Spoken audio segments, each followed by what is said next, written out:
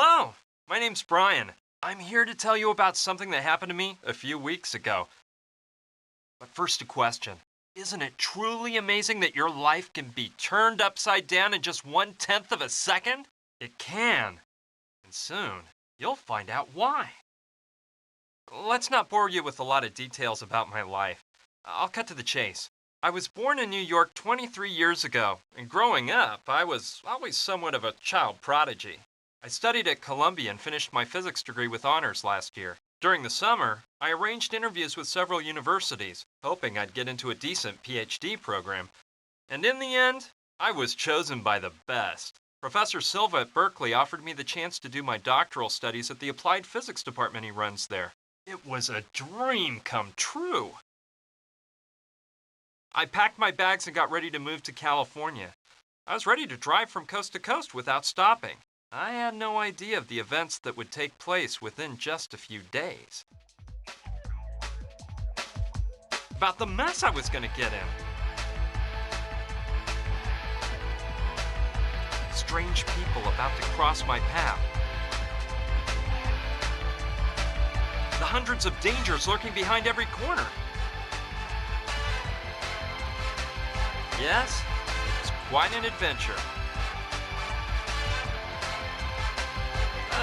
Let's go back to the beginning. As I told you, my old car and I were ready to go to California. I decided to take off at night and get a few miles behind me before dawn.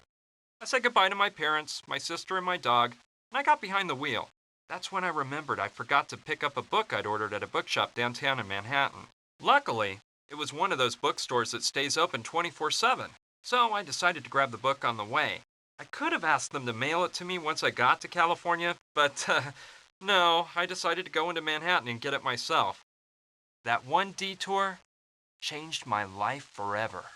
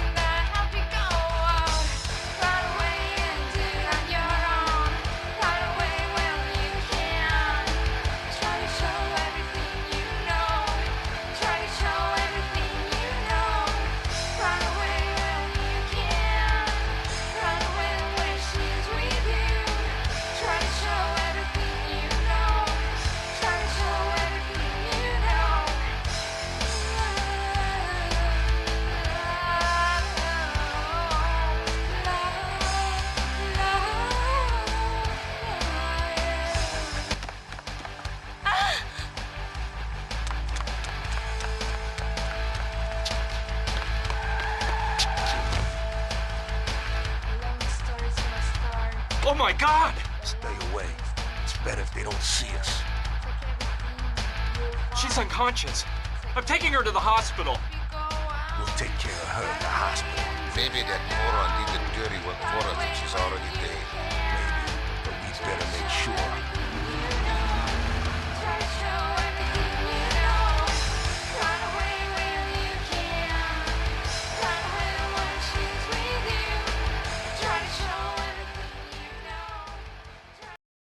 It did. I'm telling you.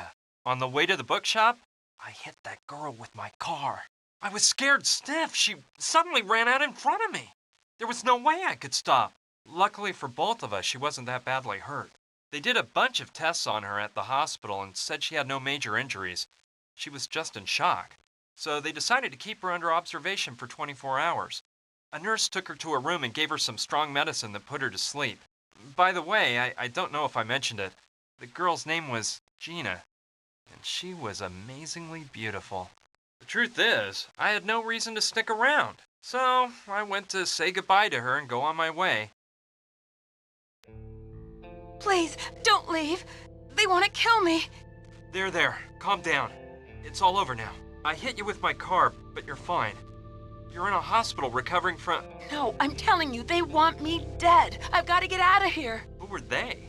Please, calm down and tell me why you think they want to murder you. Something awful happened tonight, and I witnessed the whole thing. Look, I'm a singer. I work at the Pink Iguana, a trendy place with live shows. This evening, when I finished my act, my dad was waiting for me. He works for a secret government agency. He told me he needed to tell me something. He said it was an emergency. Come a little closer. Gina, kiddo, I'm in danger. I've gotten into a really big mess, and I'm afraid you're not safe either. What's the matter, Daddy? Oh, you're frightening me. There's no time to explain. They're right behind me. I need you to keep this crucifix, and no matter what happens, don't let them find out you have it. You can't trust anybody, not even the police. But Daddy, please, tell me what's going on. They're here. Quick, grab the crucifix, and don't let them see you with me. It was awful. Some guys pulled my dad away and took him into the storeroom. I scrambled away just in time and got the crucifix without them seeing me. I followed them to the storeroom. They tied my dad to a chair and violently started interrogating him. These two henchmen wouldn't stop hitting him, and my heart froze when I saw who was giving the orders. The Sandretti brothers. The famous Mafia bosses? How'd your dad get mixed up with those guys? I don't know, but they... Get him to tell you what he knows. Speak the truth out of him, if you must. Speak. Where is it? I won't say a word. Damn you! You're gonna speak now. Speak or die. You choose. Go to hell!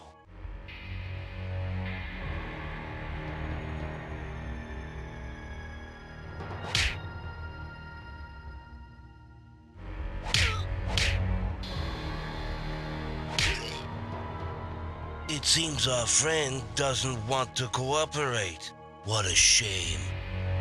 So, we got a tough boy on our hands. You're not easily convinced, huh? Boys, maybe you're being too soft on our little hero.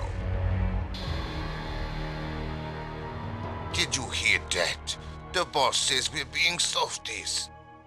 Hi-ya! What are you doing? Didn't you hear his neck crack? You killed him, man. Oh! Up there. You already know the rest of the story. I ran out through an alleyway, and when I crossed the street... Please, don't leave me. They'll kill me. Don't worry, just rest for now. Go to sleep. I won't leave you. She fell asleep. Those tranquilizers must have taken effect. What a story. I don't know what to think. The poor thing is probably in shock from the accident. I bet she dreamt all this. But what if it's true? What if her life really is in danger? I can't just leave her here and forget all about it. I'd never forgive myself if something happened to her. Okay, that's it. I'm not leaving this hospital until I'm sure Gina's completely out of danger. But how are you supposed to act in a situation like this? Yeah, I think I'd better do something to protect Gina in case those Mafia murderers she says want to kill her show up.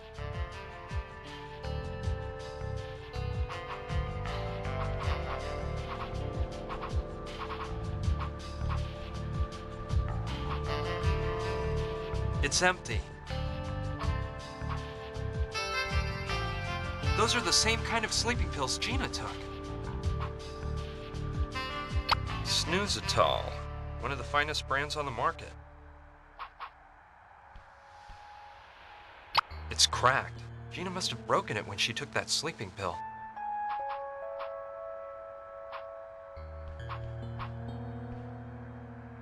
This could be useful.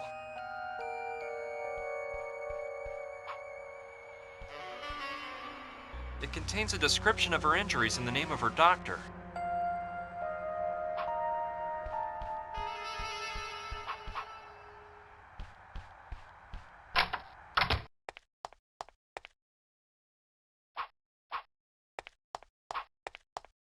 It's a bottle of alcohol. This could be useful. It's one of those wastebaskets that opens up when you step on the lever. Someone threw away a marking pen. It might still work.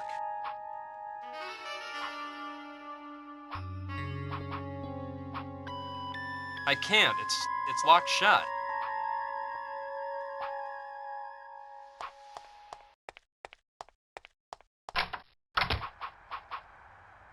Let's see. It's a map of this floor of the hospital. Here's the room I'm in. Here's the hall, and if I'm not mistaken, across the hall and just to the left of this room, there's a storeroom. That could be interesting.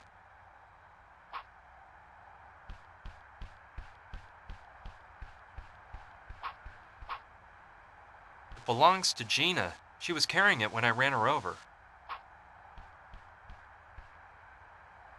I'll keep it until Gina wakes up. Let's see. A matchbox I might be able to use. Let's see. There's a lot of stuff in there, but for now, nothing interests me.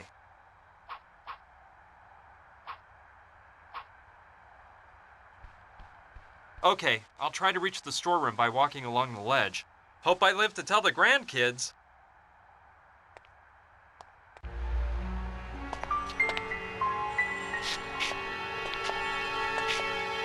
Yikes! I better not look down.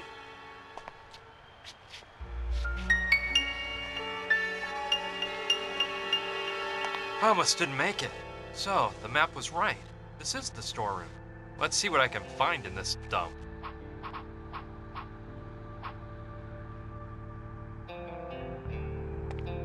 Looky here, a vademecum. I may be needing this.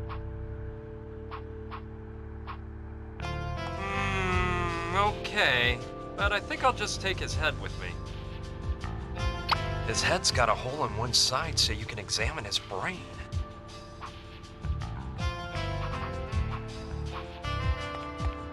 I'll take them both. Well, they're big and very fluffy.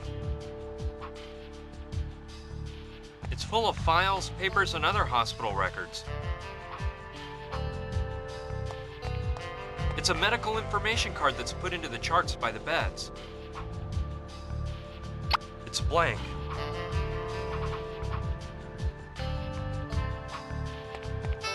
I'll grab one. It's empty.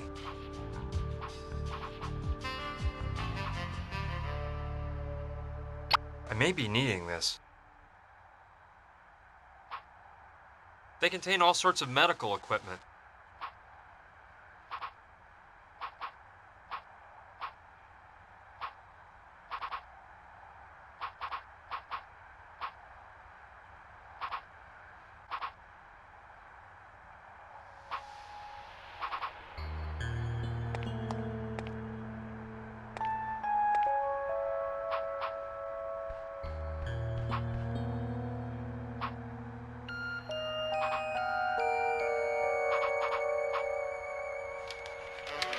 Wow, this is thorough.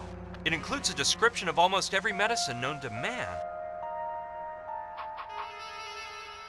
You won't get anywhere doing that.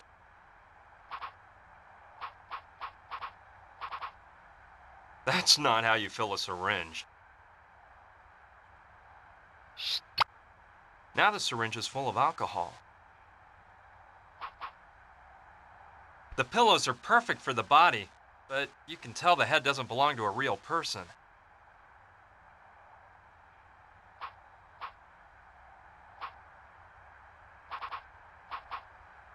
It's blank.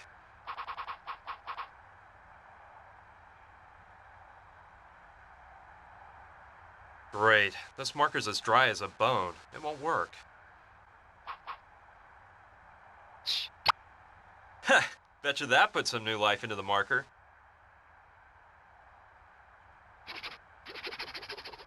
Good. You can't tell the difference between this and a real chart.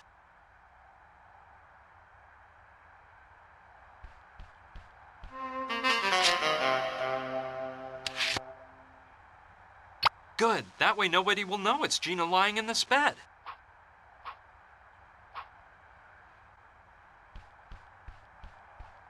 Probably not a very good idea if the bed is empty. Let's see. Yes, this wig is just what I was looking for. Perfect. That way no one can see the hole in his head. Okay, if I use the pillows to look like the body, the head with the wig and a sheet to cover it all up a bit, I can make it look like a woman is sleeping here.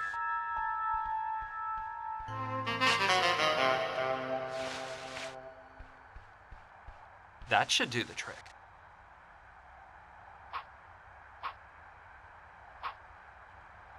I can't think of anything. Perfect. That way they'll think it's Gina who's in the bed.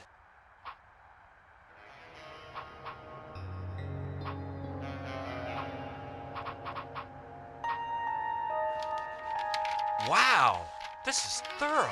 It includes a description of almost every medicine known to man. Snoozitol, one of the finest brands on the market. Wow, this is thorough. It includes a description of almost every medicine known to man. You won't get anywhere doing that.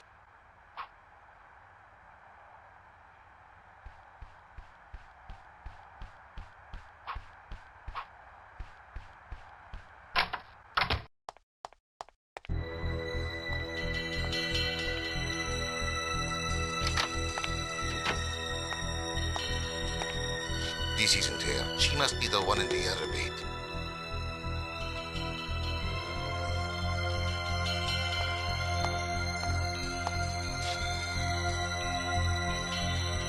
Yes, say goodbye to the world, you little tramp.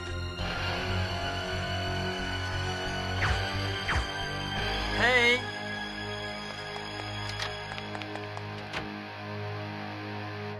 Gina! Hey! Phew. She's just asleep.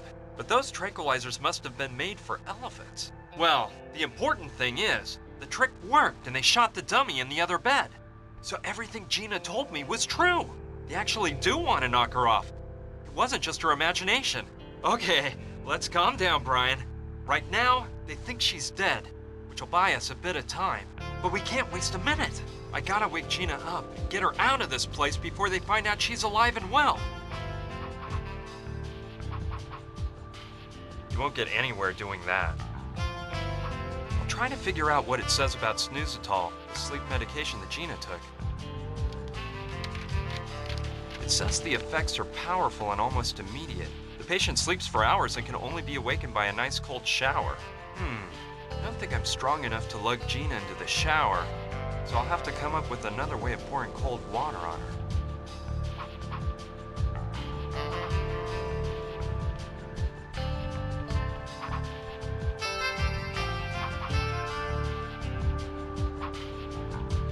It sprays water in case of fire. I don't think that's a good plan.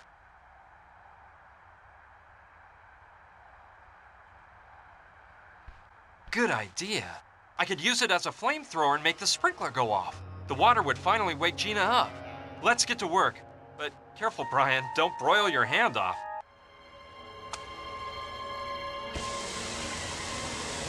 Ouch! Ow! Ah! Now you wake up! Hurry, we've got to exit. Stage left at once! But what's going on? This water, the smoke, fire! I'll tell you later.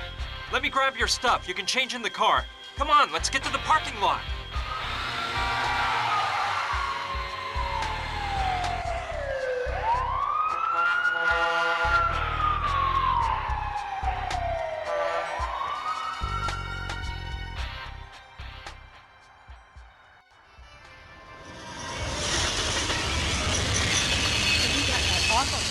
Shoot a dummy instead of shooting me?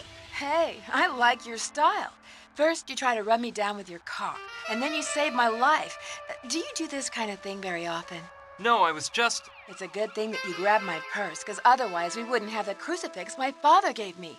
Now, what we have to do is... headed for the nearest police station. This is a very serious matter, and it has to be placed in the hands of the police. No way. Let's keep the cops out of this, okay? If the government gets caught up in this, we don't know if we can trust them. Gina, the people that killed your father are after you now. If we go to the police, they'll make sure that... Read my lips. No, this is too big for the police, and we can't trust them. We have to find out what this crucifix means. Look, this all seems crazy to me. It's your problem if you decide not to turn to the police, but I'm washing my hands of the whole affair. I'm on my way to California. They're expecting me at Berkeley, and... I can't believe this guy. You practically turned me into roadkill, and now you want to feed me to the wolves? And here I was actually starting to believe you. But... Forget it. It's not worth it. Oh, why would you care if my father was killed? Why does it matter to you if I'm murdered or if my whole family's destroyed? Okay already. Let me tell you what we're gonna do. I have a friend who's an anthropologist. He works at the Museum of Archaeology and Natural History in Chicago.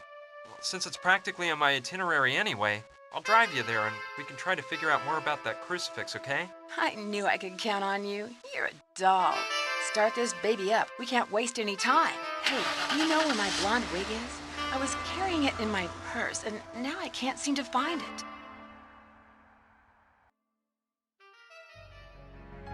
Have you confirmed that? Yes, Don Roberto. Gustav is at the hospital right now. He's checked up on it. I can't see how that girl escaped. Looks like the guy who ran over her is along for the ride. They left the hospital together.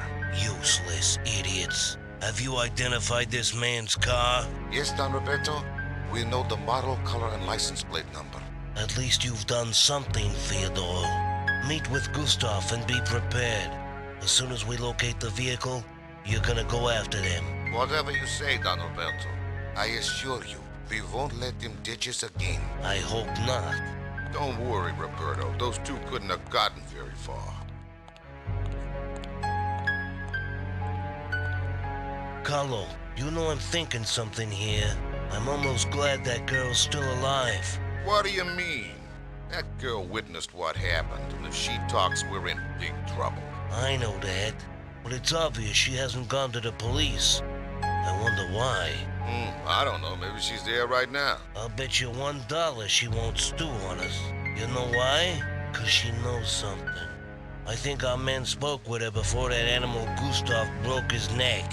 Besides, why else would she have been in the storeroom? Yeah, you may be right, brother. In which case, we gotta make her spill the beans. See what she knows. You're right, Carlo. We'll do that. Now we gotta get out the warning to all our boys out there. Make sure everyone's on the lookout for that car. I guess there's no other excuse for getting involved. Gina had me dazzled. I can't deny it. But what would you have done? A beautiful girl asks you for help, so what do? Kick her out of your car on some corner? I don't think so. It took us a whole day to get to Chicago because the old hunk of junk I drive is no race car. Along the way, we stopped to have some snacks and keep the car from overheating. We took turns driving so both of us could get in some shut-eye. We got to the museum pretty late, but my friend Clive knew we were on the way, so he waited up for us.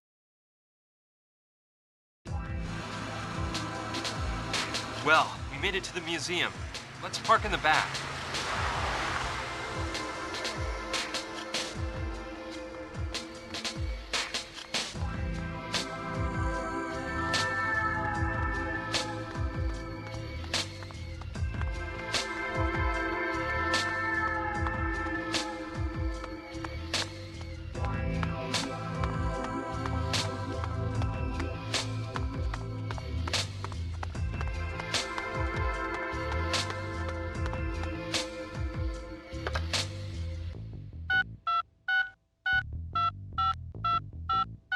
Ricky?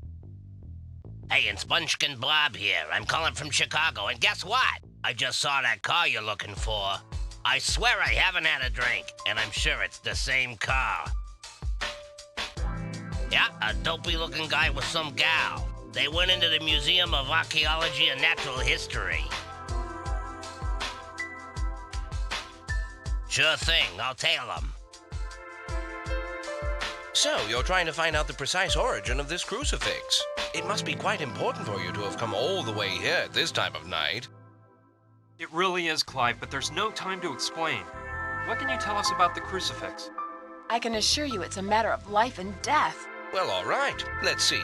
Quite a while ago, the museum trustees acquired the latest three-dimensional scanner for the museum's analysis laboratory. It's capable of analyzing the composition of any object, dating it, and performing a morphological study in order to catalog it. It has the most thorough art and archaeology database that exists in the whole world. We could most certainly use the scanner to delve into the origin of the crucifix. Well, what are we waiting for? Let's go straight to the lab now. Just one moment. Not so fast. Our first predicament is the poor condition the crucifix is in. It's obviously coated with a layer of filth that will make it impossible for the scanner to perform an accurate analysis. We must restore the crucifix first, if the scanner is to work properly. Well, let's restore it then. You can do it, can't you, Clive? I'm afraid not. I'm an anthropologist, not a restoration specialist. That sort of job must be performed by Dr. Oliver, the museum's finest art restorer. She just happens to work down the corridor at the restoration laboratory. She's there at this very moment. Yes, let's go talk to her now. Hold on, there's another problem. In 3 days, the museum will be opening an exhibition on Mayan art. We're already behind schedule, and Dr. Oliver is overwhelmed with work, trying to restore all the pieces for the exhibition. I'm truly sorry, but you'll have to wait for the doctor to finish her work before having the crucifix restored. And I doubt that will happen for at least 3 days. 3 days? No way. I can't wait 3 days. Professor Silva's waiting for me in California. This is unbelievable, Brian. You're already thinking of leaving me here defenseless? No, I wouldn't do that. But I can't wait for 3 days either. I'm gonna talk with this doctor and try to get her to restore the crucifix tonight. Oh dear, you can try to, Brian, but I'm warning you. Susan Oliver is not an easy woman to sway. If I were you, I certainly wouldn't dare make such a proposition until she's completed all her work for the exhibition. Well, I have to try. You said she was next door, right? Yes, through the first door on the left when you leave my office. Good luck, my friend. You'll be needing it. Listen here, Gina. What do you say if we take a little stroll around the museum and I show you some of its hidden mysteries? A stroll? I see you haven't changed a bit, Clive. Anyway, we'll meet up here in a little while. I don't know. Well, all right. Let's take a stroll.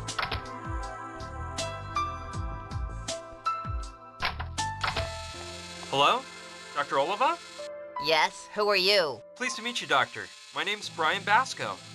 I brought you an object to be restored. It's a crucifix which... Listen, boy, this wretched son of a Uxitza has taken me 2 weeks of work to finish. And all of the numbered objects on these shelves here have to be restored by the time the Mayan art exhibition opens in 36 hours. But this is an emergency, Doctor. There are lives at stake. My life will be at stake if the items on those shelves aren't ready for the exhibition, all right? Doctor, it is of the utmost importance that you restore this crucifix right now. Look here, boy. Didn't I make myself clear? I have to restore all of the numbered items on the shelf. Every last one. In 36 hours. If I don't have a hernia first, that is. What is the son of Uxitza? It's the most important piece on display at the Mayan exhibition. A stone mask with a large ruby set in the forehead. It was recently found at a temple in Piedras Negras in Honduras. I've been working to restore it and leave it in perfect condition for 2 weeks. I have no doubt that it will be the centerpiece of the exhibition. You must take pride in your work. Despite a lack of certain indispensable means, my work has been praised by the most prestigious of journals. So yes, I suppose there is a reason to feel pride. Are you a specialist in the art of the Maya?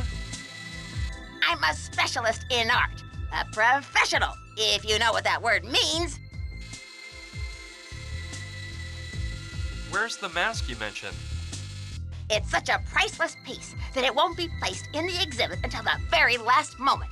It's held in a special vault that's kept at the ideal temperature and humidity needed to preserve the mask.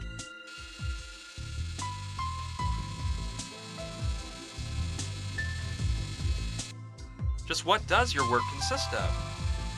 My job is to restore works of art. And let me tell you something. No one in the world does it better than I do. What are you doing right now? Right now, I'm using a small lathe to clean up any flaws on the object. Then a laser smooths it out. How are the pieces cataloged? The museum uses the latest scanner, which examines the piece using radiation. After determining the age and makeup of the item, the database is searched and a report is issued. Of course, an expert opinion is required at that point.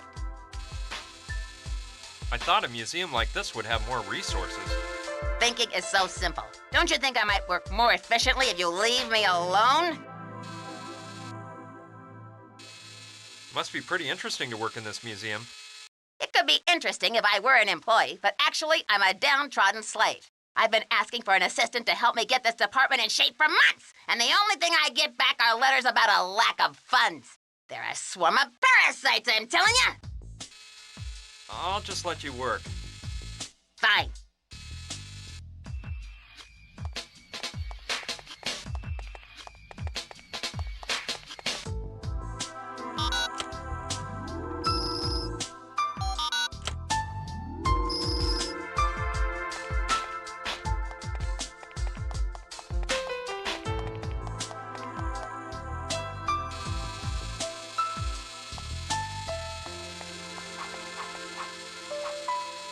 No.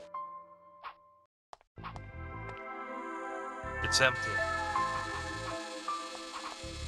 It looks like some sort of talcum powder container. I may be needing this.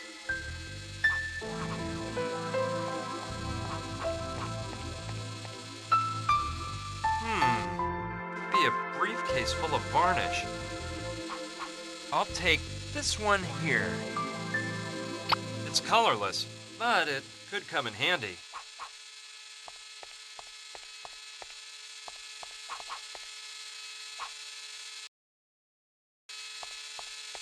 No, what good would it do to give that to her?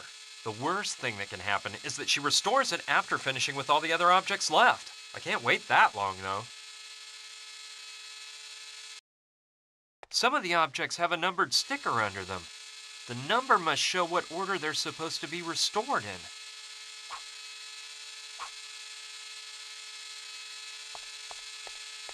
Cool. I'll trade it for the object that's next on the list to be restored. Done. The doctor didn't even notice.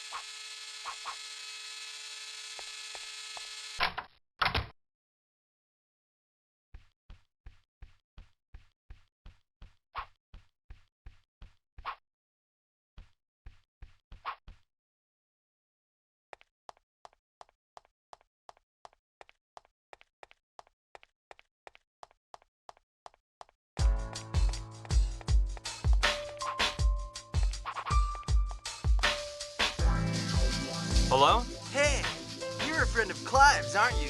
I saw you come in with him and that hot babe. Yes, my name is Brian Basco.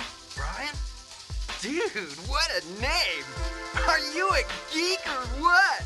I'm Willie. I'm in charge of administration here at this dump. Administration? You mean maintenance and all that, right? No, dude. I mean, I'm gonna smack you silly if you don't quit yapping. I'm not a maid, I'll have you know. This whole museum would go to pot if it wasn't for me. And besides, you should know that I run my own small business. Okay, guy, calm down. What kind of small business are you running? Let's just say I represent a laboratory equipment factory. Here, take one of my cards in case you need any of our fine products. William P. Dustin, laboratory equipment. There's a phone number on it. Thanks, I'll keep it in mind. About that business of yours? Hello? Hey, Mr. Potter! Yeah, you know, it's always a pleasure to do business with you. What do you need this time? 100x eyepiece for an optical microscope? I'll have to see if they're in stock, but I probably can. Let me check with the warehouse, okay? Call me back in 10 minutes. Sure. We'll discuss price later. Same to you, Mr. Potter. See ya. Hey, dude, let's drop the small talk. I got other affairs going on. Well, you know how it is. Business is business. Okay, goodbye.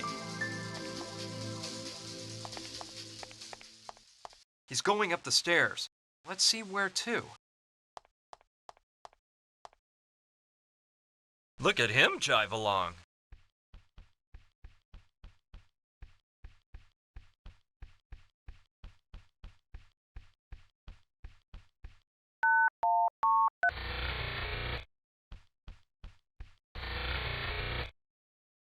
No way!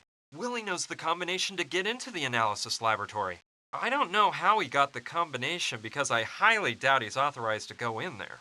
Now I think I know where the laboratory equipment factory that Willie supposedly represents is really located.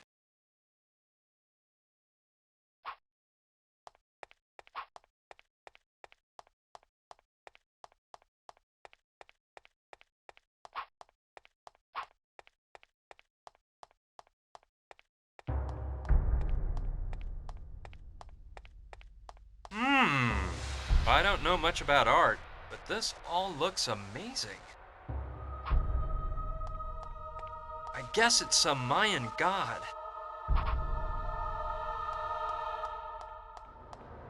It's a human figure dressed as a king with some kind of bowls at his feet. I guess those objects represent the offerings the Maya made to their kings and gods. This looks like a teapot. I'd say it's a small bucket. I believe it's nothing more than a big cup.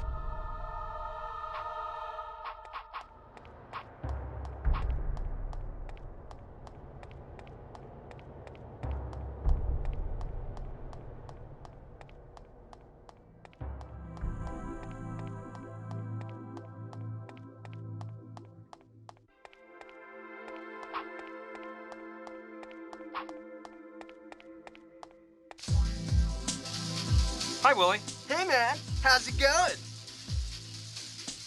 What can you tell me about Dr. Oliva? That crazy doc? She's a hysterical pain in the butt. She's one bitter obsession piece about her work. You can tell I don't like her, huh? She's always breathing down my neck over something or other. And besides that, she's damn ugly. Your little friend Clive? Now there's one cool guy.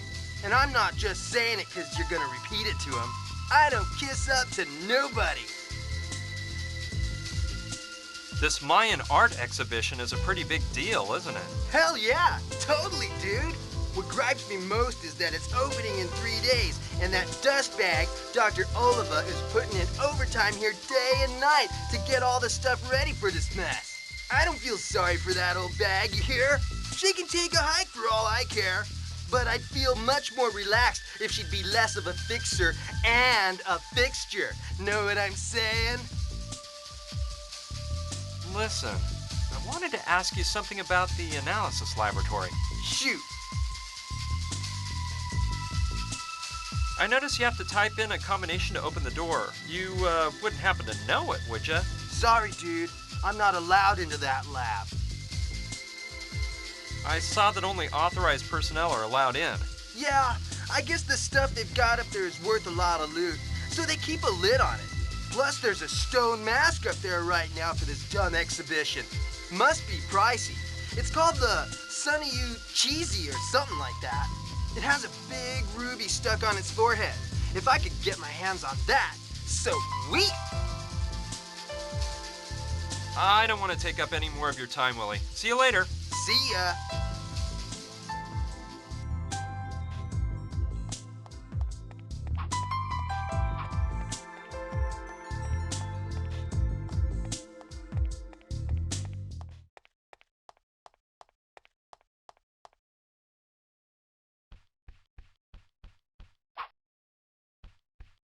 This controls access to the analysis laboratory.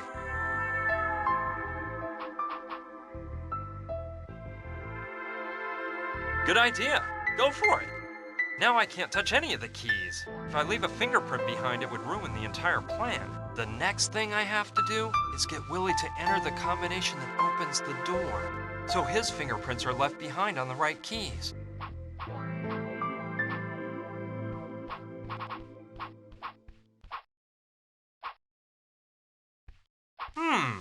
Good idea.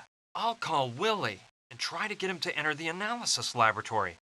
That way, I can try to find out the access code. I hope the number on that business card he gave me is his real phone number. Hello? Mr. Dustin? Yeah, that's me. What can I do for you? Well, my name is Frank Steiger. I'm a friend of Mr. Potter's. He told me you could furnish me with some products that I need. Sure. It's a pleasure to do business with a friend of Mr. Potter's. He's one of my best customers, you know. By the way, your voice sounds familiar. Do we know each other, Mr. Steiger? No, I don't think so. Well, anyway, what can I do you for? Well, I was interested in some eyepieces. Yeah, eyepieces for optical microscopes. Whoa!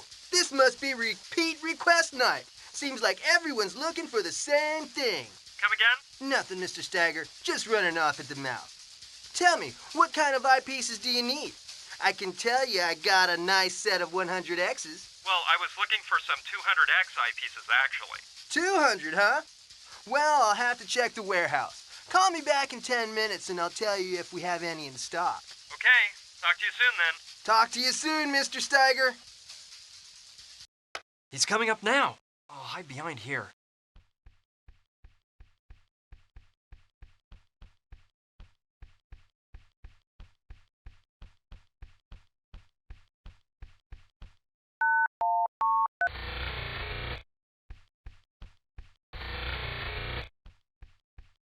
I should wait for Willie to leave the lab before going in there myself. It'd be embarrassing for the two of us to run into each other.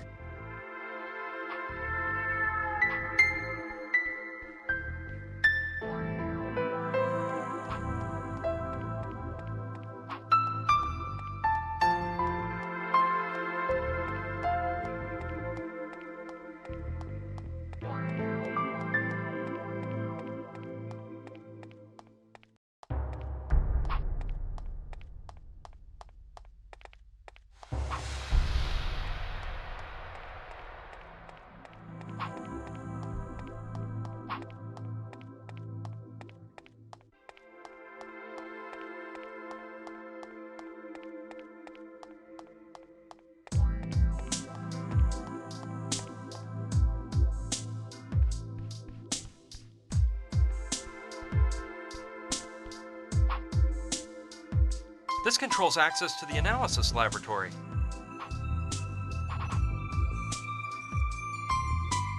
Perfect. Now I can tell which keys have Willie's fingerprints on them and guess the combination. I'll only dust the keys that have varnish on them. Cool. Now I can tell Willie's fingerprints apart from mine, no problem. And it looks like the varnish dried completely with the powder on it. So now I can press the keys without having to worry about erasing the fingerprints. The numbers that make up the code are 1, 3, 7, and 8. All I have to do is figure out the right combination. If I remember right, when I saw Willie enter the combination, the sounds the keys made went something like...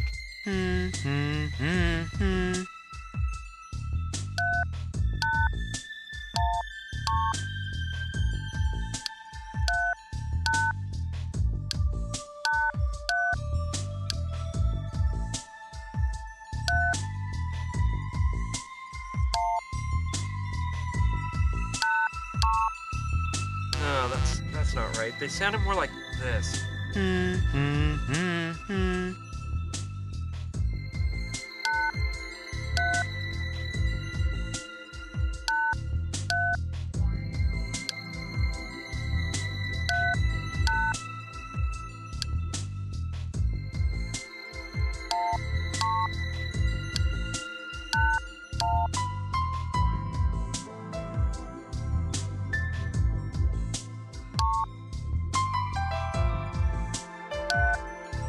Yeah, that's it. 8, 1, 3, 57. I won't forget that combination.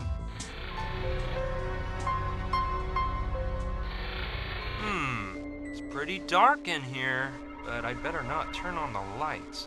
I don't want anyone to find me here.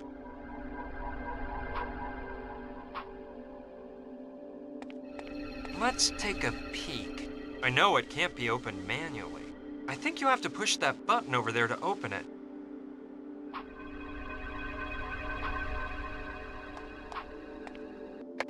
Please state your name for the voice identification system.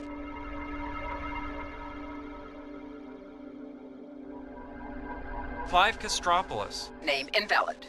Access denied. I don't think I'll get it to open that way.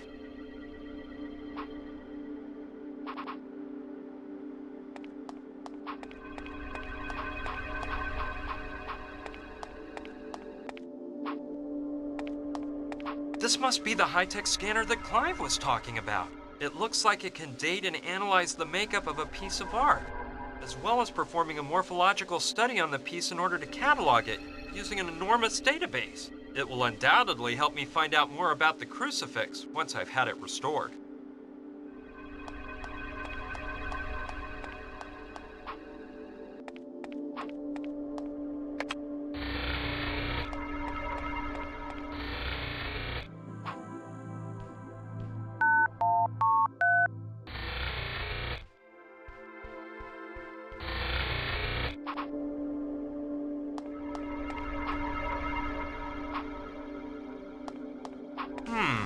An old key or something. Maybe I'll find a place to use it. Well, how about that? There was a note under it. Let's see. Clive, here is the ancient Aztec key all clean and polished like you requested. Next time don't wait so long before having it cleaned. It was disgustingly filthy. See you next Monday. Signed by a guy named Ron. So the key belongs to Clive. Well, I'll just give it to him later.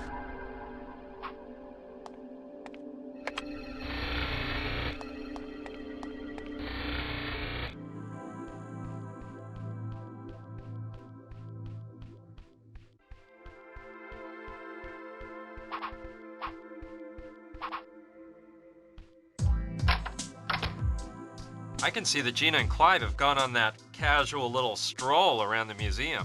There's no doubt about it, Clive's the same old guy as ever. He'd ignore his own mother to chase after a woman. It's chock full of books and exotic items.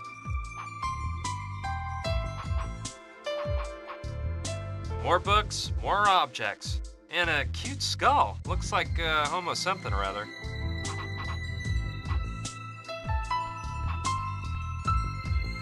Let's see. This is a 2-volume treatise on anthropology. I was never very interested in this subject, but I may need the books to find my way around the museum. Hey, look what was hidden under the books on the table. It's an X-shaped crack.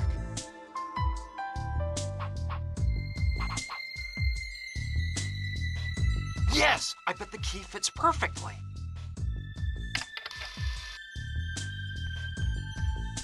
Aha! Look what we have here. A hidden safe.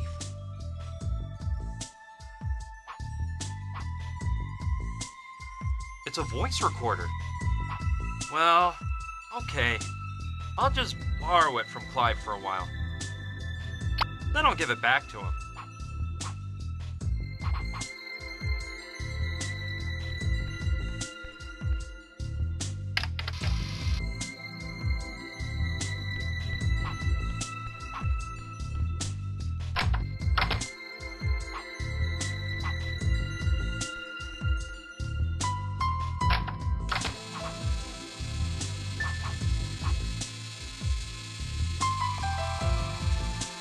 Excuse me, Doctor. Could you tell me your name again?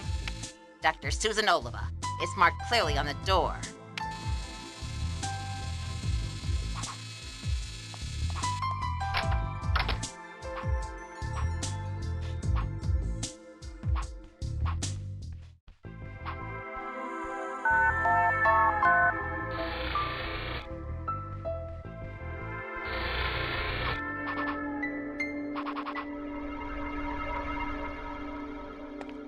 All right, let's see if the plan works.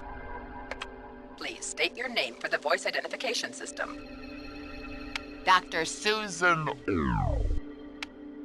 Name invalid. Access denied. What in the world? Oh, the battery went dead right when I needed it. I'll take the battery out of the tape recorder. Gotta find a battery with some power.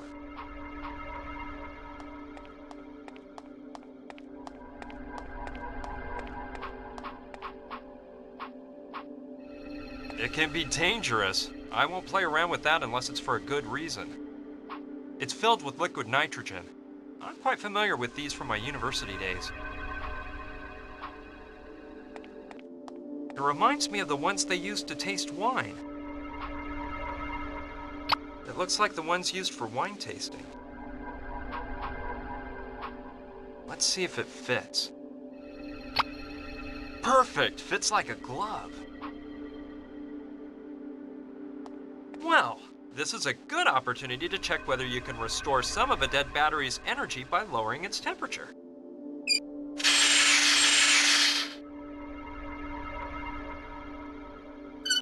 Let's remove the battery from the ladle. The battery is definitely frozen. I hope it'll make the tape recorder run now.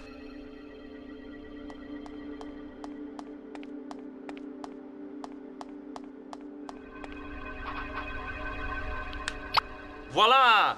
I hope the recorder will work now. I hope the battery lasts long enough. Please state your name for the voice identification system. Dr. Susan Oliva. Identification verified. Good evening, Dr. Oliva. Please remember that the chamber will automatically close in 30 seconds. It worked! You can't do it manually.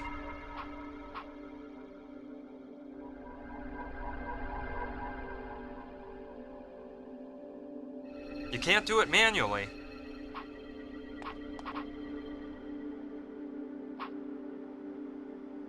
It looks like a thermal chamber used to keep pieces of art under ideal conditions of temperature and humidity. The Sun of Uxitsa star display at the Mayan art exhibition has gotta be in there.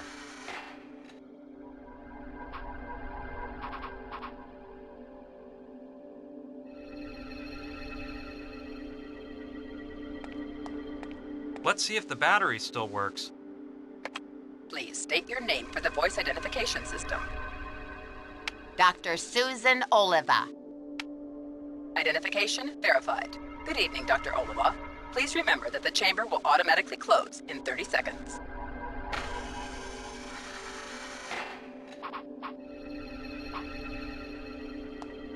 I shouldn't do this, but I've already had to do so many other crazy things tonight.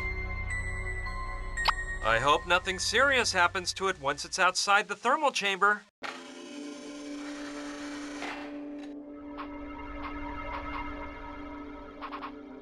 Good idea. Maybe I can use it to get the ruby out. Cool! It worked!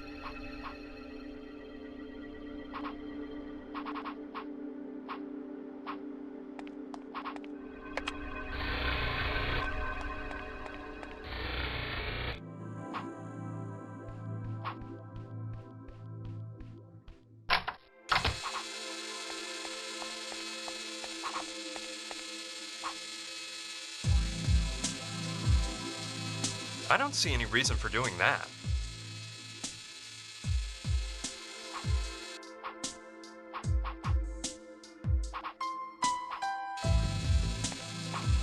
It doesn't look very powerful. I think it could be made stronger by putting in a larger ruby. Let's see if I can put this one in place of the one that's already there. Fantastic! I think this will make the laser beam much more powerful. Now I'll wait for the doctor to come and use the laser.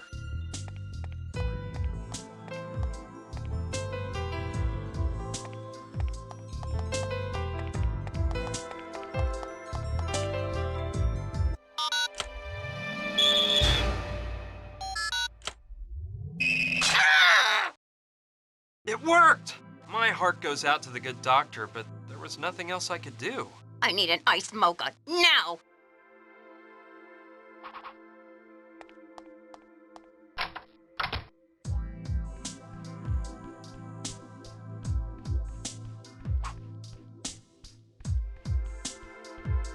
There are different types of coffee. Cappuccino, espresso, cafe au lait, ice blended mocha. I think the little red light that's on means it's out of coffee.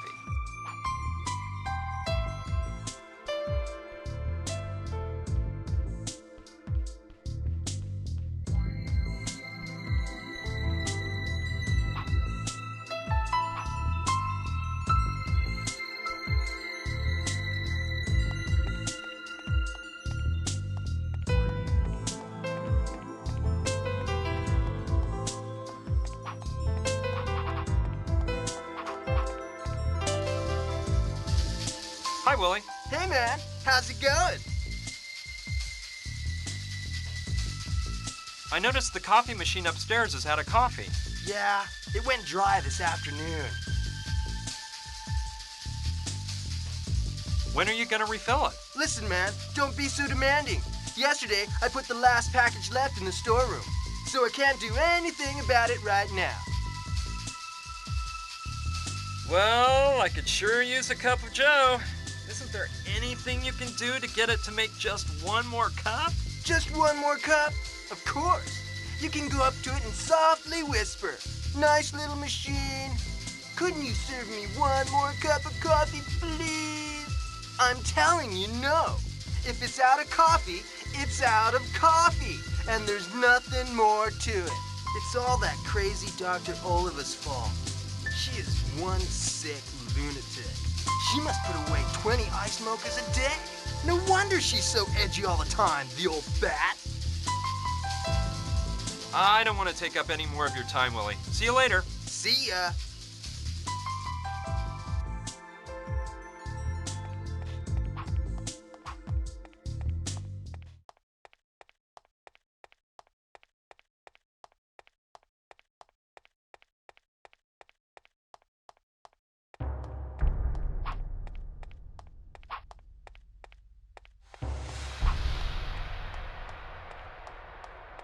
Hey, that bowl there has something that looks a lot like coffee in it. I'm grabbing it. Maybe I can use this to make Dr. Oliva some coffee.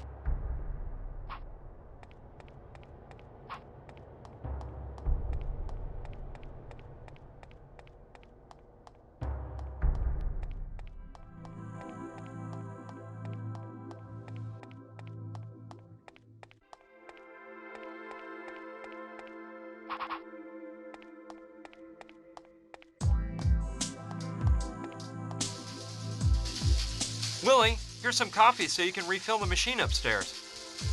I don't know, dude. That doesn't look like coffee to me. Anyway, those are coffee beans, and that stupid machine ain't gonna work with nothing but coffee that's all ground up, man.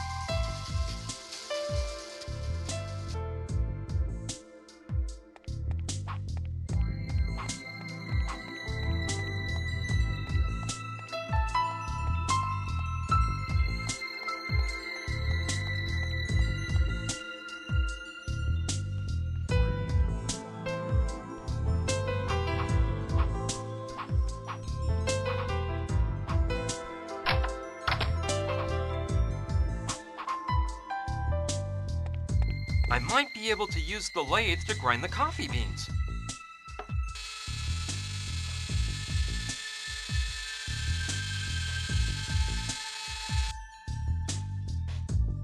It worked like magic. Now this coffee-like stuff has been ground.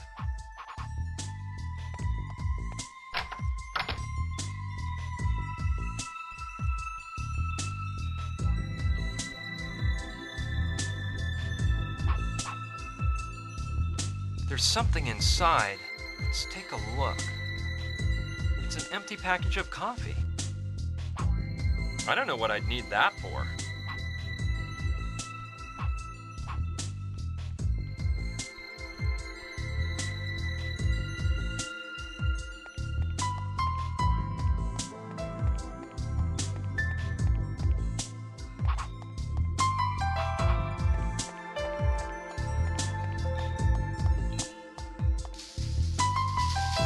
Willie, here's some coffee so you can refill the machine upstairs. Dude, are you sure this crud is coffee? Yeah, of course it's good coffee. I buy it in bulk. No, man, I'll pass. It's not that I don't trust you, dude, but I don't want any trouble. I'd rather use the Java I normally pick up for the machine, in case I get busted.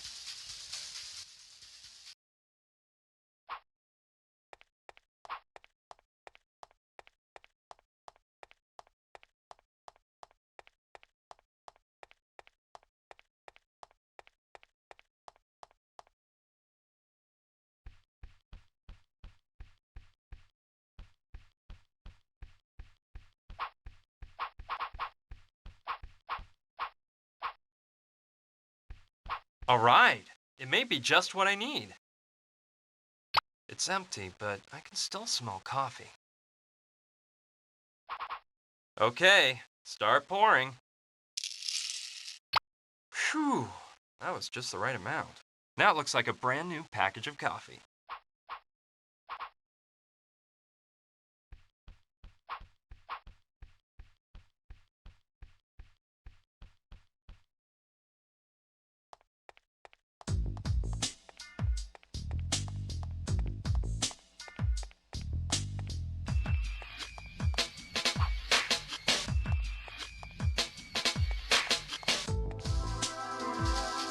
Willie, here's some coffee so you can refill the machine upstairs. Dude, this is the brand I always use.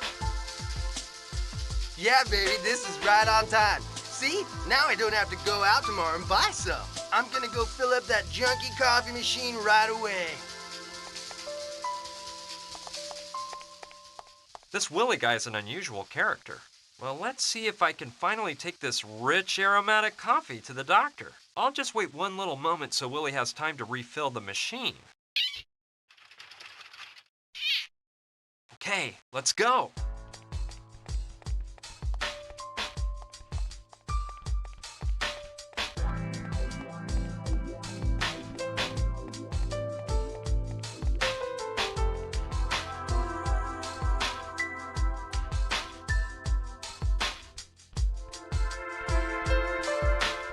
It's working now. The red light is off. Okay, I'll just get one.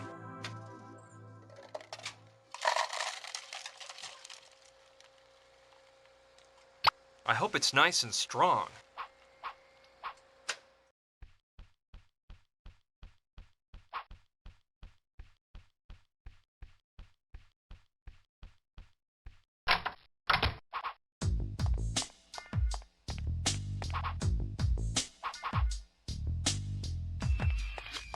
Here, doctor, have some coffee.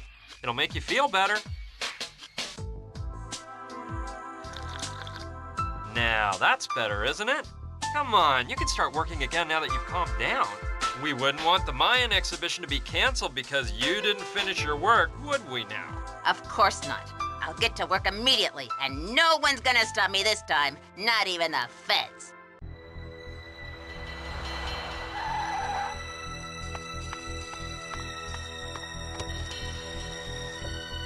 Munchkin Bob. I see you haven't grown much in the past few years. If it ain't Gustav, my one-eyed pal, it looks like the eye they ripped out of you hasn't grown back either. Careful, Bob. Don't tempt me. Let's just get down to business. They're still in that dumb museum, right? That's right. The car hasn't moved from the lot. We can wait here until they come out and grab them. Without the car, they could have escaped in some other direction. Nah, I won't run the risk of having them get away again. Let's go after them.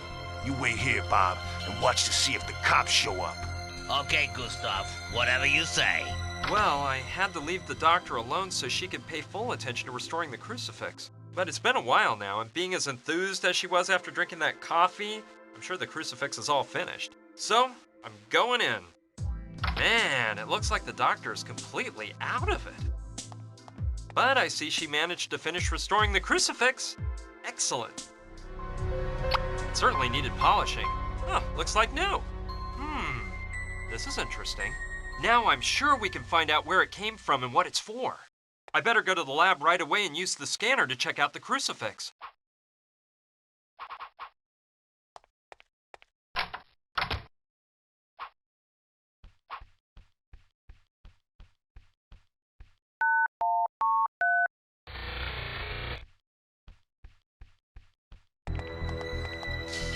Dude, what a weird night. Are you guys friends of Clive's too? First came that hot babe with Brian the Dweeb man, who I have nothing against, of course. He may be a nerd, but he's a nice guy. And now you guys, man. By the way, what are those get-ups you're wearing, man?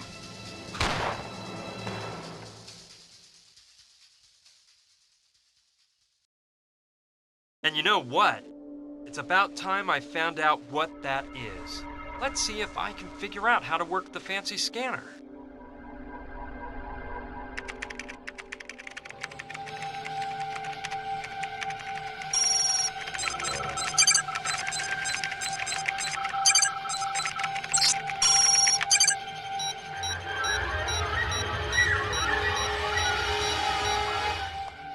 So, the crucifix is of Hopi origin. The Hopi are a Native American tribe that lives in Arizona. Great. That is an important piece of information, but I'm starting to understand this whole story less and less. The materials that the crucifix is made of aren't valuable at all. And even though it's probably of some historical value, it'd never be worth killing people over. There must be something else behind the story of this crucifix. Brian, quick, follow me. It's Gina. She's in danger. I'm sorry, Brian. No! You told me you wouldn't hurt me if I handed it over to you. No! As you can imagine, this is when things got really out of control. Luckily, those guys were interested in knowing what we'd found out. Otherwise, I doubt they'd have let us live. Of course, that blow to the head knocked me out, and I didn't know what was going on for quite a while. When I came to, I realized that we were flying in a helicopter. My head ached and pounded, and when Gina told me what happened to Clive, well, I felt absolutely awful to know they'd done away with him. I couldn't stop thinking that if I hadn't gone to the museum that night, he'd still be alive. I did my best to get over it, and decided that feeling sorry for him would get us nowhere. The sad truth was that I'd have the same fate as Clive if I didn't come up with a plan. The instinct for survival and a desire for revenge took over my thoughts, and I totally forgot about Clive. A bit later, the helicopter began to descend. I could see we were landing in a desert area in the middle of what looked like an old oil field. We were taken out of the helicopter and put inside of an old cabin. It was pretty obvious they were mainly interested in Gina. As soon as we got in the cabin, they tied her to a chair and started to beat the living daylights out of me. They put me to sleep once again with a well-aimed pistol whip at the back of my neck. When I woke up, I was all turned around and I thought my head was going to explode.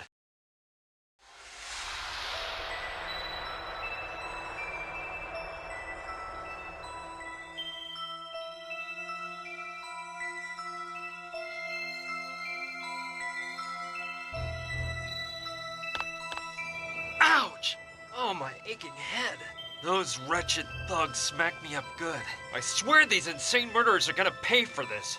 On top of it all, they stole everything I had on me. My wallet, my car keys, my piece of amber.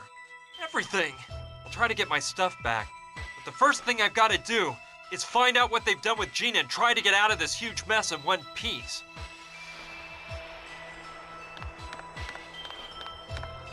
There's a fairly large crack in the middle of the door. You need a manicure, doll? Hold on. I'll go look for some pliers. I already told you everything I know. I was just with Johnny for a second or two, and he didn't tell me anything. I have to help Gina. Those animals are capable of doing anything.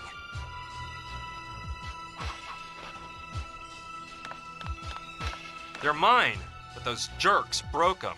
I'm lucky I only have a slight case of myopia in each eye. I really use glasses as a precaution more than a necessity. This could be useful. What? This is my shirt! Those jerks tore it to shreds! There's such a thick layer of dust I can hardly see through it.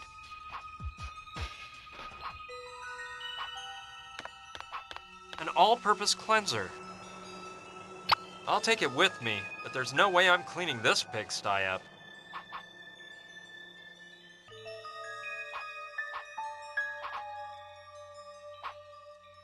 It's just filled with junk. Most of it's all old and worn out.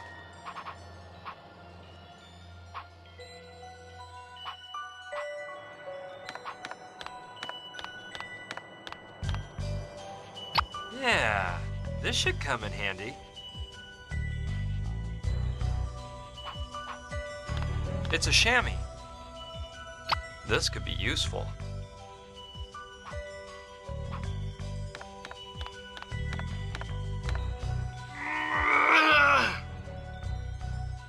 It weighs a ton. There's no way I can get it to move if it's full.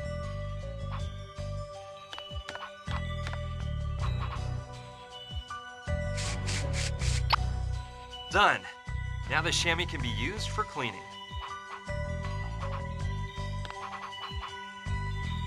The glass is so filthy the light can barely get through. Okay, that way I can get the sun to come in through the window. Let's wipe it clean.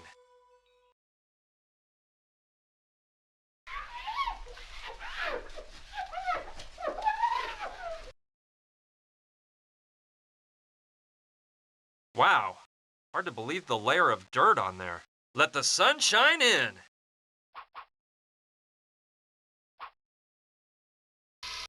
There isn't even a can of soda, but it's full of huge blocks of ice.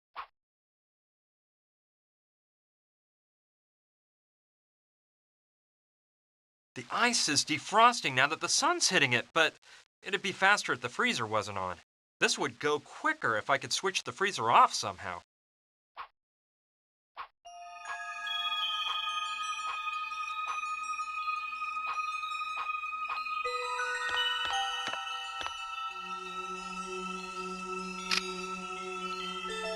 Done that.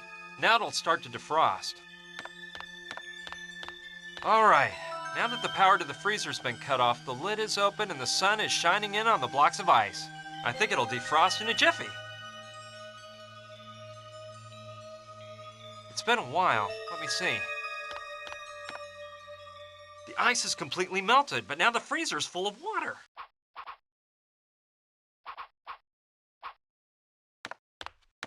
Yeah, that's how I'll empty the water out of the freezer.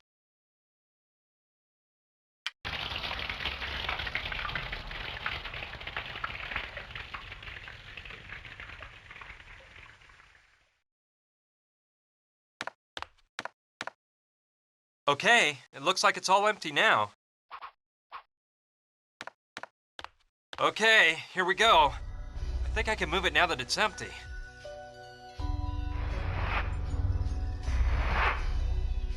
Cool, a trap door. I knew it! Something was telling me the solution was hiding under that heavy freezer. Yes, try to pry the padlock off. Done! Now I can get the heck out of this wretched cabin.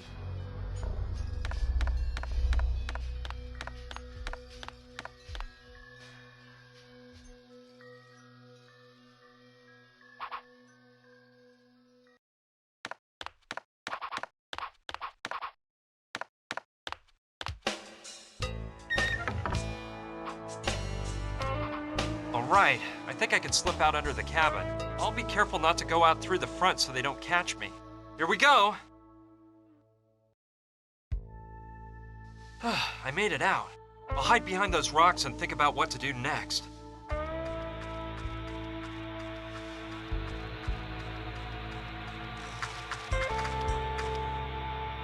Hello! What rock did you climb out from under, handsome? Hi, He's here to rescue us, girls! We're saved! to rescue you, but I thought I was the one. Did that lizard Jules send you? Jules? Wait, hold on. I don't know what you're talking about. I just escaped from that cabin there. Some Mafia thugs were holding me prisoner. Me and my, a friend of mine. You've got to help me set her free. Her life is in danger. I was just in that cabin a while ago. We saw a chopper fly in, and I went there to ask for help. But some guy with an eye patch told me to do an about-face and never come back there if I didn't want to become buzzard food. Listen, cutie, we're in a jam here too. We are artistes on a nationwide tour, and our bus broke down a week ago. We've been stuck in this godforsaken desert all this time. Our driver Jules, who accompanied us on tour, went for help. And well, we haven't heard from Jules again. I bet that jerk took off with all the money we gave him and left us out here to become cactus fertilizer. Jules said he knew of a shortcut through this hot desert, and that we'd get to Las Vegas much faster his way. I bet the swindler had it all planned out. I bet he broke the bus himself to steal our money and leave us here with the rattlesnakes. Well, I see you're not doing much better than me, but I'm sure we can work together to find a way out of here. The most important thing to me is freeing Gina. Those guys are dangerous and might do away with her at any moment. And you girls have to help me. Don't get me wrong, but I trust guys like you less and less every day. Who is this Gina woman? Why are they holding her captive in that cabin? Who are those guys you say you're running from? And most importantly, who are you?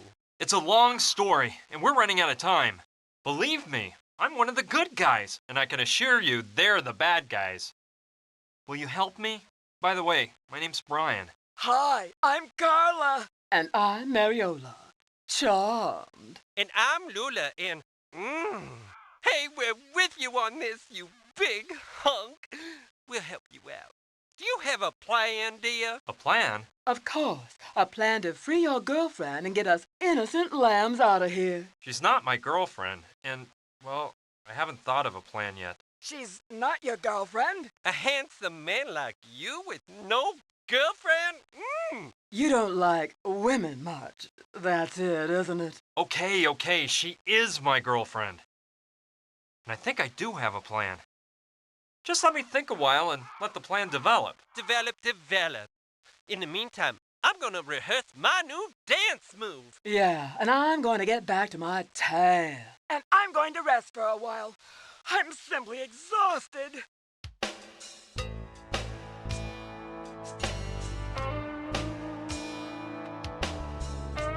Got it. Hey, don't you want to hear my plan? Why don't you just wait until you got everything ready? Okay, luscious? Okay. Don't wear yourselves out, girls. Okay, first of all, let's go over the plan again. We've got to get the thugs' attention so they leave the house. Then I can go in and untie Gina, and we'll escape through the trap door. When those thugs go back inside the house and realize Gina and I are gone, we'll implement part 2 of the plan. Somehow locking the bad guys inside the cabin so they can't come after us. Last of all, part 3 is finding a getaway vehicle. We seem to be in the middle of a desert, so going on foot is out. I can't waste a single moment. Gina's life is in jeopardy. Let's get down to work.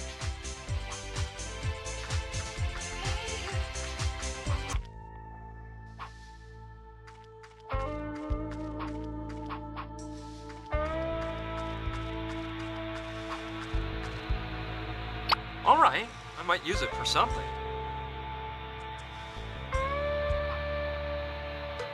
The idea of going back in there doesn't amuse me at all, but I guess I have to.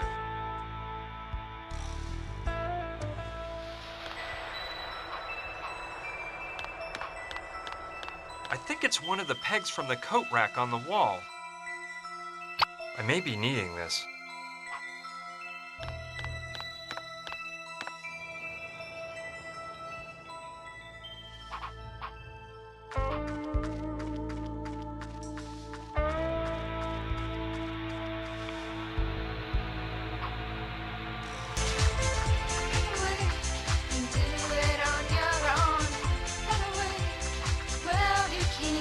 Wow! What a sweet setup they've got here. Very chic. I like it. I see Carla's lying down and back.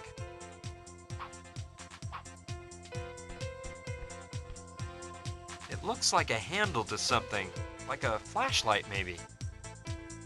It wasn't a flashlight after all. It's a handheld vacuum. I know I can use this.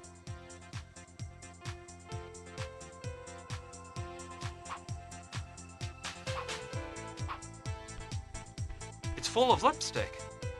Well, I'll just grab whichever. I don't plan on using any myself, but I might use it for something else.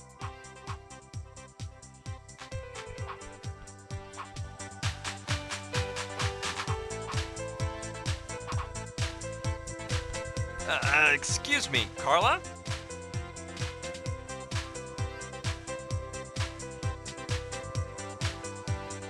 Yes, honey.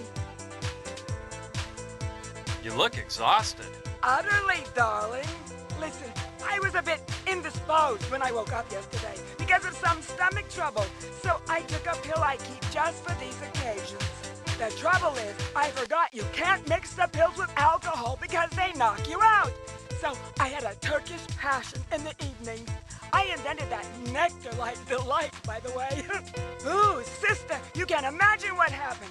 It's like I was frozen in space. My graceful body seemed to weigh a ton. Just horrid. I'm feeling a tad better today, but I'm still a bit peaked. I need to get some beauty sleep. Are you gastrically challenged? Well, look, they're just momentary bouts of pain. You know, once in a while, you overburden your system and things go out of whack. I just happen to have a bit of heartburn. You wouldn't let me try one of those pills you take, would you? Darn, I just ran out. When I went to take one yesterday, there were only 2 left in the bottle. I took one and dropped the other one, which fell through that grating on the floor.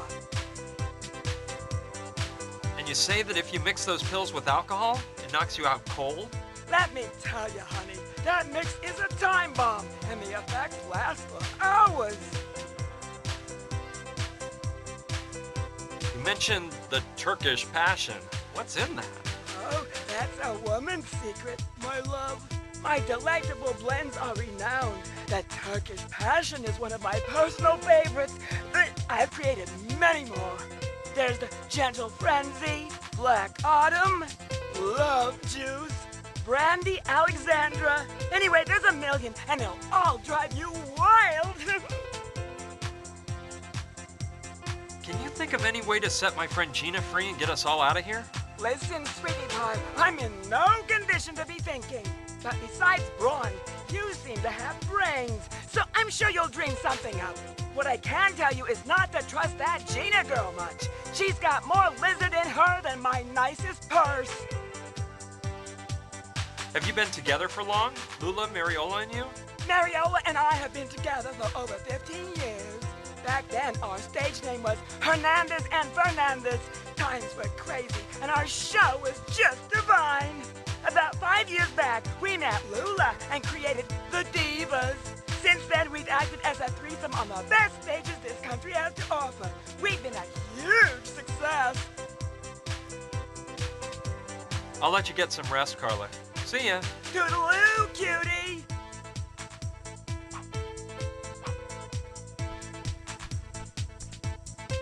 It looks like shoe repair thread, and there's a needle next to it. I'll take the needle, too. Maybe I can use it somewhere.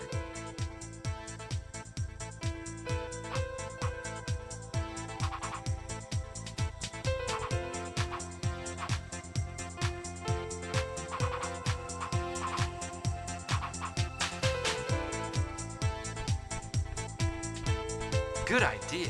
Maybe I can find the pill that Carla dropped.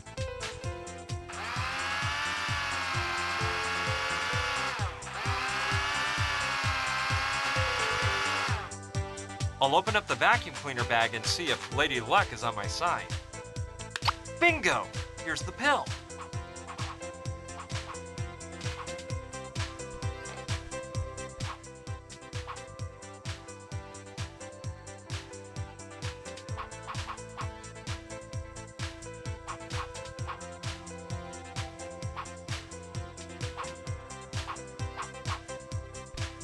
It's okay. I'm sure the girls have plenty. Maybe I'll show how thoughtful I am by giving them to Gina as a present.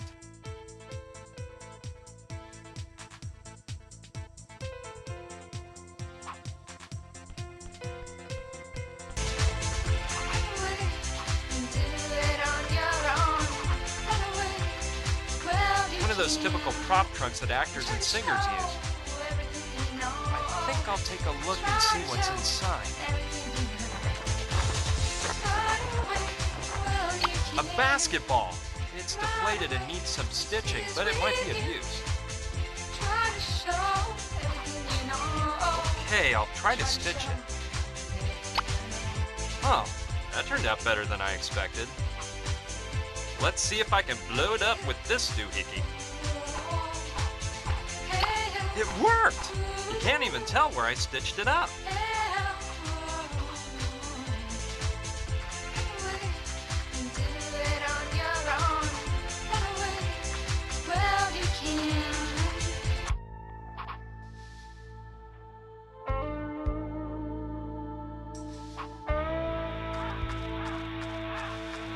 An airplane graveyard. And as far as I can tell, most of them are military aircraft. From around the time of World War II, I'd say.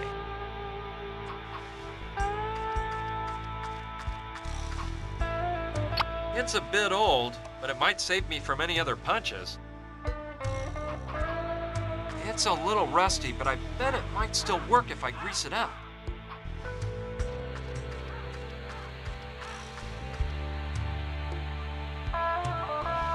It's all blocked up by the rust and years of disuse. I'd have to grease it up really well in order to use it.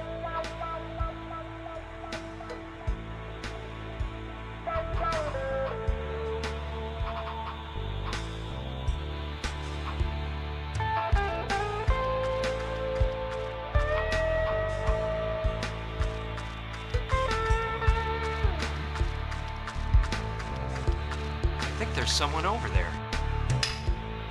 I'm afraid he's not one of the good guys. He looks like a buff type of guy that might shoot you in the back. He must be guarding that barn or something. I can't let him see me. There's no way I can open the doors without that weightlifter hearing me. When I got here, I thought I saw a window without bars on the other side of the barn. I'll try and get in that way.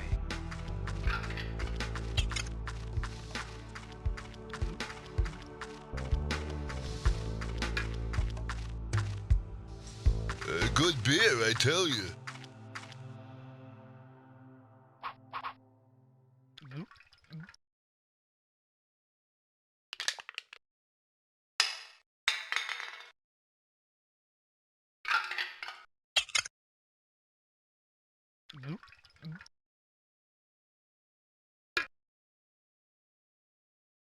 If what Carla told me about the effects of the pill being mixed with alcohol is right, this guy will go out like a light, fast.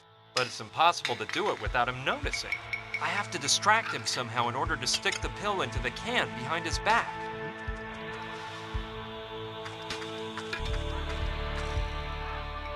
Plunk.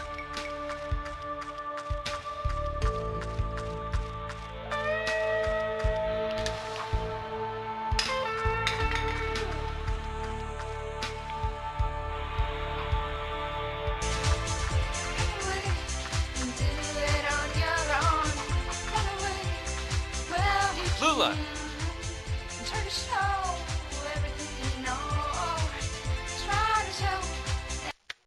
I need your help. There's a hot athlete I want to distract. And if you're the stud magnet I think you are, you may be the woman for the job. What's this about a hot stud, you adorable little troublemaker? Look, that guy thinks he's king of the court. And he needs a gal like you to teach him a lesson. If you could just... Sounds deliciously tempting, but I'm busy. But... I don't stalk men like Mariola. Shoot. I guess flattery won't get me as far as I thought.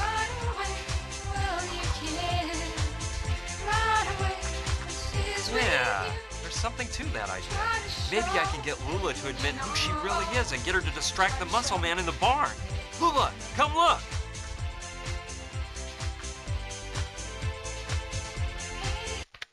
Hey, big boy, I didn't know you liked sports.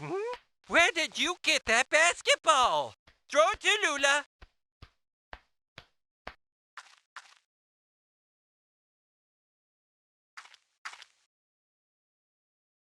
This is the ball from the first match I won my first title at. I knew it. Give up the act, sister. You're Lou Lemaire, aren't you? And I see you can still work wonders with a basketball. Of course. I've still got the magic touch. Why do you think I was named most valuable player in the league 3 years in a row? Too bad that all went by the wayside when you messed up that last basket in the 95 finals, huh? It was a personal foul, for goodness sake. That vision impaired bat of a referee didn't see it. Those journalist leeches looked the other way. Everyone in the whole pavilion was blinded by my grandeur. But it was a personal foul. Okay. Pipe down, Lula. That's all in the past now. Best not to stir up old memories. After all, who hasn't missed a basket at some point? When completely alone under the basket? While vying to win the NBA Finals? It really isn't that important. Dare you insinuate that there was no foul, No, of course not. Of course there was a foul. On purpose, too. What's important now is you gotta help me out by distracting that guy I told you about. Being who you are, you won't have any problem with a little competition hooping cans into a bucket, will you? I'm sure you'll beat him easy, and that way you can soften the Studley thing up a bit. All right, you win. But with two conditions. One, that all that hearsay about my past remains entre nous. I really want to protect Carla and Mariola from this. And two, well, look. Ever since that personal foul that kept me from making that basket in the finals, I've been drained of my self-confidence. I'll probably prance up to the sky, and I won't know what to say or do. So, you have to come along and talk for me. But that's impossible. I can't let him catch sight of me or he'll recognize me. He has to have seen me when they brought me in the helicopter. Yes, I understand. Well, I've got it. Listen, dear, we have some of those cutesy little receivers you place inside your ear. They blend in entirely. We use them for some of our cabaret acts. Here's the plan. I stick it in, and you use the walkie-talkie to whisper my lines to me. Tell me you love the idea? I guess it's okay. Let's try it. Hey, who are you? What are you doing here? This is private property, so you better vacate the premises. Well, you see, didn't you say he was an Adonis? Calm down, Lula.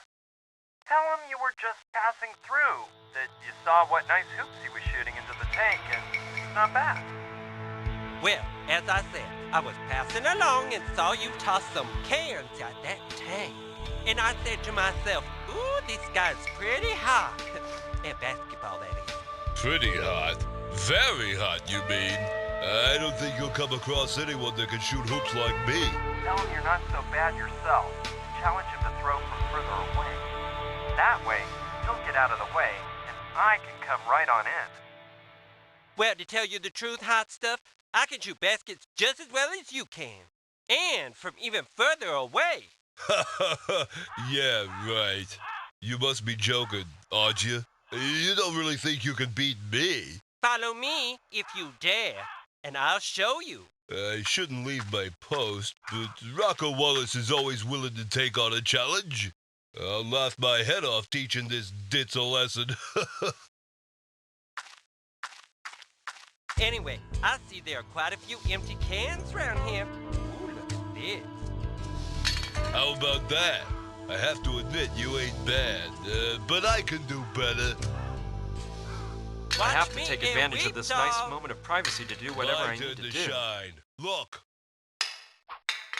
Get even farther Okay, away. I can spike the beer now that the gorilla's left his cage. There we go. I hope he finishes that can before opening another.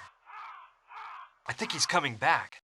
Better take off so Biceps Boy doesn't find me and ruin everything at the last moment.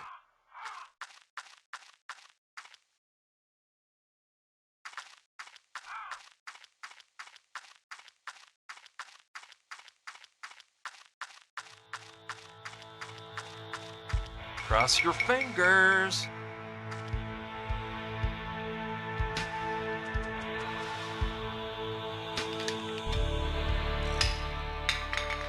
Man, that last sip of beer was a killer. I think I'm losing it. I better have another drink.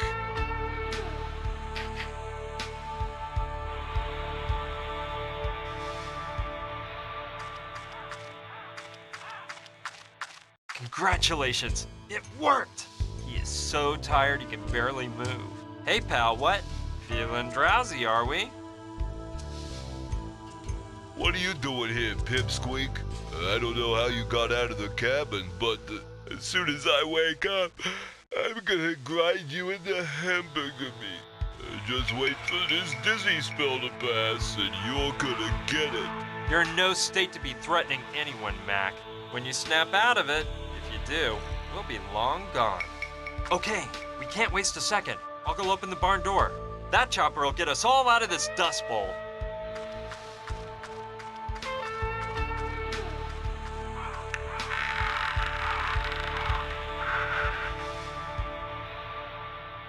Let's go over the plan again. We've got to get the thugs' attention so they leave the house. Then I can go in and untie Gina, and we'll escape through the trap door. When those thugs go back inside the house and realize Gina and I are gone, we'll implement part 2 of the plan. Somehow locking the bad guys inside the cabin so they can't come after us. Last of all, part 3 is finding a getaway vehicle. We seem to be in the middle of a desert, so going on foot is out. And to get away, we can use the helicopter. Don't really know who's gonna fly the thing.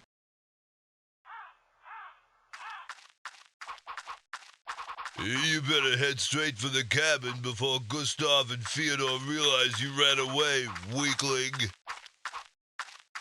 Yum, peanut butter. All right, maybe it will be useful at some point. I'd better carry it with the lid on. Yeah, keep that jaw away from me.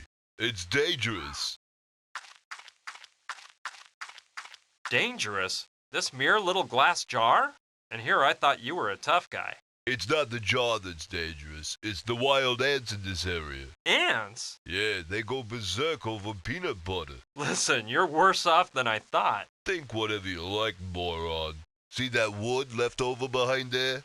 It was a nice old rocking chair. A few days ago, I left a jar of peanut butter open on it. And when I came back a few hours later, the rocking chair was just as you see it now, with 1,000,000 ants all over it. Yeah, whatever you say.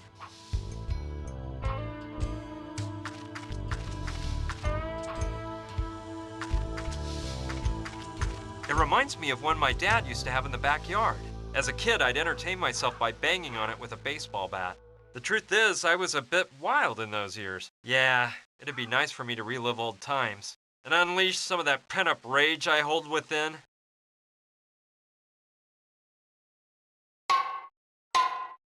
It's very therapeutic, I assure you. It's one of the footrests from the motorcycle. It fell off when I hit it with the crowbar. I don't get it. I may be needing this. What's happening to me?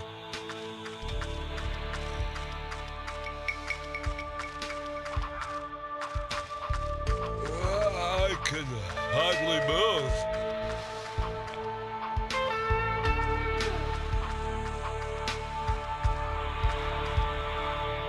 It's in good shape, and I could actually use it if I find some bullets to fill it up.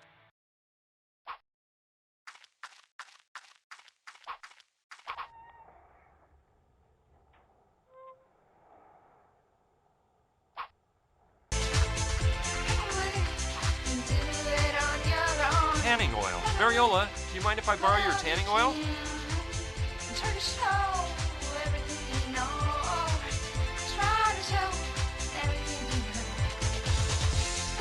Sorry, sugar, that's my last blow. I still haven't acquired that bronze tone that turns macho men into love machines.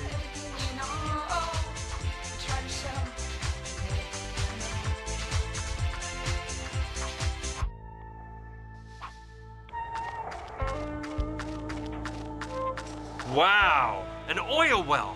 It seems pretty old. I bet it's been running for years.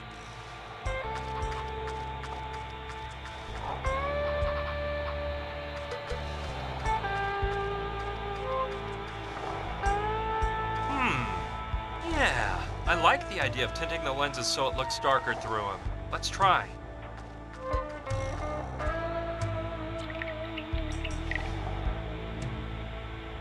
Done.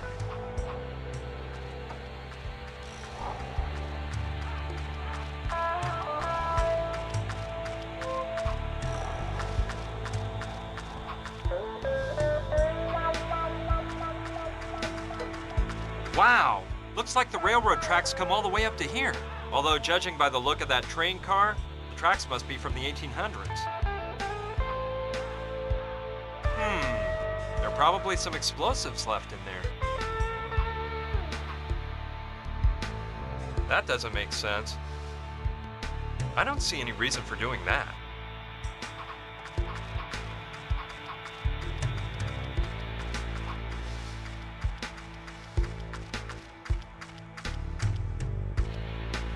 Empty.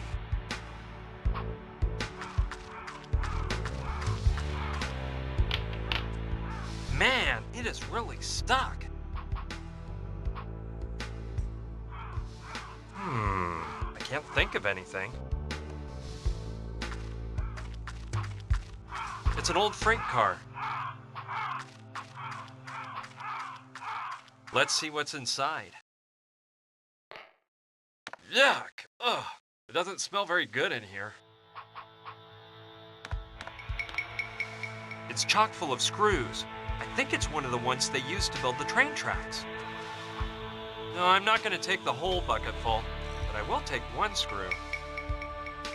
It's long, so it might be good for something. One is closed and the others are empty. I don't know. They must have tar or something like that inside.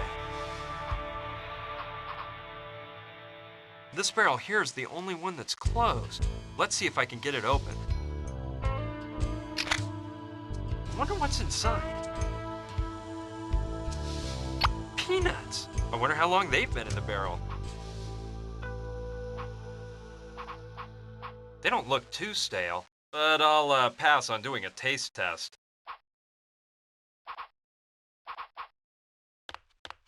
XXX. No doubt about it, it's a barrel of gunpowder. That doesn't make sense. The barrel is boxed in between all that junk in the back. The crowbar won't really get it out.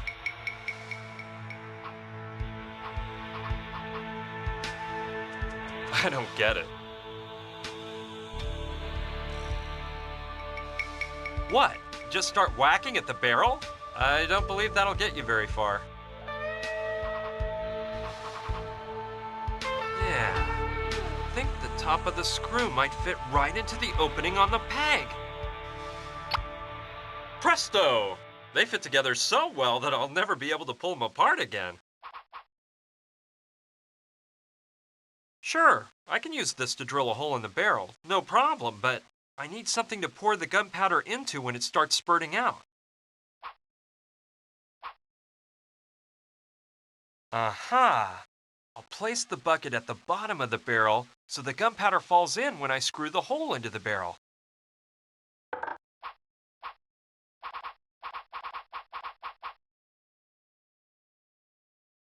I've got it! I'll drill a hole in the barrel so the gunpowder falls out into the bucket.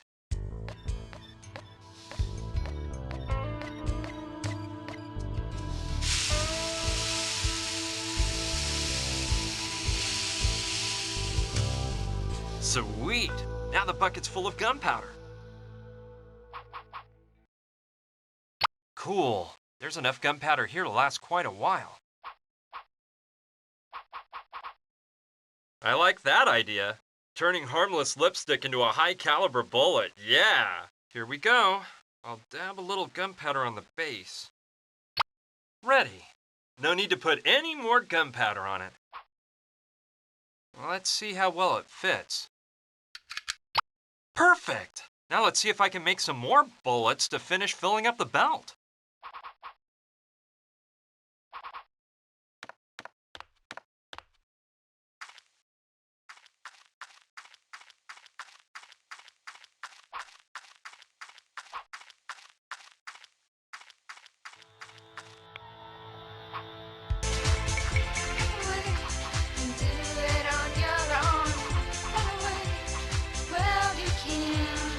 You won't get anywhere doing that. I don't like that idea. Good idea. That way Mariola will think she has a darker tan. Careful, she better not notice.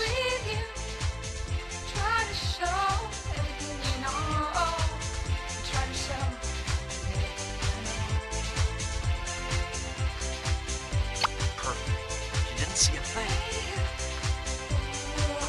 Mariola, do you mind if I borrow your tanning oil?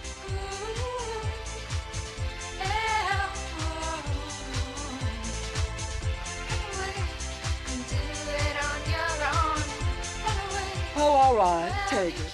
I think I already have a luscious tan. Tell me, honey, don't you find me irresistible? Oh yeah, you're one hot babe with that tan.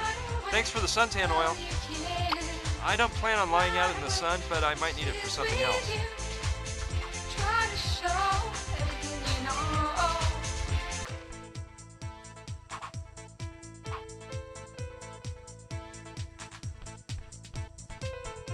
Yeah, I think they'll fit together somehow.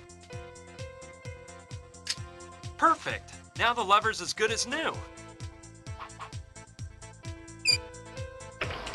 It works! The door closed.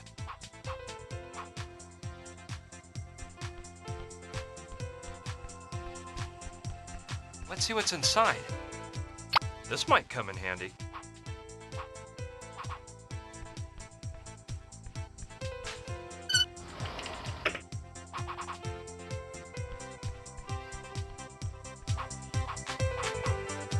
I have to use the key to open it. Let's see if I'm lucky. And this key is the one to the fridge.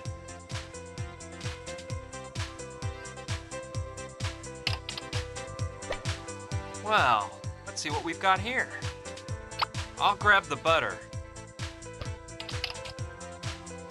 Looks like Carla didn't even notice, but I locked the door again just in case.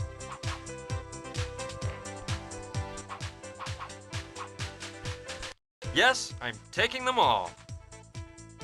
With all these, I can make a bunch of bullets.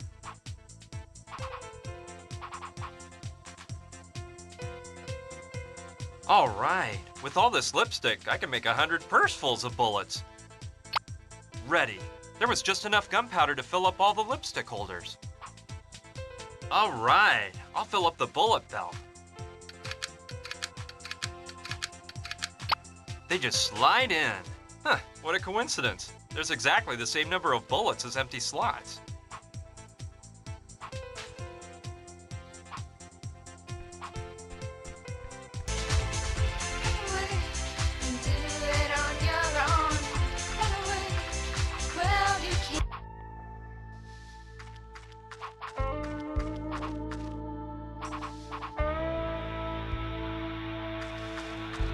It's not the best kind of oil to grease it up with, but it should work. All right, I think it'll work now. Let's see how that works.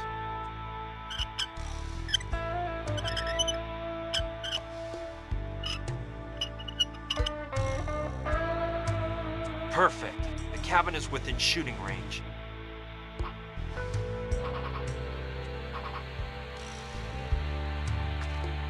Well, here we go.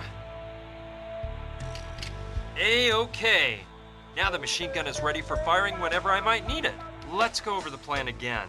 We've got to get the thugs' attention so they leave the house.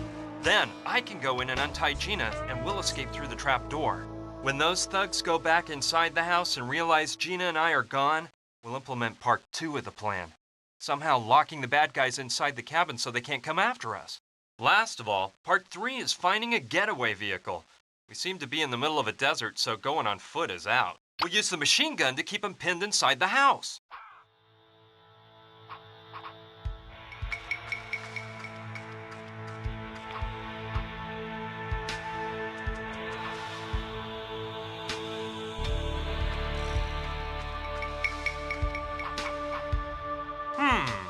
Well, using the helmet as a pot to make peanut butter may be a bright idea, but I think I should put the peanuts in last.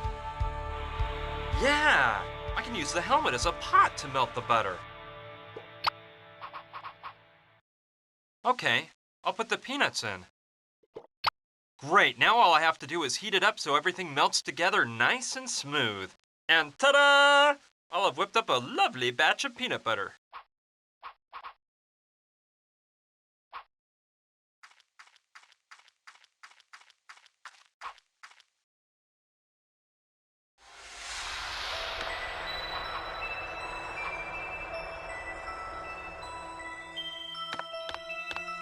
Good thinking. With the sun beating down on the freezer lid, it must be hot enough to fry an egg. Perfect for making that tasty peanut butter. Let's leave it on the burner a bit longer so that it melts into a smooth cream. I can use the spatula from the jar of real peanut butter to stir the mixture.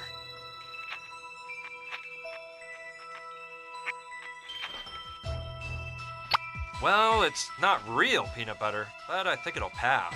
And the color is certainly just like the real thing.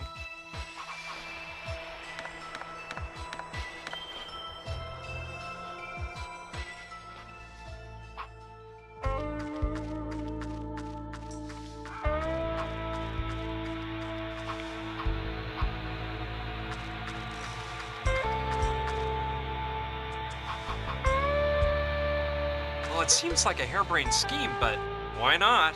Can't hurt to try. Let's see.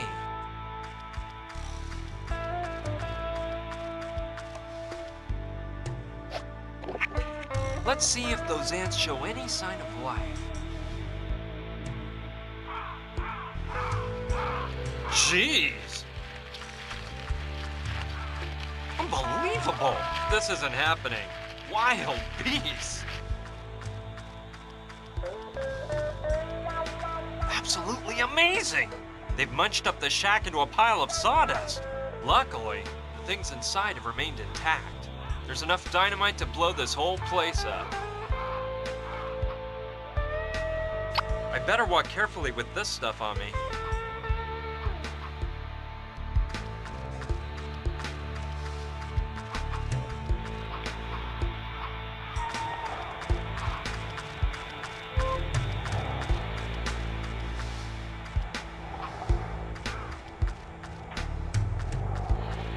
Fine plan. If I choose the right moment to blow up the well, I can draw the goons' attention. Let's put the dynamite in place.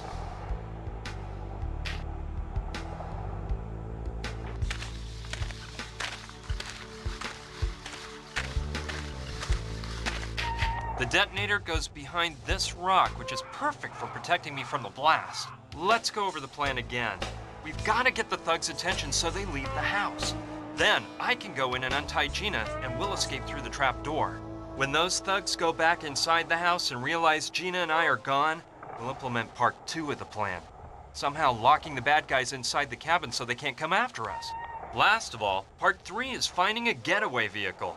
We seem to be in the middle of a desert, so going on foot is out. We'll grab their attention by blowing up the oil well at just the right time. Everything is ready then.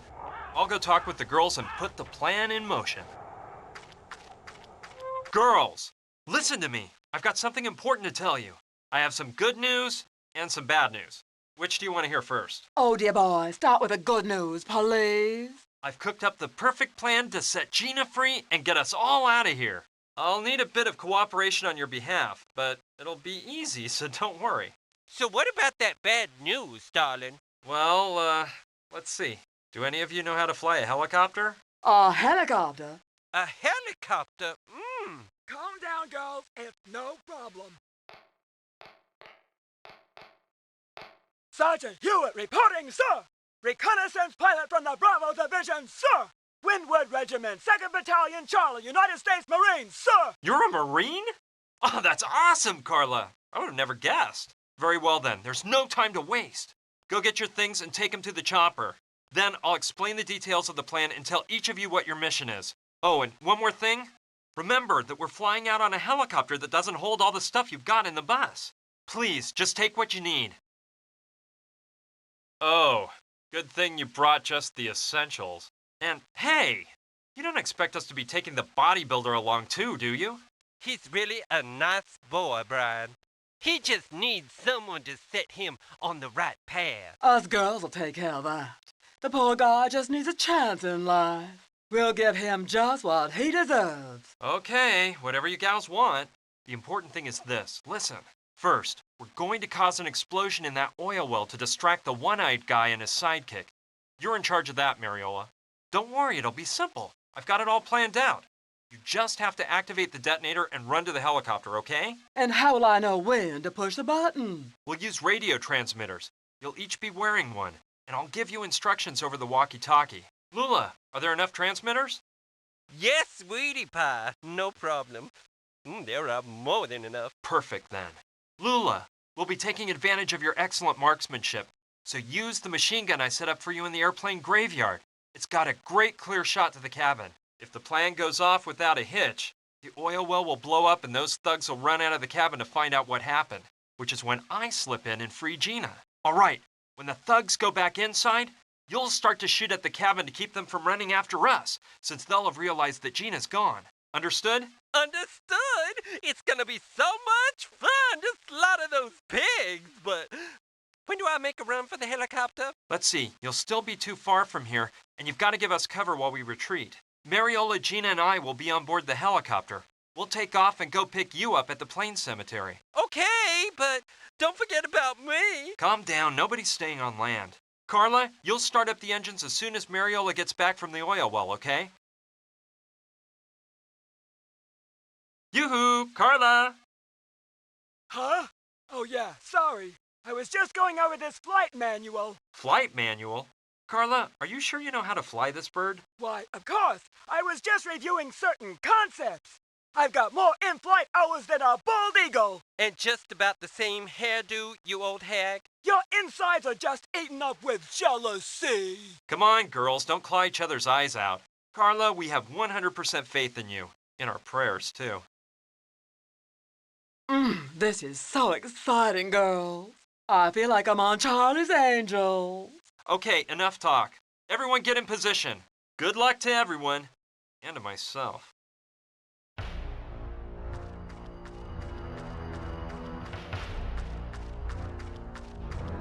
Okay, let's make sure everything's set up. Hey, Mariola, are you in position? Oh, yes, of course. Ready. Okay, wait for my signal. Lula, are you ready? Ready when you are, and mad about going into combat. Perfect. Just stay alert. Carla, all set? In position, sir. Sergeant Hewitt, prepared for takeoff. Very good. You pay attention, too. A-okay. It's time. Let the party begin. Mariola, blow up that well. What in the world was that? Oh man, they blew up the well. I don't like this one bit. We gotta call the Sandrettis. The girl's gone.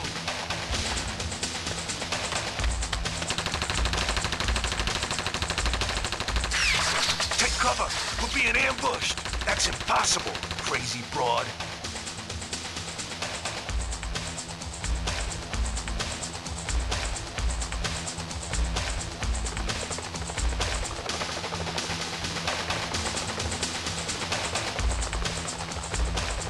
Fast, Lula, climb on board.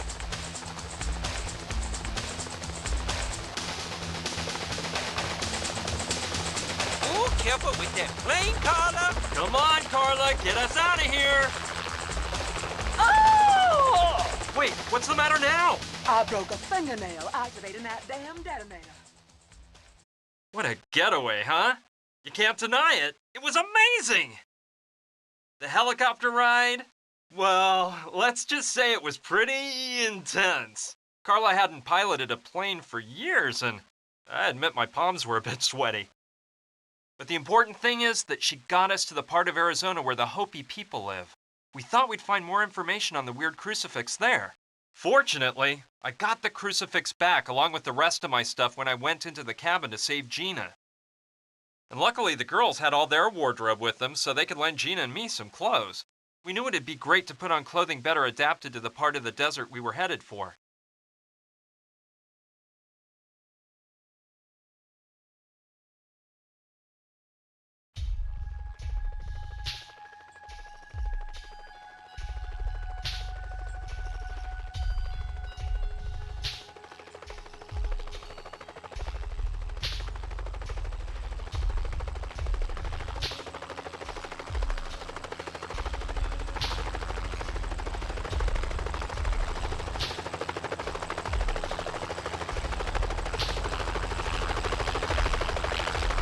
Careful, you guys. You gals, too.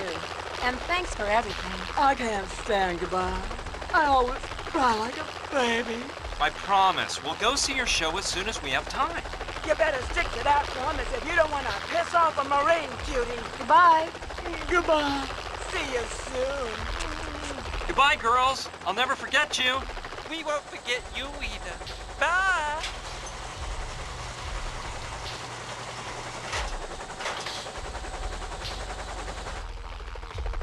Well, we're on our own.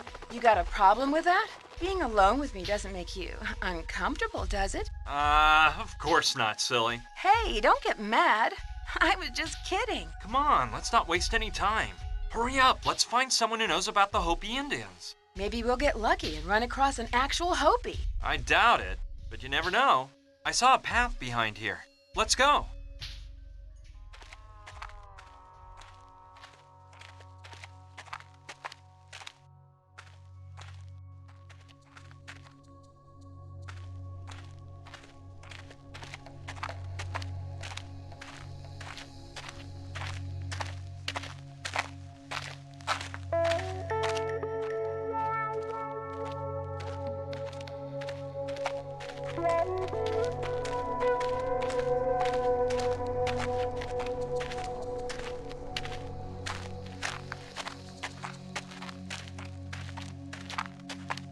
Wait, my bootlace came untied.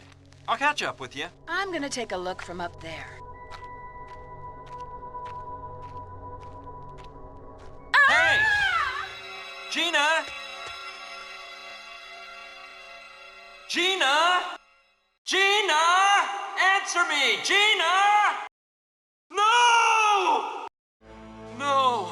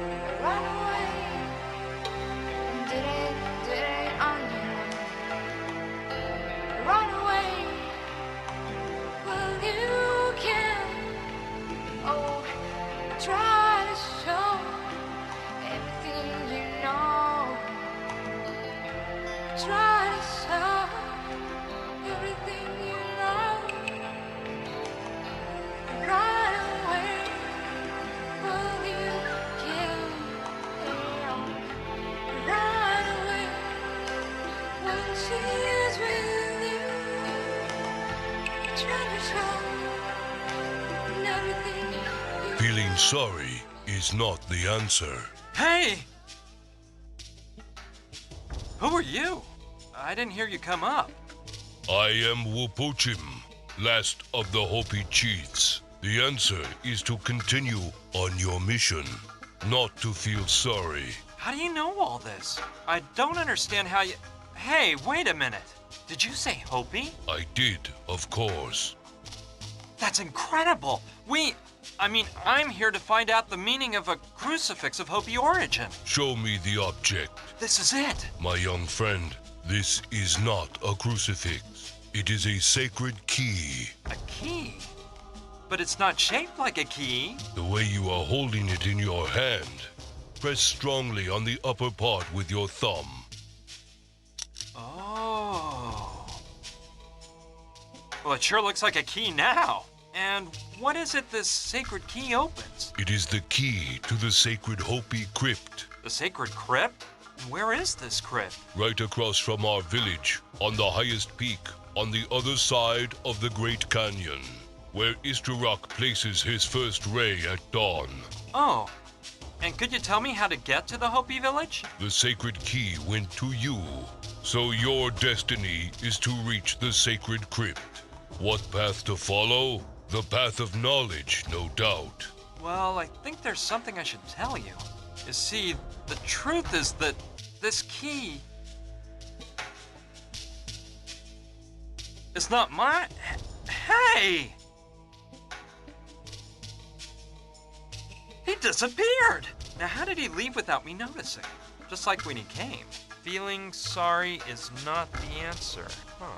That's easy to say, but I feel I can't move one step now that Gina's... Well, he's right. The only thing I can do for Gina now is continue on the mission that brought us here. I owe it to her. Now I know the crucifix is actually the key to a crypt. If I manage to find the Hopi village, I'll be able to enter that sacred crypt. And I'll probably find an explanation for this whole mystery there. So, let's hop to it. Great. I have a good view of the whole area from here. Let's see. It looks like there's a small town over there. I'll go see if I can find someone who knows about the Hopi village. Wow, this place looks like something out of a John Ford movie. You've got your hotel, your sheriff's office, the typical saloon from the Old West, and there's even an old derailed steam-powered locomotive at the end of town. Wait, stop, don't shoot. Who are you, and what are you doing in my town? And put up your hands so I can see them. Hey, hold your horses. I've come in peace. Look, my name is Brian, and I'm a bit lost around here. Can you help me out? Well, okay. I guess you're not lying. Come in and we can chat.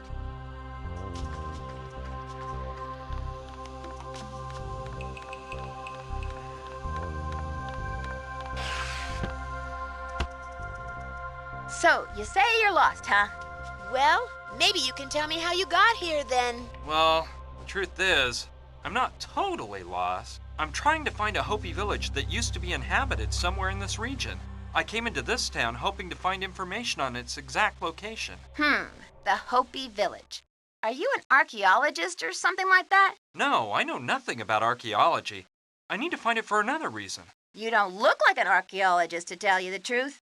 Though I suppose they don't all carry whips and wear hats. Oh, give it a rest, please. Do you know where that Hopi village is or not? This may sound strange, but the history of this town, Douglasville, is very closely related to the history of that Hopi village. Really? In what way? Please explain. Well, it's kind of a long story. Okay, well, here it goes. This village was founded by my great-grandfather, James Theodore Douglas. He was the owner of a gold mine nearby, and in the beginning, Douglasville was nothing more than a mining camp. But it grew bit by bit until turning into a flourishing town. Everyone was prosperous thanks to the huge profits of the mine, and my great-grandfather even got the railroad to run through Douglasville. However, something happened that tragically changed the town's fate. The mine and the mine shafts just kept growing and growing until one of them, the one with the largest vein of gold, bumped into something totally unexpected. The Hopi village! Really? So what happened? The inevitable. The Indians weren't willing to let white men ravage their lands. And J.T. Douglas wasn't the kind of man who would give up a fortune just because some Indians got in his way, so there was a bloodbath. It looked pretty bad for the Indians. They didn't have much to fight with, and a lot of them died. But then, something amazing changed everything. The Hopi tribe's medicine man came into Douglasville one morning at dawn, stood in the middle of town, and cast a terrible spell on it, the mine, and all the white men that might try to take over Hopi lands. They killed him on the spot, but not before the curse took effect. What do you mean by that? What happened? The mine inexplicably ran out of gold overnight, and not one more nugget of gold was ever taken out. The people in town started to catch a strange disease that the doctor couldn't cure. Whole families were driven out of Douglasville in fear, trying to get away from the curse. The final straw was when the train derailed. It went out of control through the town, destroying everything in its path. Its last obstacle was the Douglasville Bank, which it plowed into like a wild buffalo. As you might suspect, J.T. Douglas owned the bank, too. That's where he was sitting in his fancy red French armchair brought in straight from Paris when 50 tons of iron flattened him. Once my great-grandfather had died, the few people left in town were hot on their heels to get out of Douglasville, making it a ghost town. That's a fascinating story. And you say you're the great-granddaughter of this J.T. Douglas? Yes, I am. By the way, my name is Sushi Douglas, and this town is really mine. The deed to it has been passed down from generation to generation until reaching me. And I was the first person to use it a year and a half ago. I came here to live with 2 friends, Kevin and Rutger, but up to then, it was completely abandoned. The 3 of you live here alone? No way! Wow, Sushi. I can see you're really informed about the history of the region. So, I bet you can indicate the way to the remains of the Hopi village, right? Well, actually I can't. The mine was sealed when all that stuff I told you about happened, and from the outside, I have absolutely no idea how to reach the Hopi village.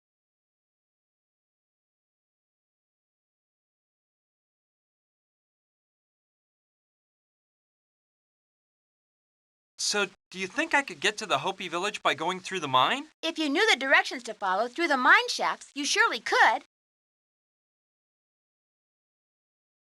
Do you know your way through the mine shafts to reach the Hopi village? Me?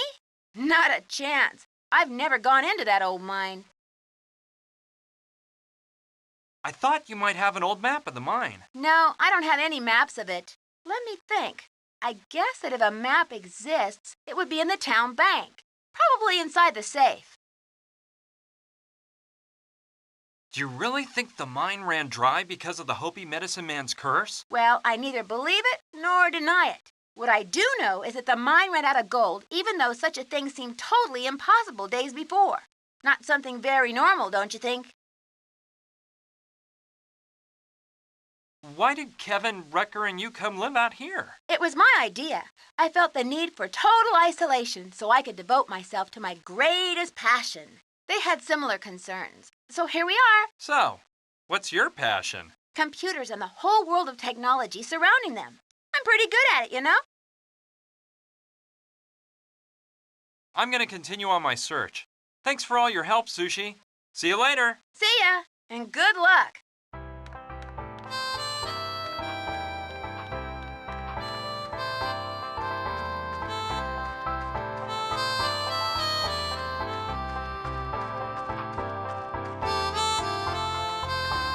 This must have been a supply wagon, because it has some sort of strap attached to an iron ring at the edge. And there are more similar rings at each end of the wagon on both sides. I bet the strap passed through all of those rings over the goods to keep them from moving around on those dusty, bumpy old roads. It's tied to one of the iron rings. I can't tear it off.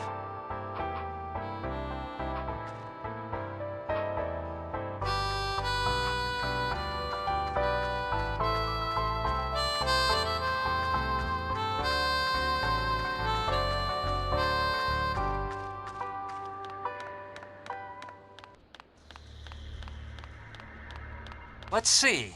Way at the end, I see a cell, and I can't believe my eyes. There's a dead body. Oh man, that guy must have been rotting away for 100 years.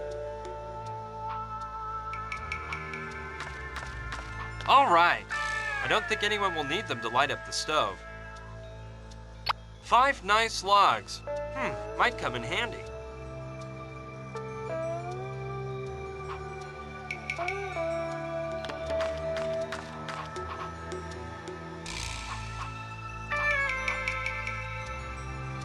An old frayed hat, a couple of pages from an old newspaper, and an oil lamp.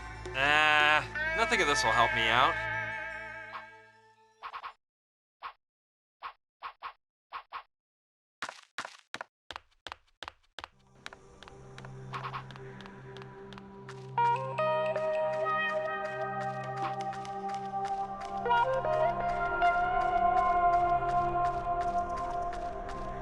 Impossible. I'd have to remove the boards on the door.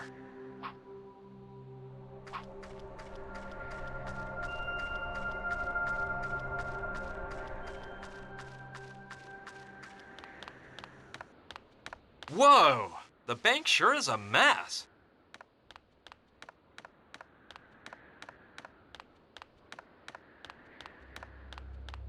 I see the locomotive really wrecked the place when it derailed and smashed into the bank. It's really old. Probably stopped working a long time ago. It'd make for a lovely decorative antique if someone cleaned it up.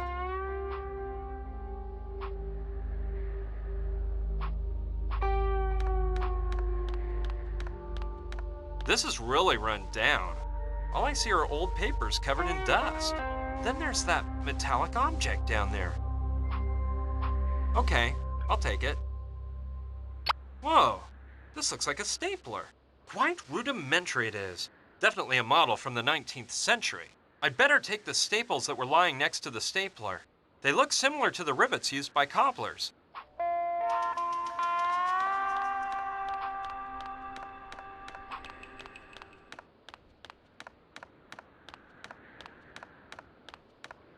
I bet this was J.T. Douglas's desk. I bet this was J.T. Douglas's desk. BD. Bank of Douglasville, I suppose. Not an item of interest.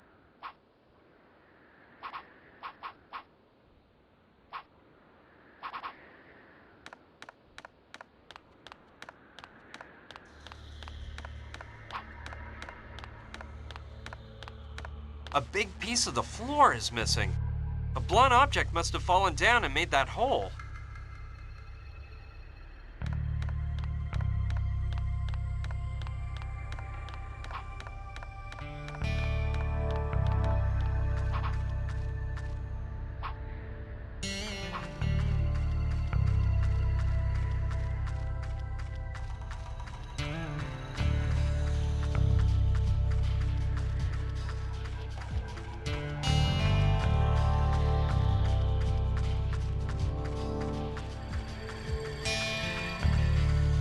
Okay, let's make a real Clint Eastwood entrance. Hey, how cool. An automatic door opening system. And they say the Old West was wild and dangerous. Well, well, wow. This looks like a botanical garden.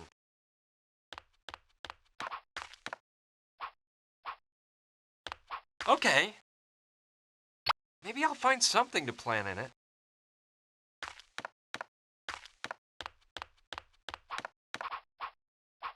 Now, I'm not saying I don't like plants, but I can't waste any time watering them right now. I remember a similar plant from a movie I once saw, and it was carnivorous.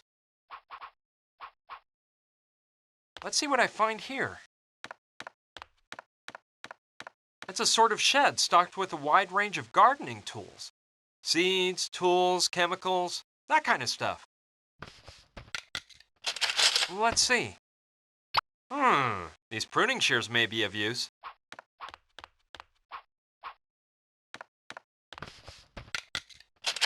Right now, I don't see anything else I need.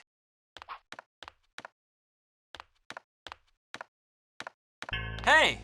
Hey, pal. Hi, who are you? My name's Brian. Brian Basco. I'm Kevin, but everyone calls me Saturn. Nice to meet you, BB. BB? Those are your initials, right? I could just tell you go by BB right away. It was logical, what with your name. Well, to tell you the truth, no one's ever caught. So tell me, BB, you planning on moving to these parts? Have you spoken with Sushi about this? What kind of artist are you? No, I don't plan on staying. I'm just passing through. Oh, well, that's something unusual, isn't it?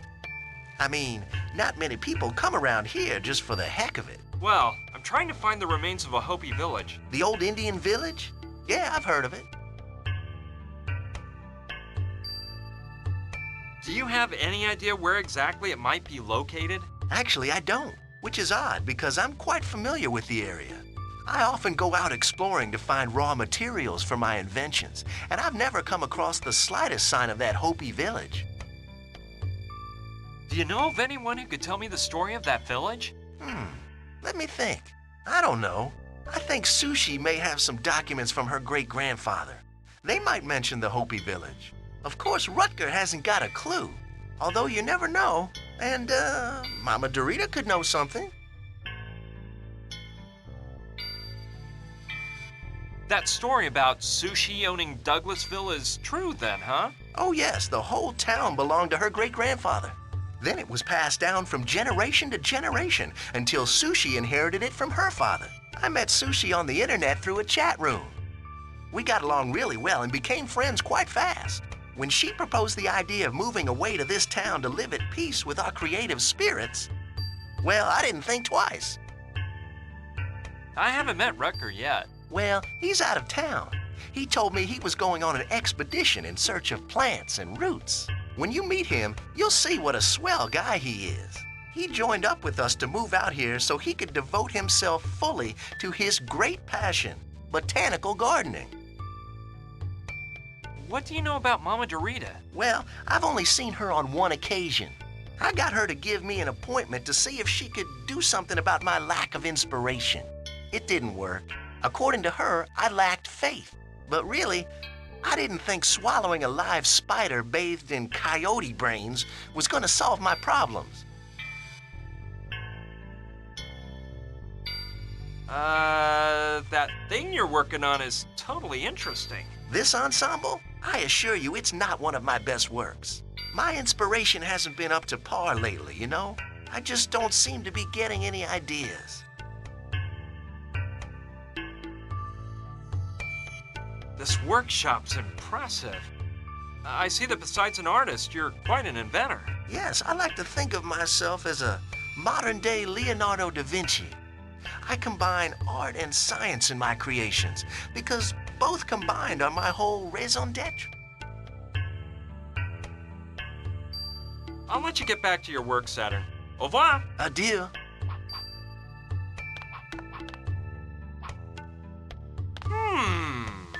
What is this thing? Maybe it's some sort of scam.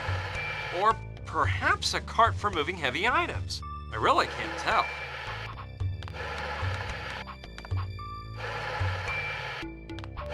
Let's see how in the world this works.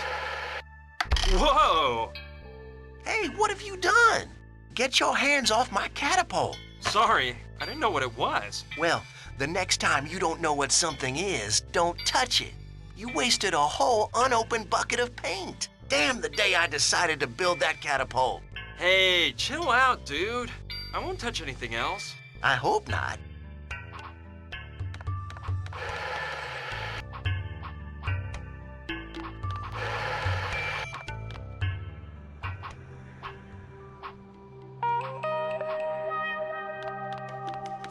It's a sanding block. Kevin must have dropped it. All right, better not leave it lying there. I'm sure Kevin will be grateful if I return it to him.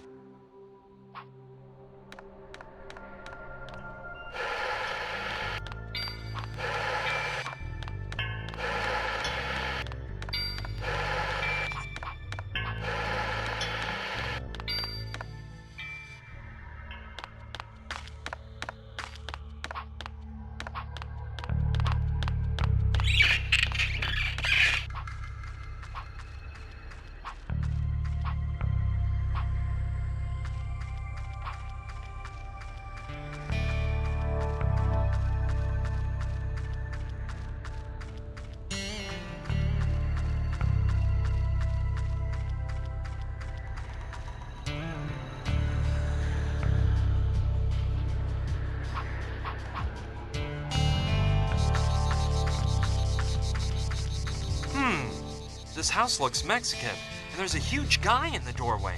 I don't know. He seems to be keeping guard, but he looks like a nice guy. I'll go talk to him to see what happens.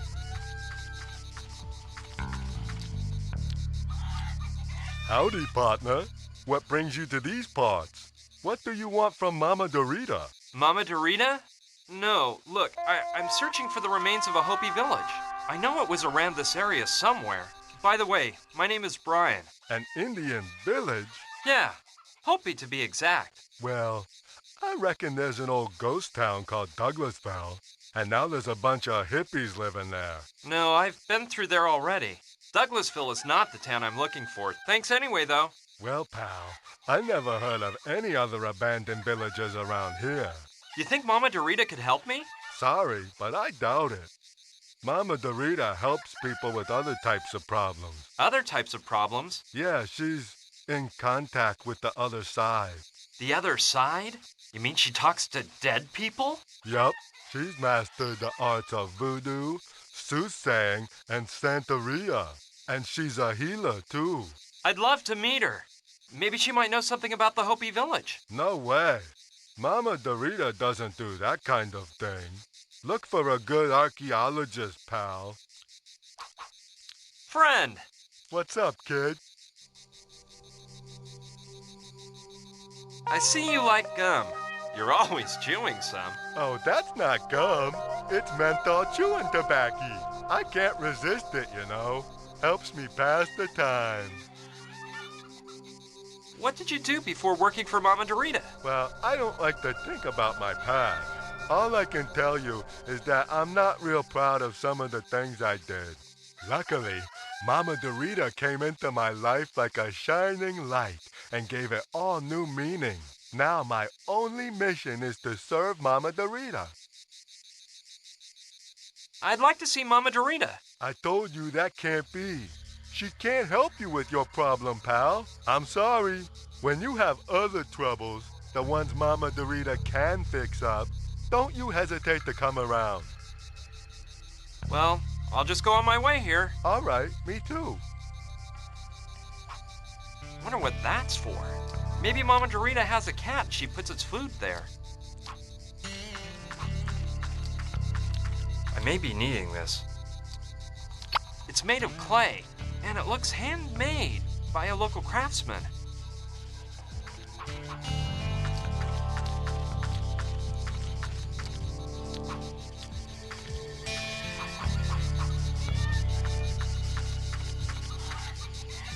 Well, well, isn't that unusual? It's got a hole in the middle, like a donut. Okie dokie. I like it. You'd think it was the work of an artist and not just a rock I happened to find on the ground.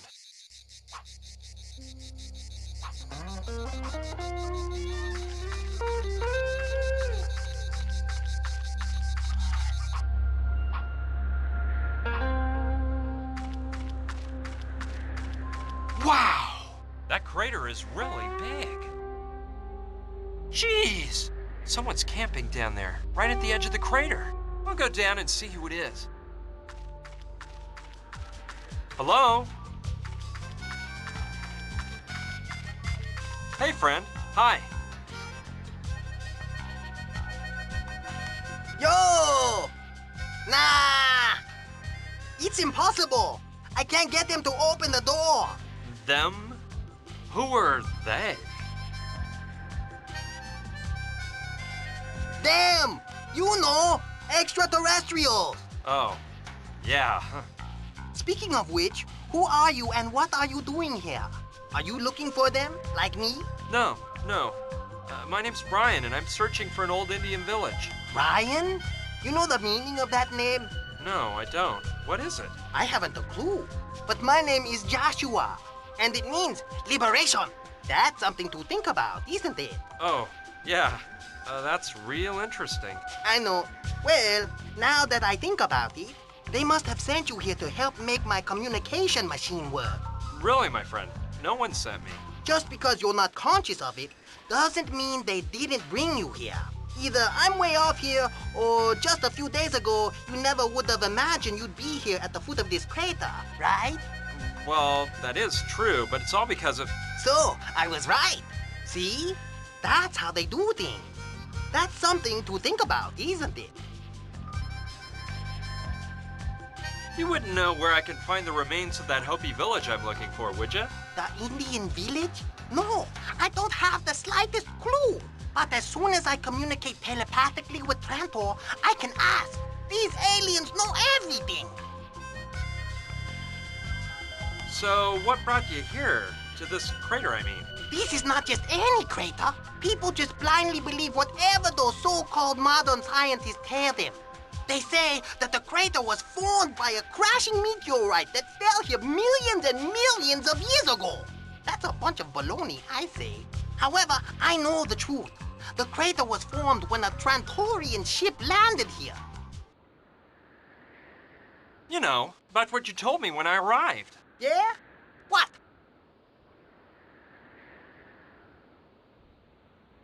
What door were you referring to when you said you couldn't get them to open it? To the dimensional door between Earth and Trantor. That's why they came here that time they landed with their spacecraft. They're setting up dimensional doors on hundreds of planets all over the universe. And the one on Earth is right here. A total trip, huh, dude? What is the communication machine exactly? It's all this stuff I have set up on top of the trailer. I built it myself and christened it with the name Communication Machine because I plan on using it to open the dimensional door and come in physical contact with the Trantorian.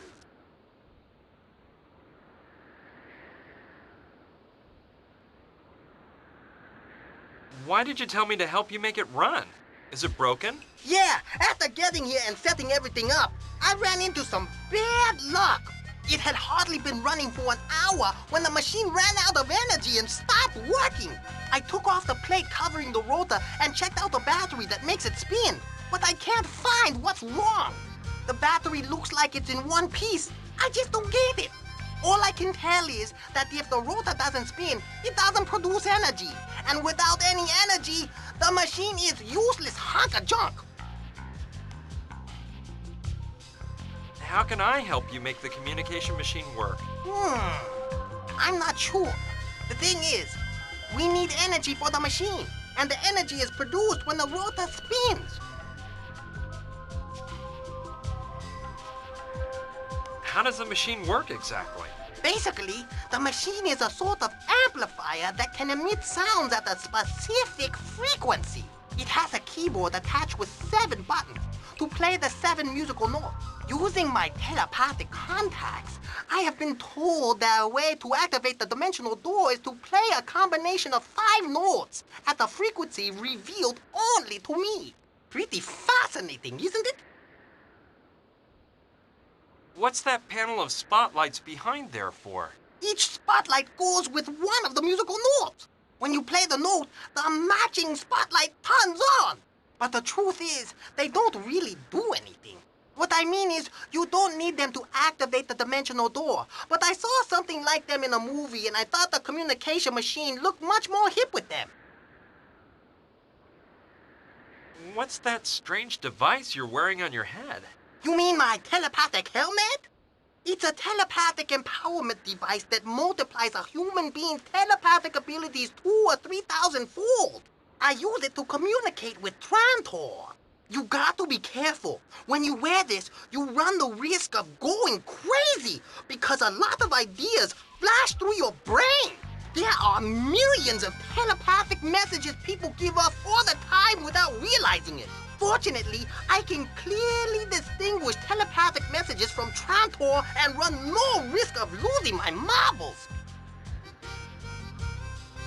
Well, I'll let you get back to work. We can talk later. Whenever you want, kid.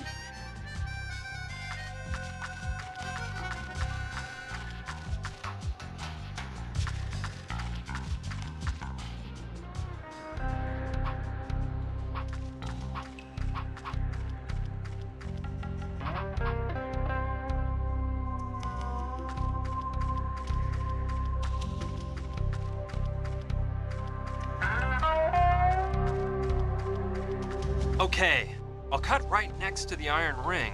That way I'll get most of the whole strap. It must be 6 to 8 yards long. I'm sure it'll come in handy. Now why would I want to staple the belt?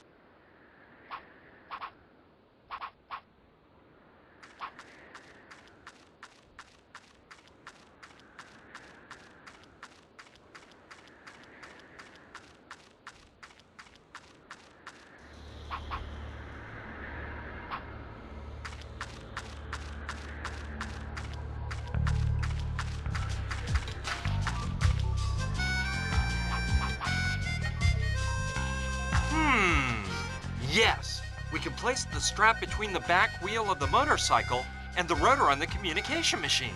That way, while the wheel is lifted off the ground, I can start up the motorcycle and make the spinning wheel turn the rotor, providing energy to the communication machine. There's just one detail missing. I have to join the ends of the strap together to get the invention to work.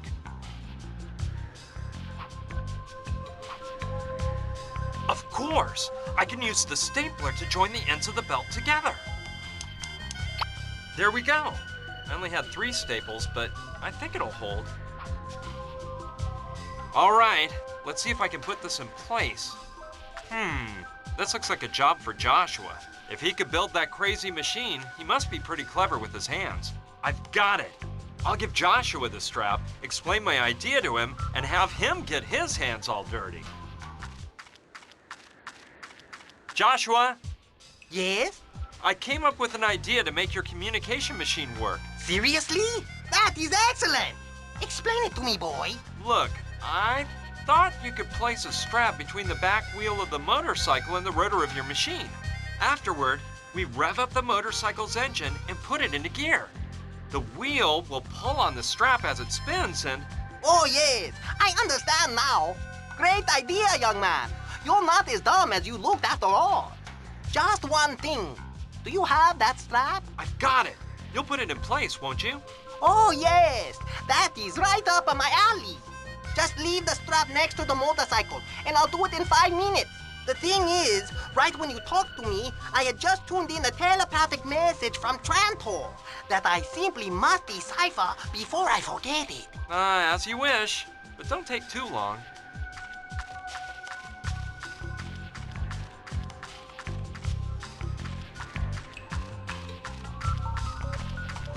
Well, let's hope he can get this show on the road.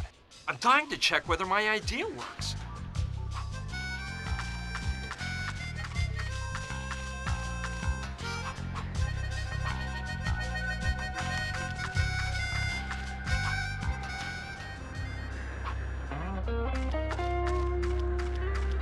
Ay! What a walk! And I still have a lot further down to go. Anyway, let's get going. Oh man, I see Joshua hasn't put the strap in place yet. I'm gonna have to talk to him. Joshua? Yes? How come you haven't put the strap in place yet? Look, there is one small problem. Logically, I can't put in the strap without taking apart the motorcycle wheel. And I can't take apart the motorcycle wheel because I need a number 10 wrench, which I don't have. Oh, brother. Now I get it. I've been such an idiot. I shouldn't have joined the ends of the strap until I put it on the wheel. The bad thing is, I can't cut the strap again and restaple it, since it'd be too short. What's worse, I don't have any staples left. Okay, Joshua, don't worry. I'll get us a number 10 wrench and bring it to you. Okay, I trust you, sonny boy.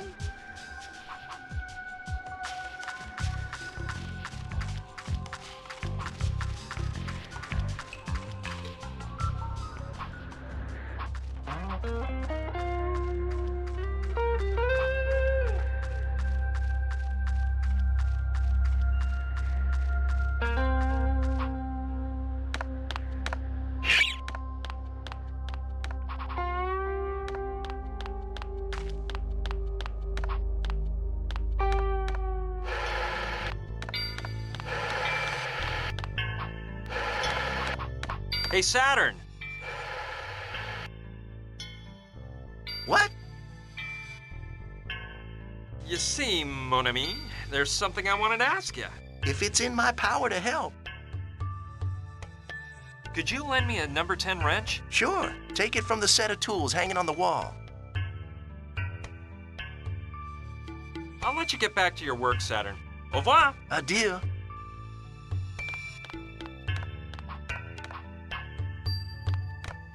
Let's see.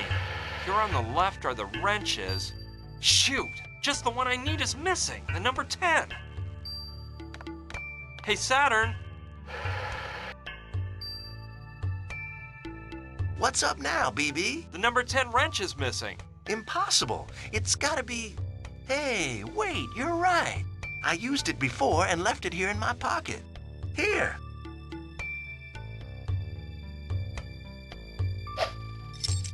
Kid, your reflexes are shot, you know? Well, don't worry. The wrench must be down there, in the street. You just have to go down and get it. Yeah. Thanks, man.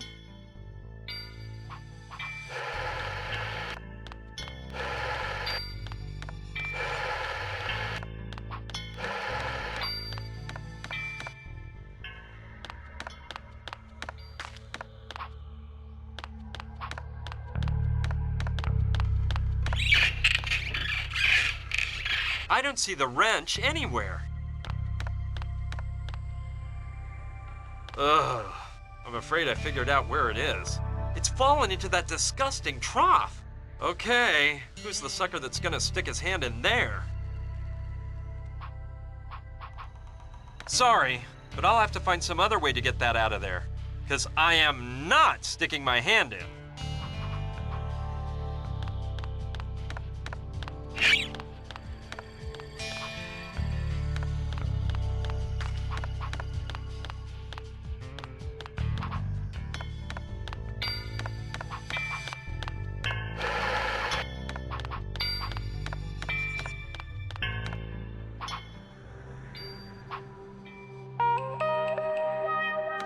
Yeah, that's a good idea. I'll drop the pot on the trough, and with a bit of luck, the wrench will come flying out. I can't tell if it worked from up here. I need to go down and check.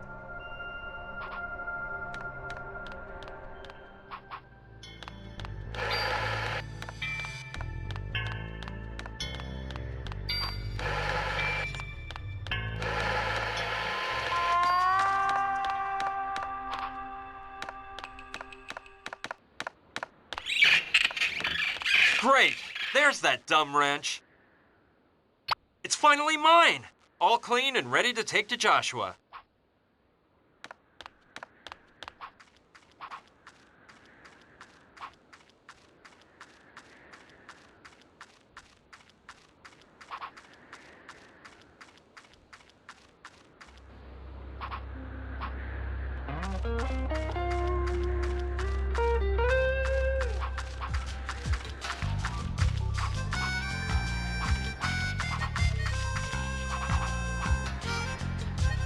Joshua? Yes? I've got the number 10 wrench. Oh, excellent! Leave it by the strap. I'll take care of it right away. But give me 5 minutes. I was just receiving a telepathic message from Trantor. Oh, all right, whatever.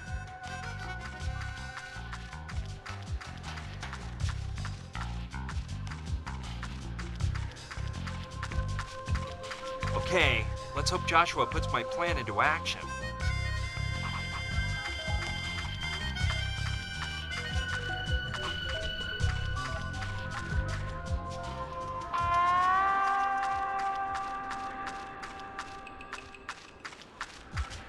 Great, now the strap is on. Joshua? Yes? I see you put that strap on. Did you see if the invention works? Sorry, kid. We're out of luck. The motorcycle doesn't have 1 drop of gas left. Just what I needed. Wait, let's not get desperate. We can find some gasoline. That's what I like to see. Initiative. I know you will get it. And with your help, I'll achieve my goal.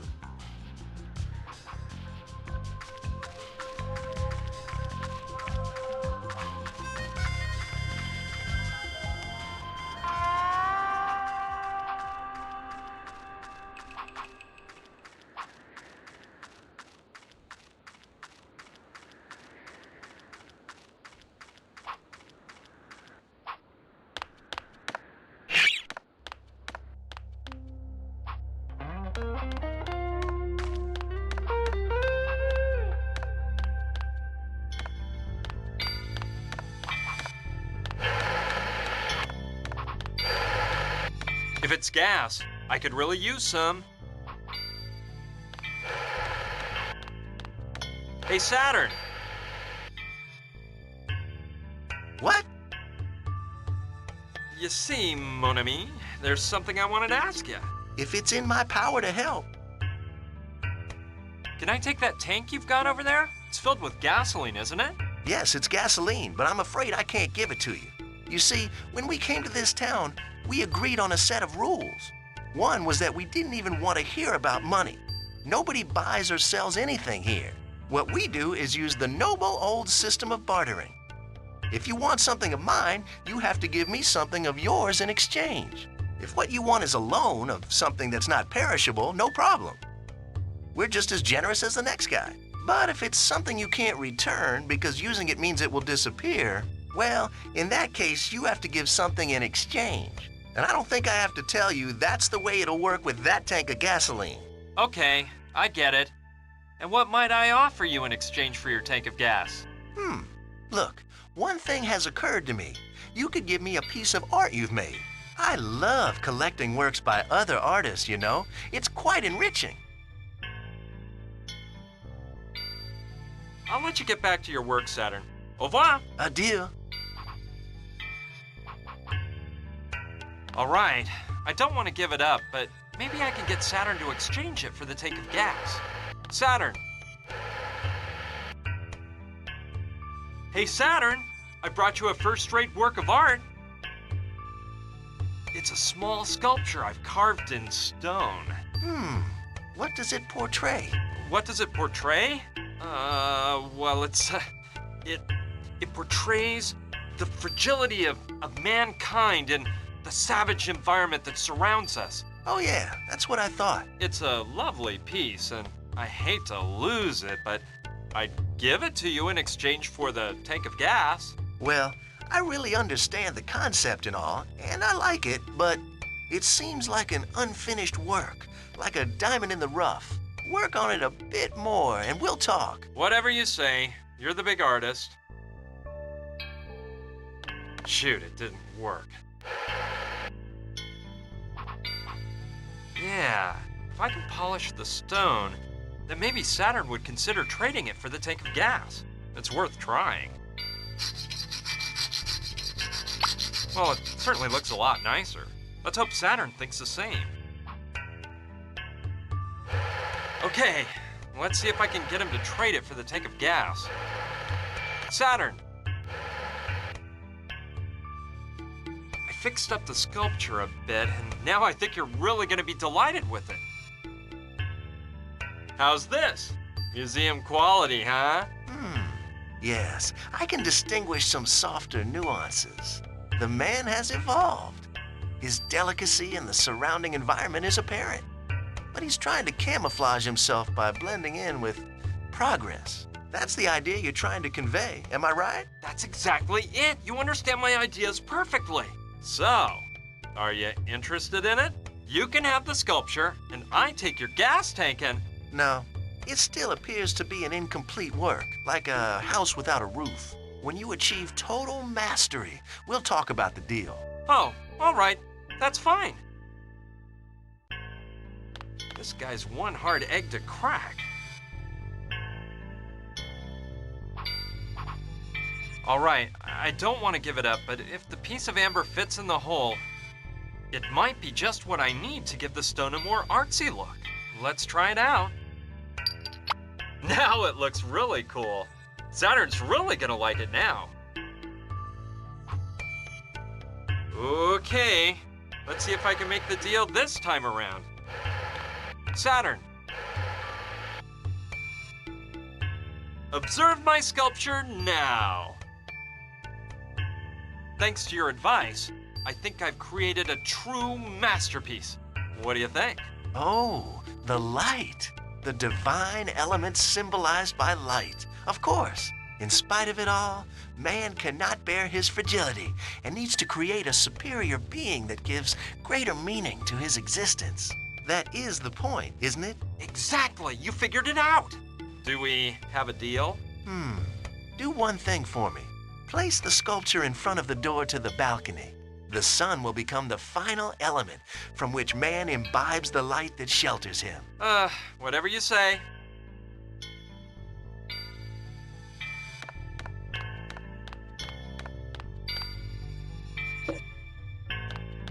Yes, truly majestic. Don't move it. That's the perfect spot. Okay, then I get the tank of gas, right? Yes, it's yours. Oh, but there's one thing I forgot to tell you. That isn't any normal, everyday gasoline. It's concentrated gasoline that I make myself. In order for it to work, you have to mix it with water. The formula is simple. For every liter of water, you put in 40 cc's of concentrated gasoline. It is vital for the mixture to be exact. Yeah, and do you have any measuring tubes to calculate the exact amounts? Well, look, there's one small problem. My 40 cc measuring tube broke the other day, and I haven't bought a new one yet. But don't worry, next to the gas tank, there's a 1-liter bottle and 2 measuring tubes. You can use that to make the mixture. If you say so. The tank is finally mine. And the bottle and measuring tubes? Let's see if I can use this to make the mixture right.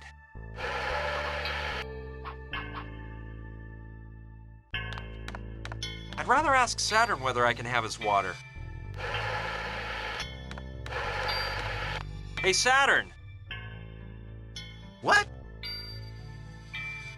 You see, mon ami, there's something I wanted to ask you. If it's in my power to help. Can I take a bit of water from the machine? Go ahead. You can't say no to giving someone water. Take all you need. I'll let you get back to your work, Saturn. Au revoir. Adieu.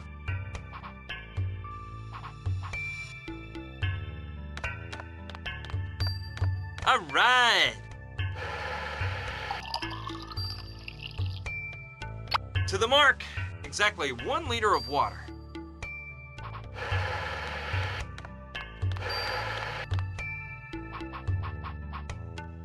Okay, I'll fill it right up to the mark. There you go, 50 cubic centimeters of concentrated gasoline.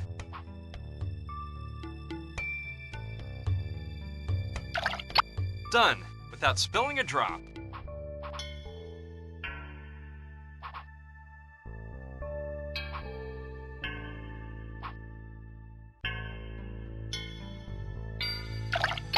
It's empty now.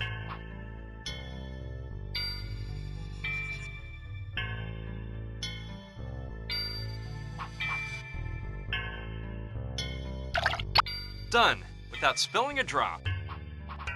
Okay, I'll fill it right up to the mark. There you have it, 30 cubic centimeters of concentrated gasoline.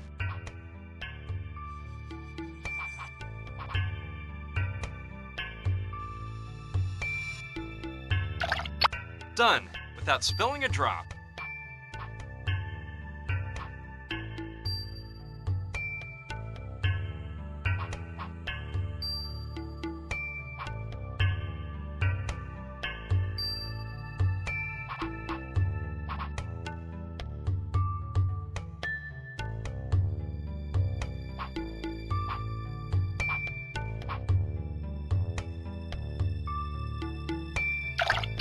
It's empty now. Okay, I'll fill it right up to the mark. There you go, 50 cubic centimeters of concentrated gasoline. Done, without spilling a drop.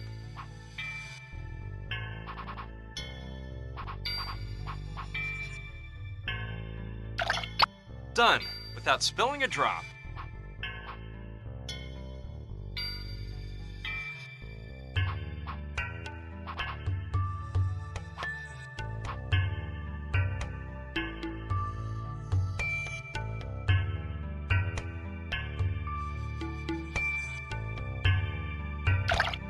Done, without spilling a drop. Done, without spilling a drop.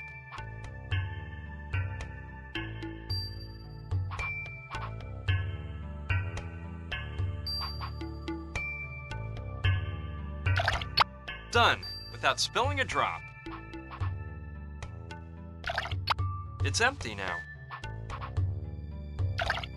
Done, without spilling a drop.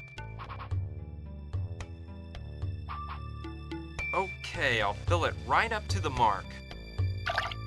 There you go, 50 cubic centimeters of concentrated gasoline. Done, without spilling a drop.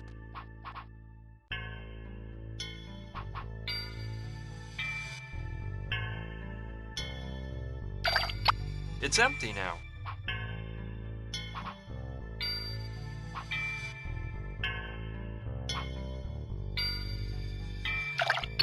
Done, without spilling a drop.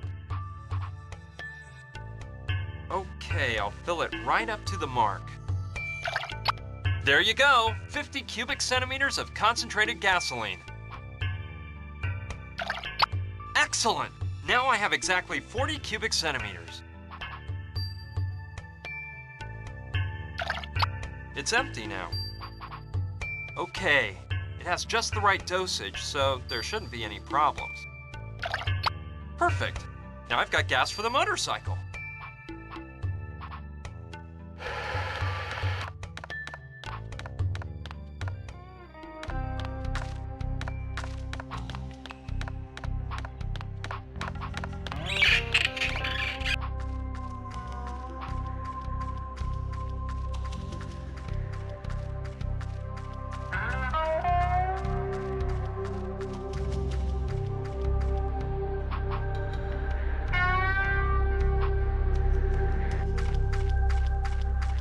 Oh man, this is the mine that killed Gina. And right when I was starting to, well, let's not think about that. I've got to concentrate on solving this mystery. I owe it to Gina.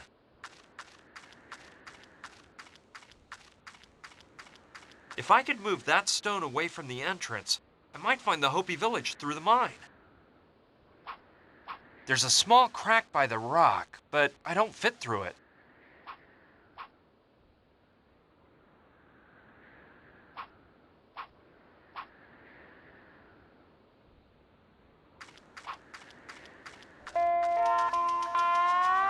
Impossible. There is a ladder, but most of the steps are broken.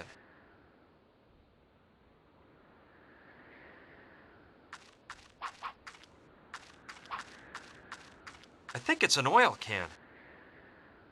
A bit heavy, but it may be of some use to me.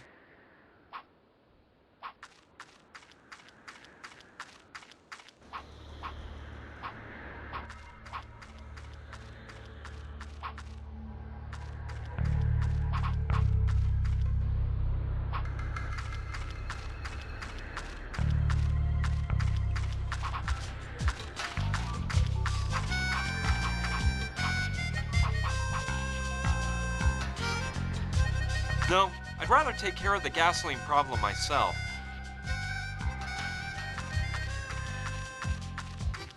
Alrighty then. Let's fill that tank and see if we can finally implement my plan.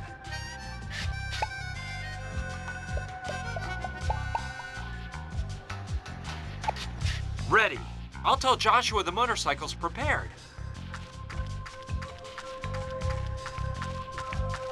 Joshua?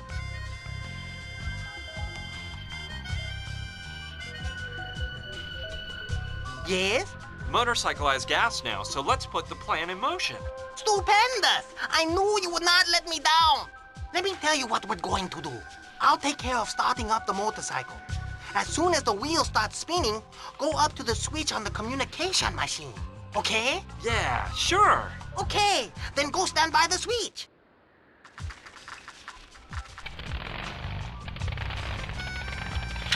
It works! Amazing! We did it, young man. I knew my idea with the strap would work. Hey, it was my idea. Hey, let's forget about that.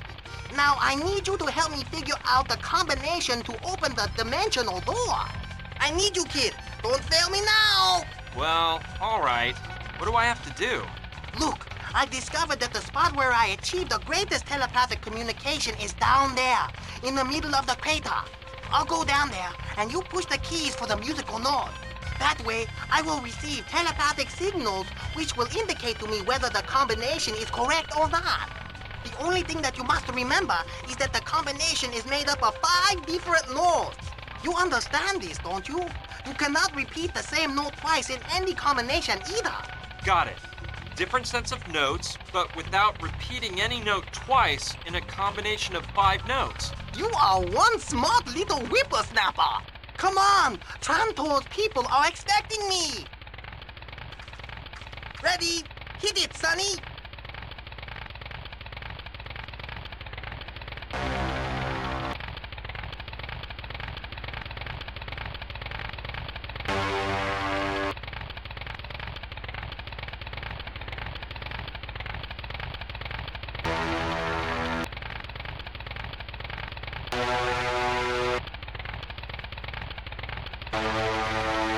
That noise!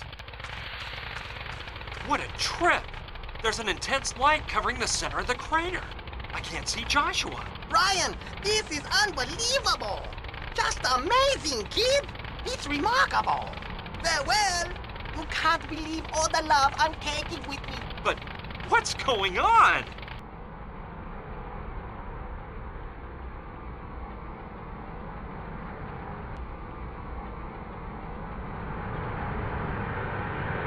That strange noise stopped and the light disappeared. But I can't find Joshua anywhere. I'm going down into that crater to see what happened. Unbelievable.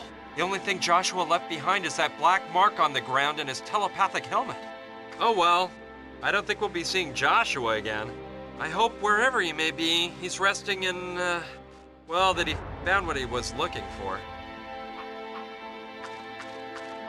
All right, Joshua won't be needing it any longer. The truth is, I doubt this contraption really improves anyone's telepathic powers, and I don't plan on wearing it to test the theory. Wow, the communication machine stopped working. Well, I suppose the motorcycle used up all the gas.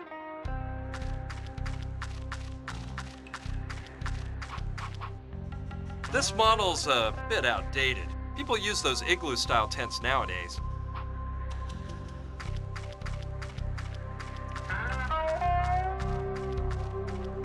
Okay, I don't think Joshua will care anymore.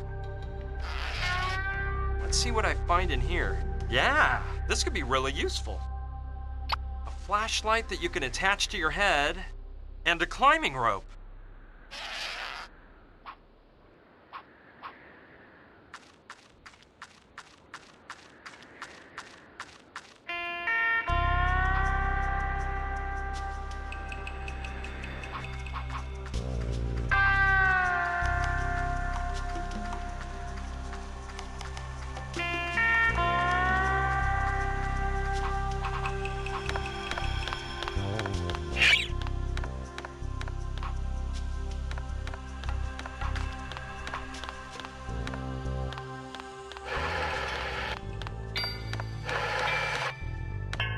Hey, Saturn! What?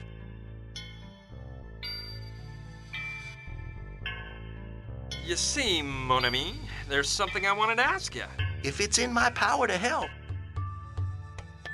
Hey, those enormous rocks you use for your stone sculptures, how do you manage to bring them here? Do you have some sort of moving crane? No, it's much simpler than that. I get the help of Oscar, Mama Dorita's disciple. He's amazingly strong and can move stones that weigh hundreds of pounds all by himself. In exchange for helping me with that, I give him menthol chewing tobacco that Rutger whips up for me. That big powerhouse just loves to chew tobacco, you know? I'll let you get back to your work, Saturn. Au revoir! Adieu. Saturn! I found the answer to your inspirational crisis. Really? What is it? It's a helmet that creates ideas. It stimulates brain activity in an incredible way.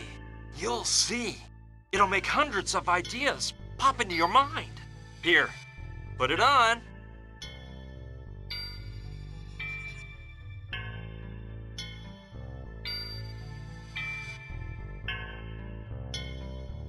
Let's see. Yeah, I can feel something.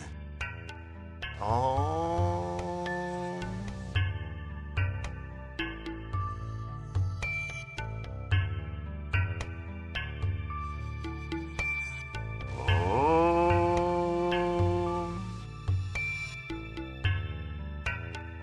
Wow, I've never felt so amazingly inspired in my whole life.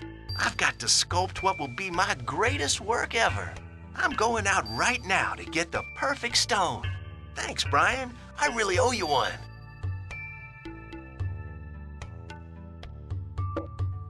No problem, man. And good luck. Now, how about that?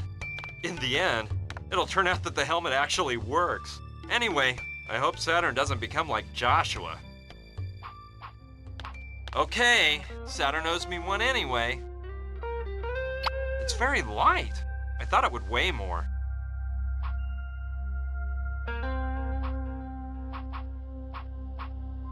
For now, I don't know how that would help me.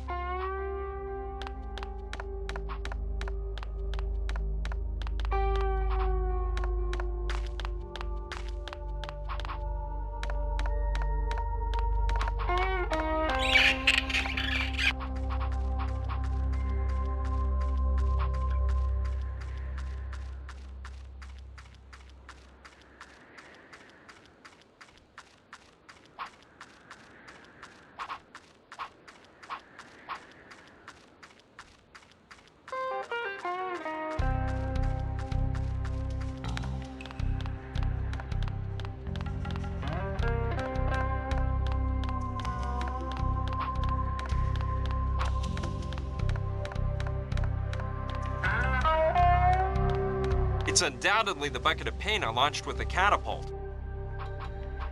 No, I'd get paint all over me. Anyway, it's totally empty and won't do Saturn any good if I return it to him that way.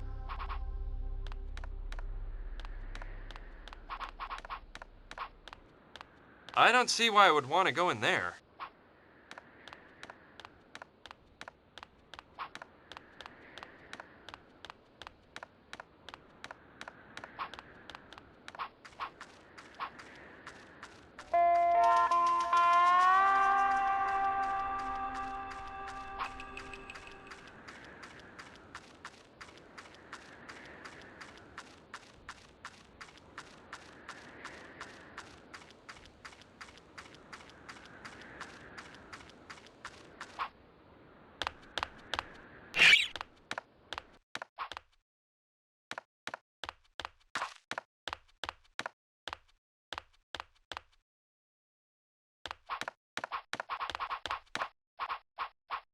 For now, I don't know how that would help me.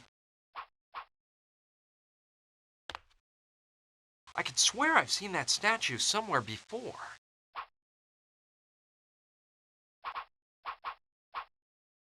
That is really cool! Saturn is certainly great at do-it-yourself work.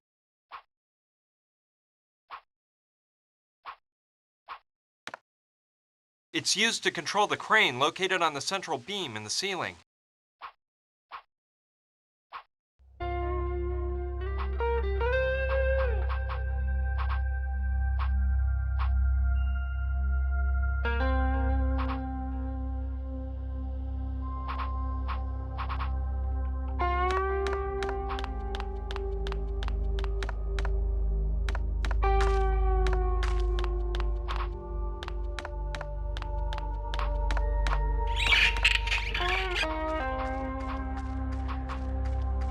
I can't imagine the havoc that locomotive wreaked the day it derailed and annihilated everything in its path. Huh. Reminds me of a model I got for Christmas one year. Yep, it's almost exactly alike. There's the smokestack, and to the left is a spout where you fill the water tank, and further to the left is the whistle next to the engineer's cab. I could try to go in through the hole next to the broken part of the roof, but I'd almost rather go up to the side and enter through the window there.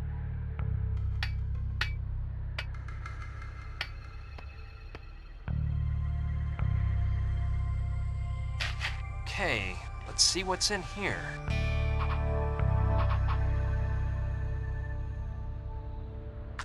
Well, all right. These logs will make first-class fuel.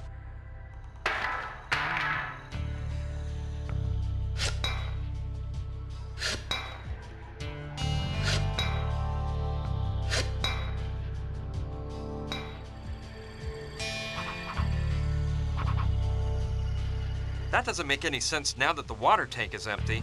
It'd be a waste of fuel. I think with one big leap, I can reach the window.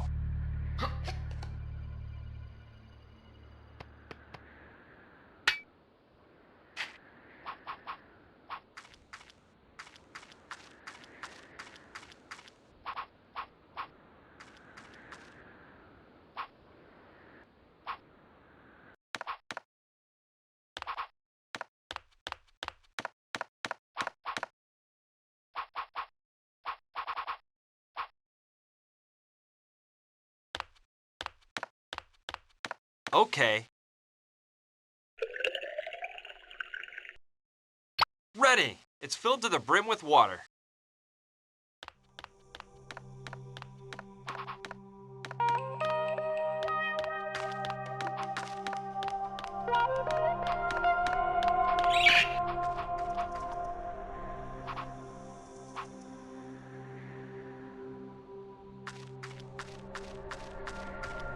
Okay, I'll empty the oil can into the tank of the locomotive.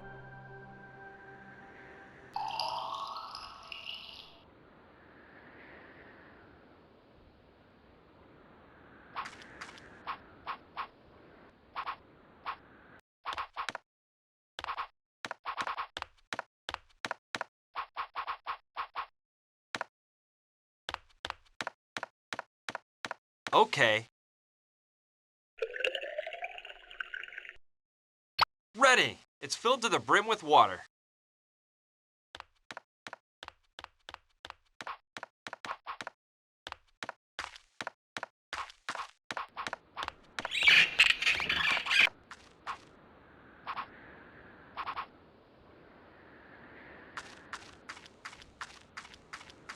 There we go. Let's fill that tank up a bit more.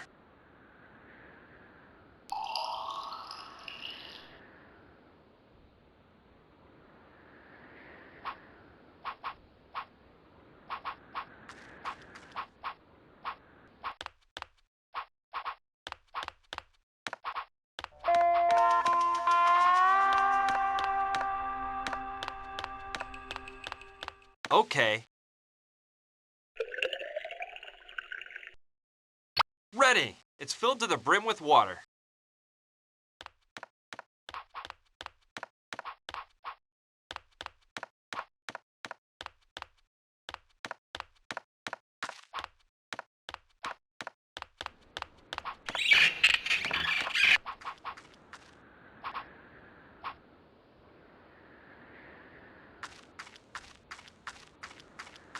There we go. Let's fill that tank up a bit more.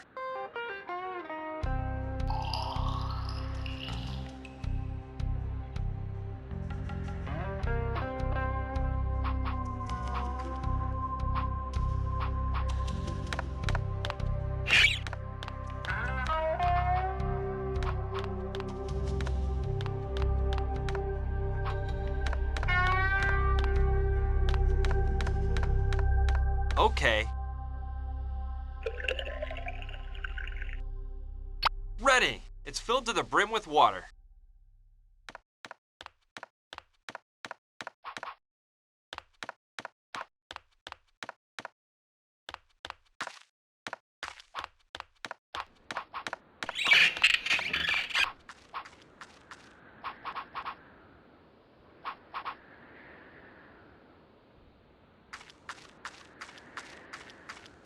There we go. Let's fill that tank up a bit more.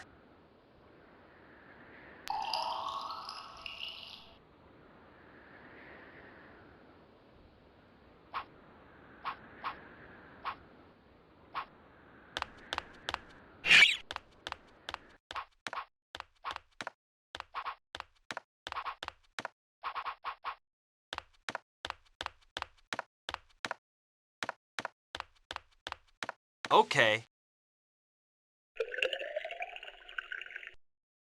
Ready! It's filled to the brim with water.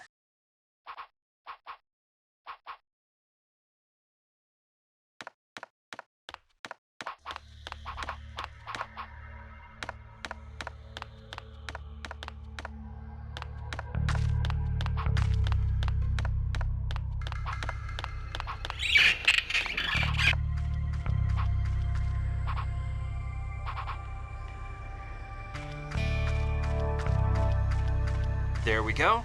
Let's fill that tank up a bit more.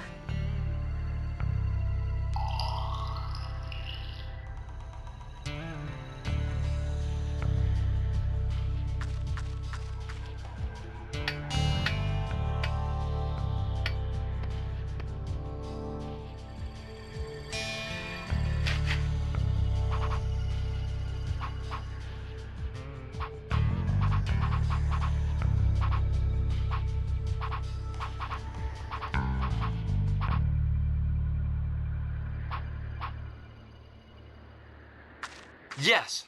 Now is the time. Careful there. I don't want to burn my hand off.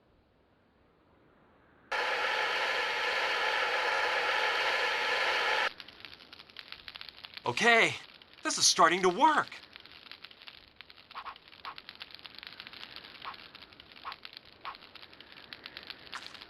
That's the wheel used to increase pressure in the boiler. Okay, I'll turn the wheel once. I don't want to overdo it with the pressure and make the boiler blow apart while I'm in here. Great! Now I think there's enough pressure. I think that's the lever that activates the steam outlet.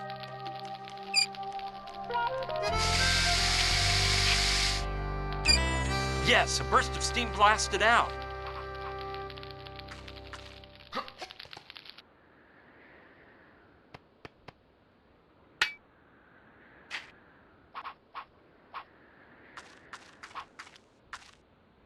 It must have flown out with the steam through the locomotive smokestack. And from the look of it, I bet I know what key it is. I hope the heat from the boiler didn't deform it.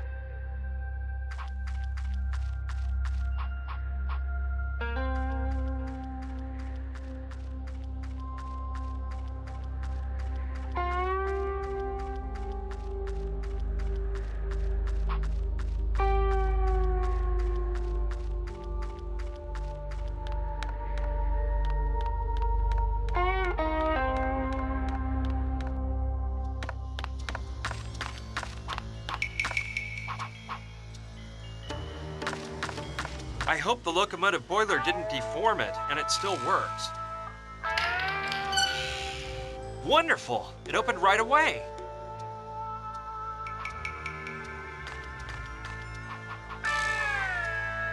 All that's left is a skeleton, which is why it's odd that the thing stinks so bad.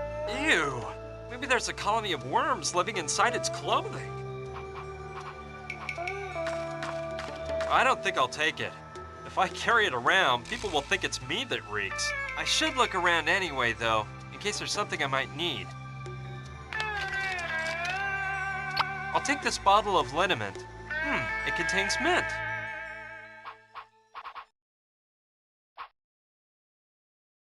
The truth is, unless absolutely necessary, I'd rather not take anything from here.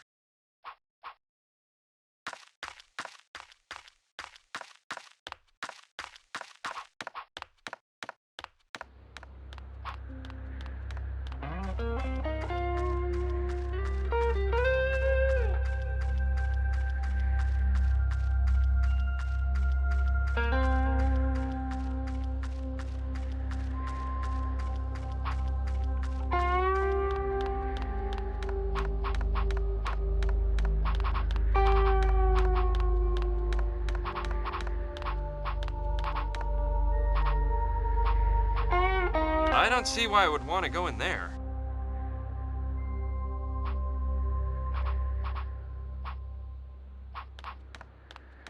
It's pretty old, but I bet it could be fixed.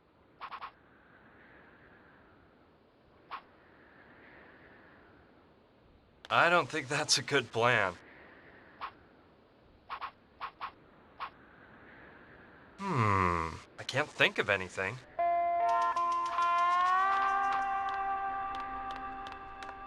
It's undoubtedly the bucket of paint I launched with the catapult.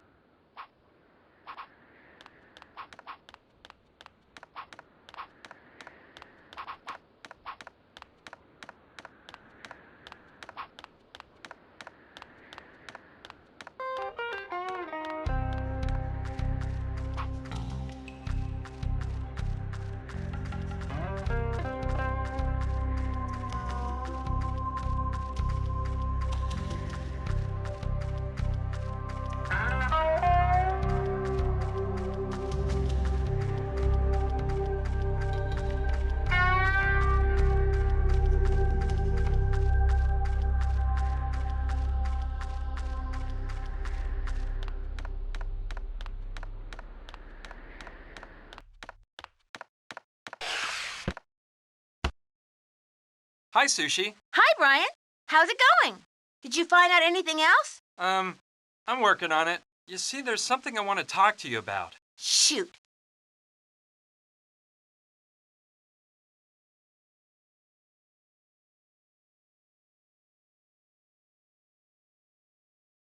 Hey, there's a dead body inside of a cell in the sheriff's office. Yeah, it's been there for over a century. Who was it? The town doctor. Apparently, he was a drunkard, and a kid died because of him. He was in jail waiting for his trial when the train derailed.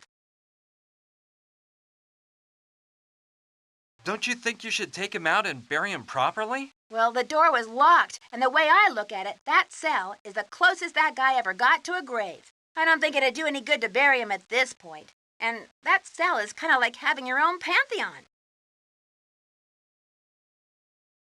How could they let him die there in such a cruel way? The sheriff had a key to the cell, and he also died the day the train derailed.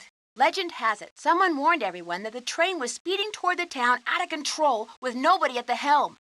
The sheriff rode out to where the train was and managed to climb into the driver's cab of the locomotive, but a stroke of bad luck made him fall into the boiler. The guy was burned up alive and failed to stop the train. And as I already told you, due to the derailment, everyone fled town, and nobody even thought about releasing the drunk doctor who had caused the death of a child. Back up a bit. Yes?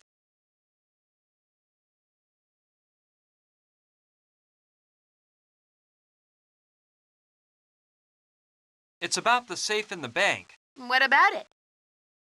I've been sifting around the ruins of the bank, and I didn't find it anywhere. Yeah, well, it wasn't on the upper floor. I believe it was in the basement of the bank.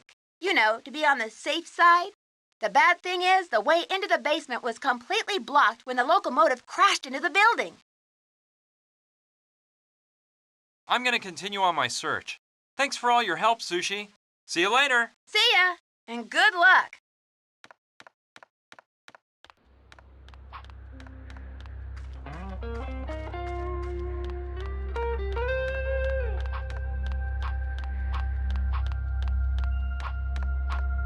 A big piece of the floor is missing.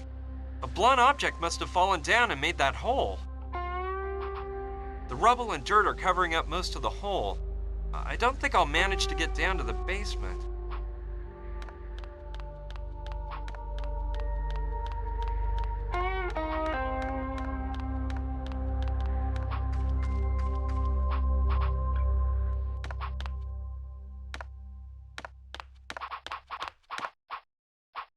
Okay, let's take advantage of the fact that Saturn's out. After all, what you don't see can't hurt you. Here's the deal. I'll move the statue onto the catapult.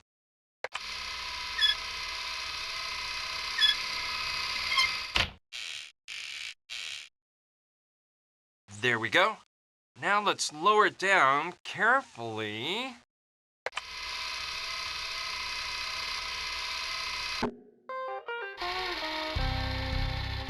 Perfect! Now it's placed right where I want it on the catapult. All right. I hope the statue lands in the same spot as the paint bucket. Let it fly! There we go.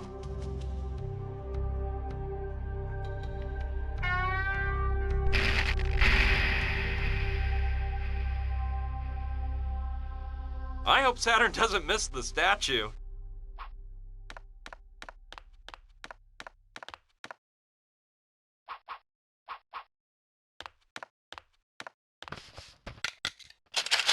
Ah, yeah. These dried tobacco leaves could really come in handy.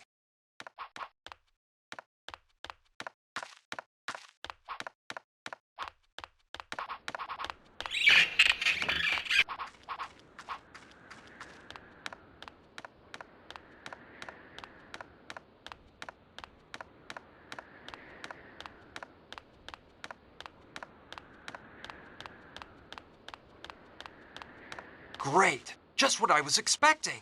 A hole has opened up in the floor leading to the basement of the bank.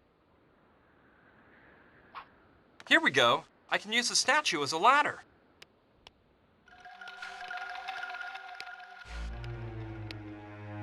Good. I've made it into the basement of the bank, which is where the safe is located, like Sushi said.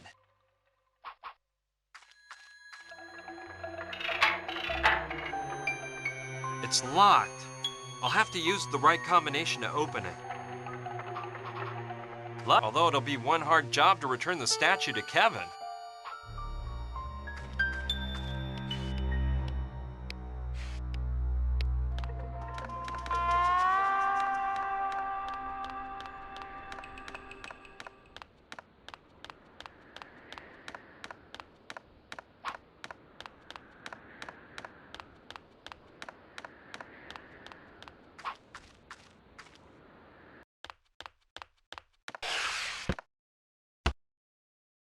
Hi, Sushi. Hi, Brian. How's it going? Did you find out anything else? I'm working on it. You see, there's something I want to talk to you about. Shoot. It's about the safe in the bank. What about it? Tell me you know the combination to open it. I can't tell you I know it because it isn't true. but I do know a thing or two about safes. There have been a lot in my family. So let me think. A safe from the second half of the 1800s. Probably a Winchester. I'd say almost for sure that the combination is made up of 3 numbers, and to select the first one, you have to turn the dial to the right. At least it's something, isn't it? I'm going to continue on my search. Thanks for all your help, Sushi. See you later. See ya, and good luck.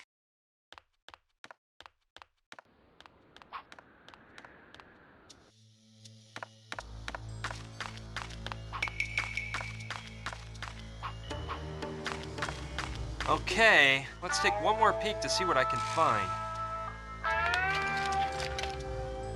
Yeah, this stethoscope might be good to have.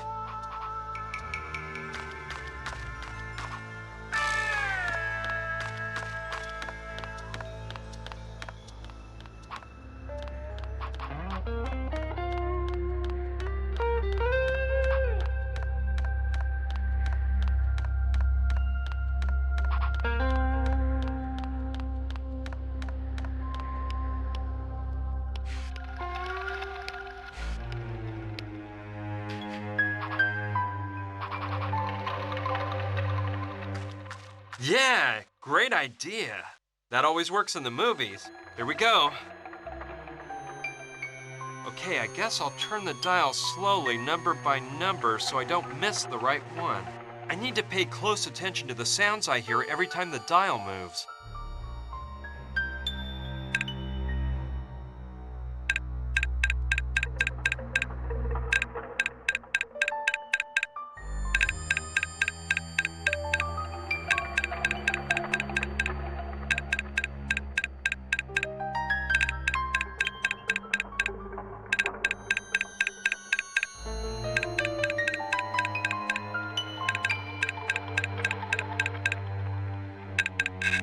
Ha!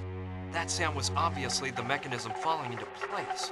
So the first number in the combination is 85 right. Now, I should turn the dial to the left to figure out the second number.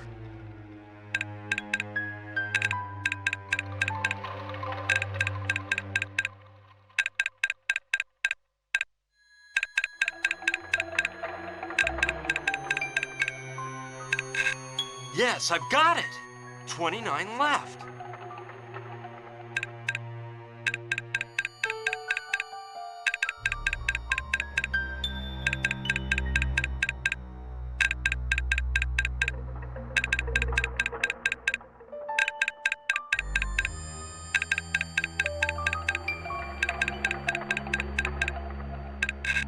And the third number, 54 right. Cool. I think the door will open now.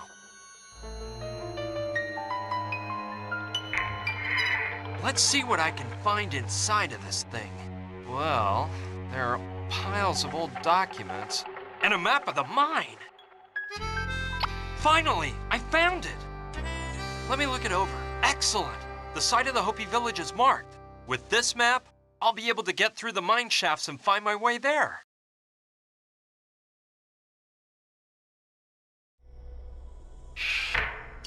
Even if I end up having to re-enter the combination, I think it'd be better to close the safe.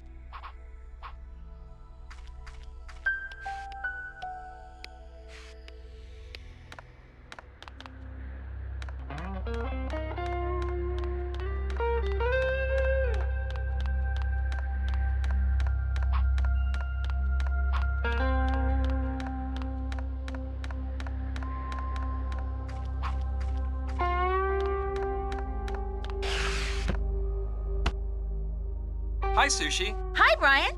How's it going? Did you find out anything else? I'm working on it.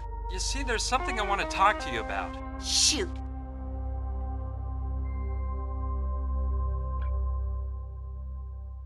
It's about your great-grandfather's mine. Sure, what is it?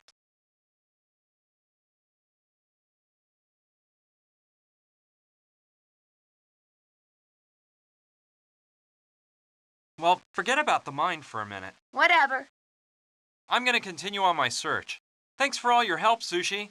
See you later. See ya, and good luck.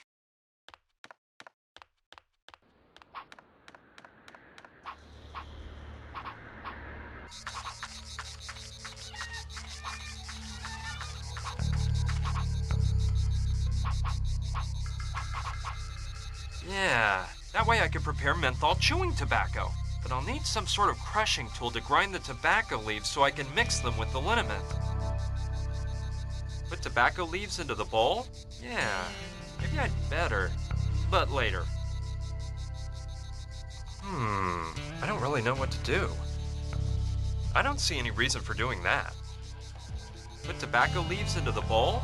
Yeah, maybe I'd better, but later. Yeah, that way I could prepare menthol chewing tobacco. But I'll need some sort of crushing tool to grind the tobacco leaves so I can mix them with the liniment. I don't see any reason for doing that. Put tobacco leaves into the bowl? Yeah, maybe I'd better, but later. That doesn't seem like a very good idea to me. Sure, great idea. The stamp is pretty large and durable. I can use it with the bowl to create a makeshift mortar and pestle. There we go. I think it'll work.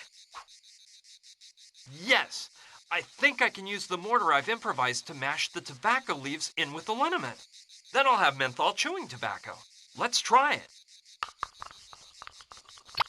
Okay, I think that turned out pretty good. But there's no way I'm trying it. Oscar, brought you some of that chewing tobacco you love so much. Really? Of course, partner. Here you go. Thanks a lot, Brian. No sweat, man. That's what friends are for. And we are friends, aren't we? Of course we are. I needed that tobacco like a lost man needs water in the Mojave. 'Cause the last shipment Saturn brought me was running out. I owe you one. Now I've got him wrapped around my little finger. Friend. What's up, kid? I need your help. What can I do for you? Well, it's a huge rock I need moved. Well, of course. I love doing favors for my friends. Wonderful. Let's go. So this is the rock I gotta move, huh? Yeah, it must weigh a ton. You think you can push it out of the way so I can enter the mine? This little marble? Of course, partner. Piece of cake.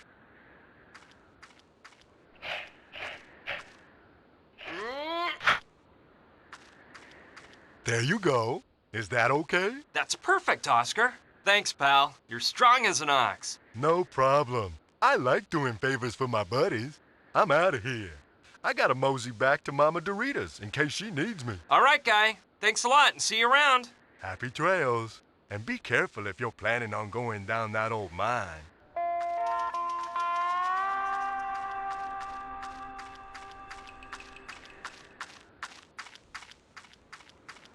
That Oscar. What a nice guy. I'm glad he's on my side and not somebody else's. All right. I've got everything I need to walk around the mine shafts until I find the Hopi village. Let's go in. I hope I get lucky for once.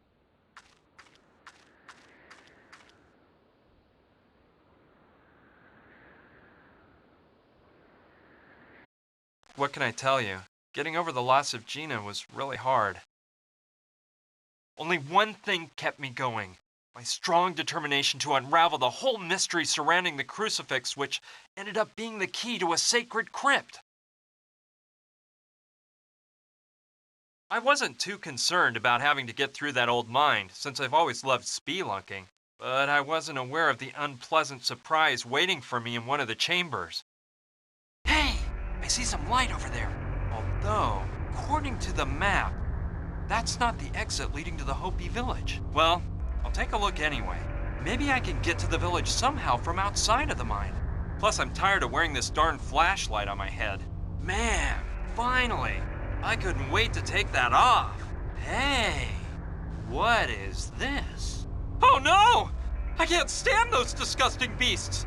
Ah! Bats! No!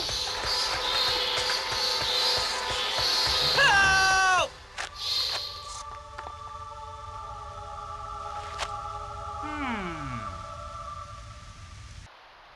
think that's the Hopi village down there. Eureka! I finally found it! It's not gonna be easy to climb down there. The mountain is really steep. The fall would kill me.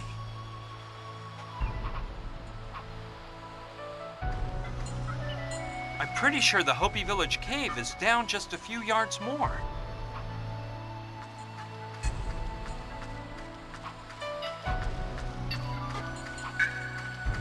Okay. The wood is in pretty good shape. I might be able to use it. Look what was hidden under the wood. It must be some kind of mining tool, but the handle's missing. All right. It might be useful to me if I find a handle to put on it. I didn't even notice it when I came running out of the mine. No doubt it's one of James Douglas's miners, killed at the hands of the Hopis. I don't like the idea. It's like grave robbing, but I don't have a choice.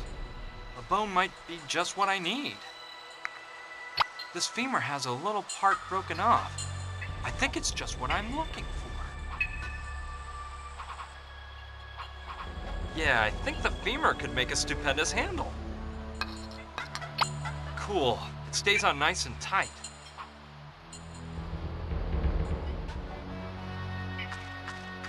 Okay, I'll take out the nail. It's pretty long, but it might come in handy.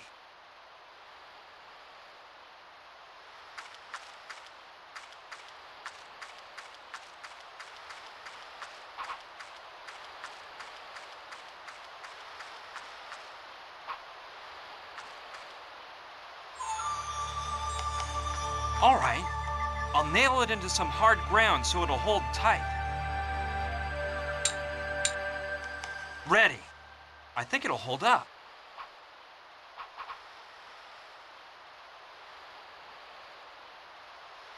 Come on, the rope has to be well attached to the nail.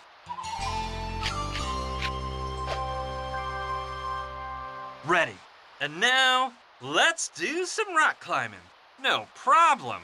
I was quite the climber at summer camp.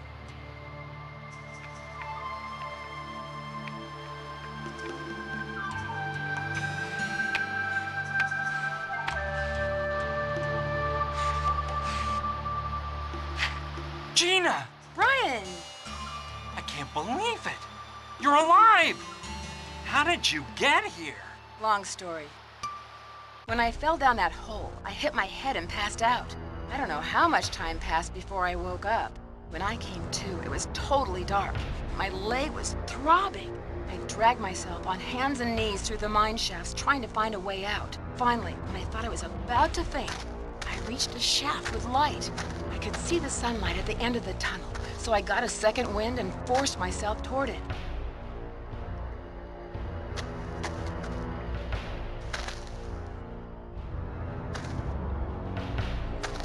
When I came out of the mine shaft, the first thing I found was that huge statue back there, and I was scared stiff. But I regained my composure and passed through all those weird ruins until coming here. I couldn't believe I was stuck in the middle of a rocky canyon with a broken leg. In all truth, I thought my life was over. And that's right where you showed up. Oh, Brian, I've never been so happy to see someone. But tell me, how did you manage to find me? Well, actually, I came across you by accident. After you fell down that terrible hole, I gave you up for dead. But I swore to solve the mystery of the crucifix. That's what brought me here. These ruins are from a Hopi village, and on the other side of this canyon must be the sacred crypt of the Hopis. The crucifix is actually a key that lets you into the crypt. That's astounding. How did you figure all this out? I'll give you the full story later. For now, let's get you out of here and have that leg fixed up. No, wait. I'm sure it was really hard for you to get here. Come on, let's not just leave without unraveling the mystery of the crucifix. I can hold out a bit longer. Don't worry. Please, go to that crypt. But you need to see a doctor, and that's more important. No, please, Brian. I owe it to my father. Do it for me. Well, okay. Have it your way. You just rest and don't move. Save your energy for when we leave. Okay, Brian. Don't worry about me. I don't like the look of Gina's leg. I didn't want to frighten her, but it seems like it's broken to me. I'll have to find a way to put a splint on her leg if I want to get her out of here. Okay, I think it'd be best to find that Hopi crypt first. Afterward, I'll take care of Gina's leg.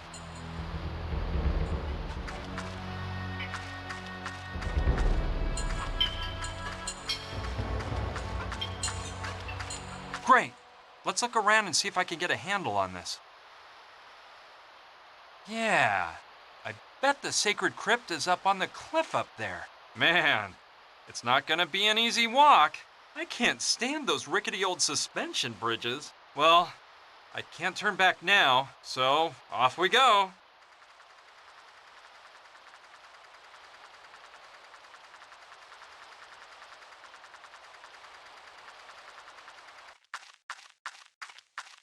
Aha!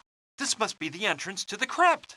And that weird monolith over there must be some kind of door. I suppose it's some sort of Hopi deity. That's no small nick. It's an actual keyhole.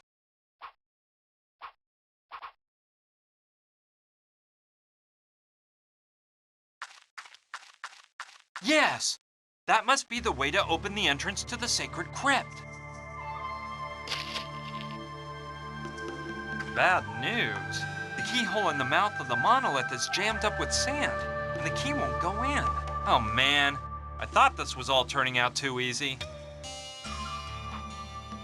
I don't know what sort of plant that is, but the stem has pods growing on it like green beans. Okay, it may be just what I need. A couple of those pods are hanging from the branch.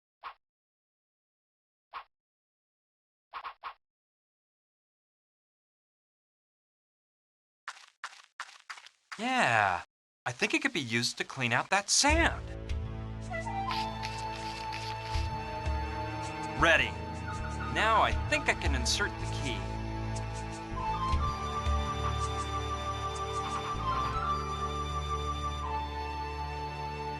Well, I hope the key will go in now. Great! The monolith is moving! I did it! The time has come to uncover the hidden mystery behind all this. I just keep wondering what I might find in there. The truth is, I'm a bit nervous. Anyway, here we go.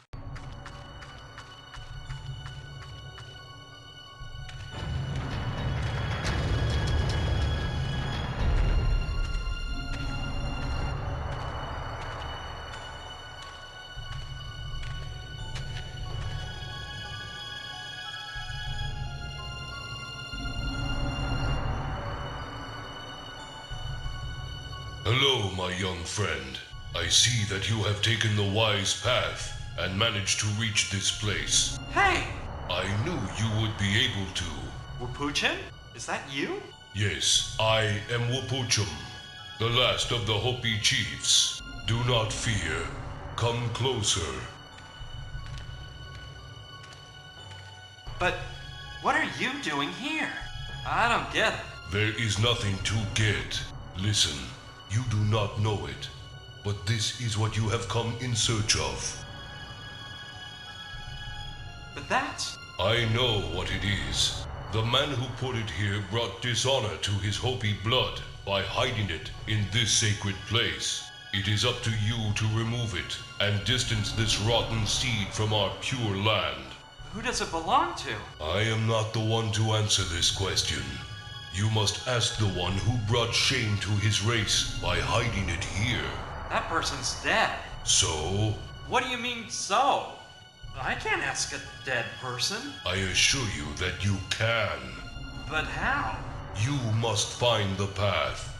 I know that you will be able to. Now you must leave. But first, leave the sacred Hopi key here. This sacred place must never again be desecrated. Okay, I understand. Here you go. Thank you. Thank you, Chief Wapuchim. Will we ever meet again? Someday, my young friend. Goodbye.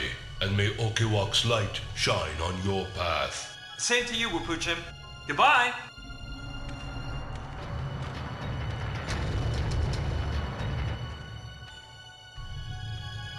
Whoa! I thought I was gonna decipher the mystery, but far from it.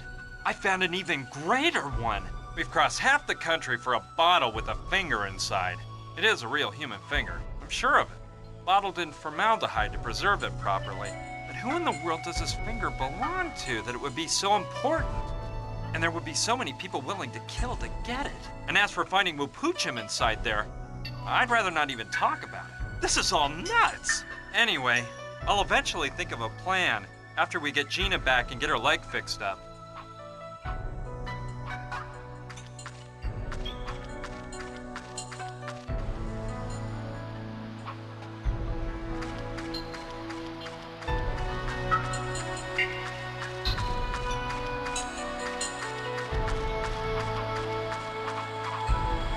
It's huge!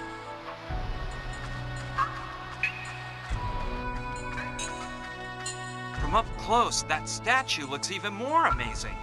That face is really intimidating.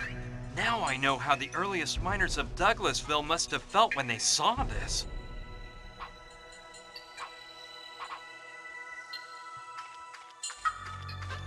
It must be some type of Hopi symbol.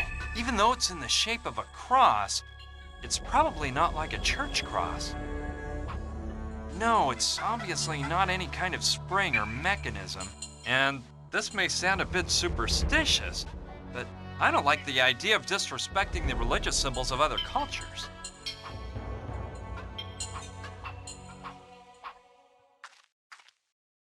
It's a tomahawk. Yeah, a tomahawk could come in handy. Well, this is no simple axe. It can also be used as a pipe.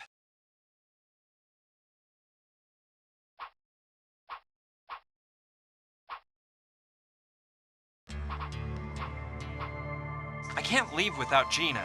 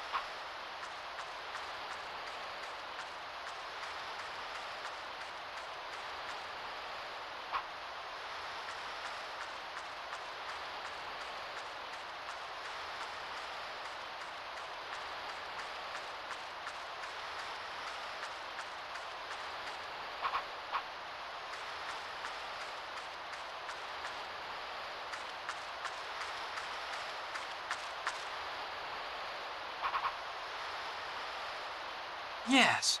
From here, I could cut the rope pretty far up and get a long enough piece to use as a splint for Gina's leg. Here we go. I'll cut up as high as possible.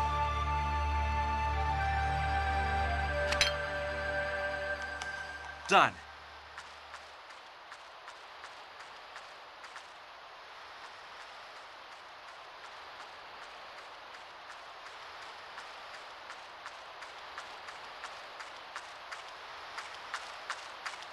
Let's grab the piece of rope I cut off.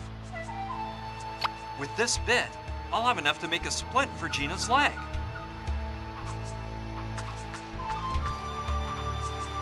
Yep, good idea. By dividing the wood into two pieces, I'll have two boards to use as a splint on Gina's leg. Ready. I think they're just the right size. Let me just use the rope to tie the pieces of wood on tight. That'll make a good splint. Let's see. Gina, try not to move. I'm gonna put a splint on your leg.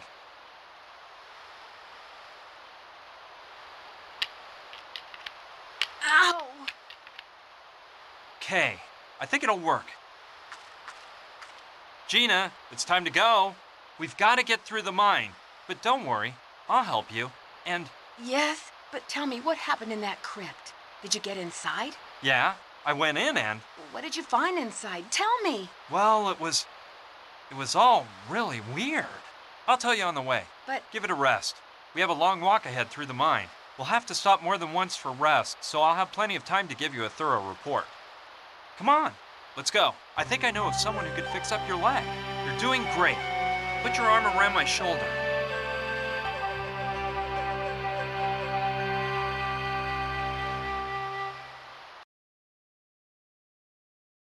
Oscar, my friend Gina has an injured leg. Mama Dorita can cure her, right? Of course. Come on, get in here. Would you believe? Gina was alive! I was flabbergasted to find her after thinking I'd lost her forever. As for the mystery we were trying to solve, we were almost worse off than in the beginning. All we had was a human finger in a bottle of formaldehyde, and that was an even greater mystery than the crucifix itself. Thank goodness I could count on Mama Dorita's help, which was more than just fixing up Gina's leg.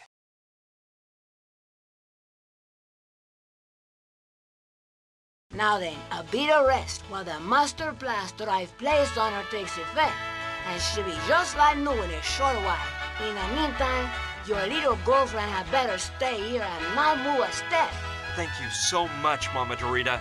You are so kind, ma'am. De nada. You said your name was Brian, right? Yes, ma'am. Brian. Brian Basco. Muy bien, Brian. Something tells me you are also in need of my help. What can I do for you? And please, stop calling me ma'am. Well, ma'am, I mean, miss. I need to speak with a dead person. Do you mean speak with the spirit of a dead person? Very well, I can help you with that. However, you must know that in addition to myself, I will need a medium while I perform the call to the other side. Furthermore, experience tells me that it is of the utmost importance for the success of the seance that the person with close emotional ties to the spirit remain present. To spice things up a bit, if you catch my drift. Of course, you must keep in mind that you may wish to communicate with the unliving, but the unliving may not wish to communicate with you. As for the person with close emotional ties to the spirit, there's no problem. That person is Gina. Very well then, that problem is solved. All we have to take care of is the topic of the medium. Why do we need a medium? Look, spirits are intangible entities, and as such, they cannot produce any sounds whatsoever, unless they enter into the body of a living person and use it in order to speak. That is what mediums are for. They are referred to as horses in certain cultures. Where can I find a medium around here? I used to work with a woman from Nacozari, a town south of the Mexican border. She was an excellent medium, but one day we experienced a bit of a rough seance, and she swore never to work as a medium again. Besides the woman from Nacozari, I don't know of anyone else around here. What about using Oscar as a medium? Impossible! Oscar is a marvelous person, but he is in no way prepared to act as a medium. I think I could be a medium. You? I think not. Come closer and look into my eyes. No, you cannot. Your eyes reveal that you are unprepared to lower your level of consciousness enough to fall into a trance. Okay, I see what you mean. I am delighted. How did Oscar start working for you? Well, I can't tell you anything about Oscar's past life. That is his own business, and it is up to him to speak about it if he wishes. What I can tell you is that his life had gone astray when I met him. He was like a boy lost in the woods, with no idea where to turn. I did what I could to help him because I immediately sensed the pure soul trapped inside that strong, huge body. He is very grateful to me, and that is why he insists on remaining by my side. I have told him time and again to get on with his life and forget about me. But he says his only mission in life is to stick by me and serve me in every possible way. I'd like to see Gina. Go ahead. You know where to find her.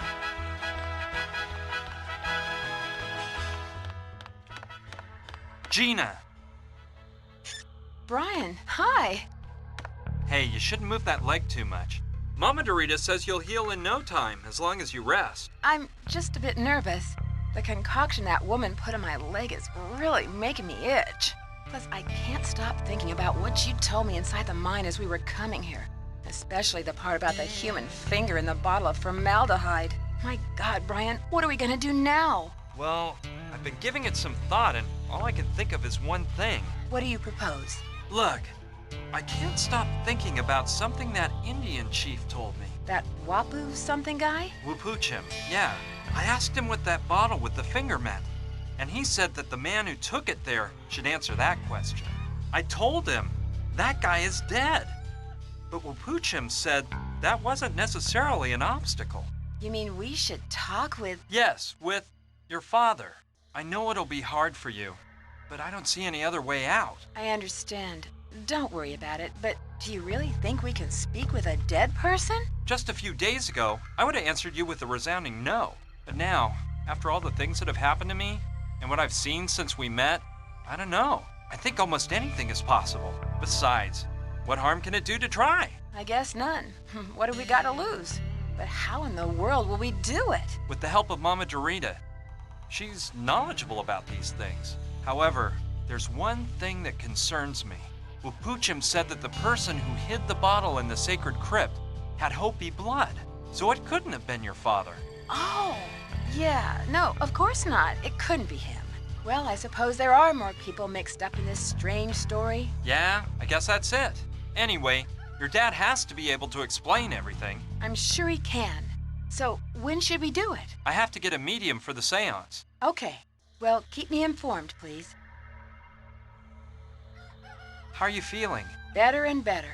I must admit, Mama Dorita knows what she's doing. I'm out of here. I have to work on finding a medium. That's okay. I hate having to stay here without moving, and without helping you. You just have to think about healing as fast as you can. See you later. Be careful. Bye-bye.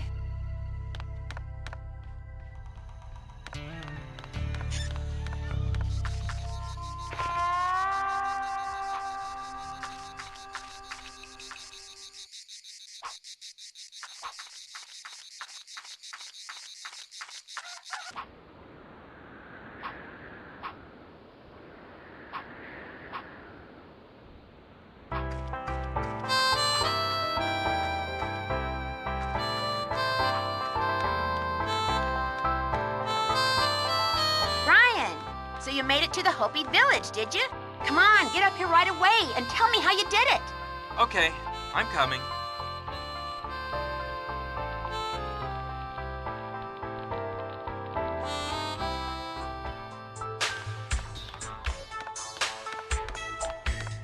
How did you find out? News gets around fast. And I also know you didn't come back from the Hopi village alone. You didn't tell me about the girl. You see, I thought she was dead, and I didn't feel like talking about it. Oh, I think there are lots of things you'd rather not talk to me about. Don't you think it's time you told me the truth about how you got here? Well, all right, but I'm warning you, it's a crazy story. Oh, don't worry. All the better. Here goes. A few days ago, I started off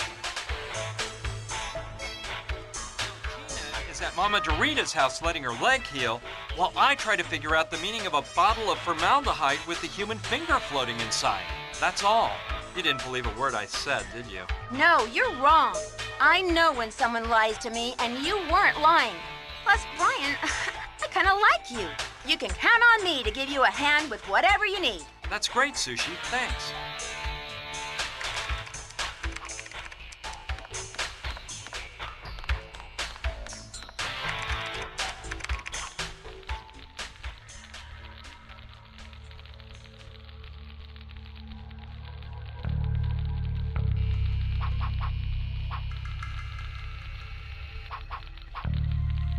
As usual, a bell and a check-in book.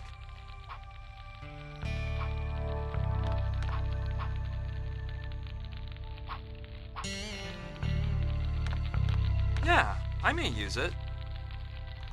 It's been covered with ash and soot by the fire, but it's not in bad shape.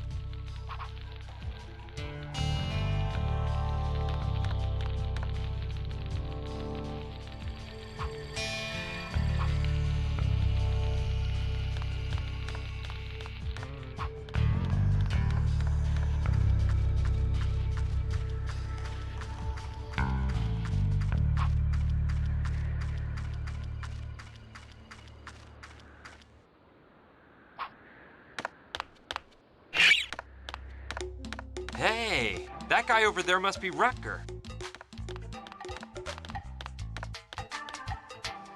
Hello, Rutger, right? Yeah. And you're Brian, I bet. Saturn's told me about you. By the way, that helmet you gave me is way cool. You wouldn't happen to have another one for me, would ya? No, sorry. I only have that one. Well, if you ever come across another one, keep Mr. Rutger in mind. Sure thing. Awesome, man. Hey, that music you were playing sounded really neat. You thought it was cool? Playing the bongos totally mellows me out. It's my hobby, you know. The greenhouse you've set up here is really something. Thanks, man. Plants are my life. That is the truth. I've mostly got African spices in here. You know why? 'Cause Africa is the mother of life. I was thinking, you wouldn't happen to know of a plant or something like that that would help a person go into a trance, would you? To enter a trance? You mean to trip out, right? I have some knowledge in that area. Do you think you could prepare me some of that? I could, but look, I don't know if you're aware of how things work around here. Oh yeah, I should give you something in exchange. That's it, right? You got it. And what might that something be? I don't know. I don't really need anything. Something I might like, you know. Could you tell me exactly what the Rastafarian beliefs consists of? No. I'll just go on my way, Wrecker. See ya! See ya!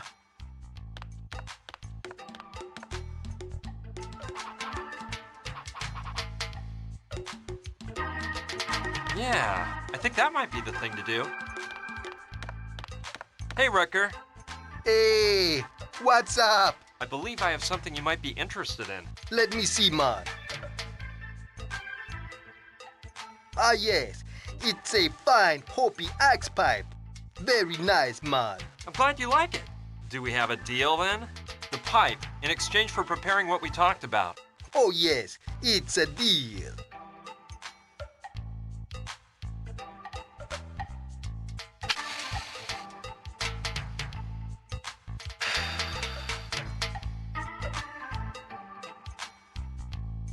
This is sweet as honey. Take a puff.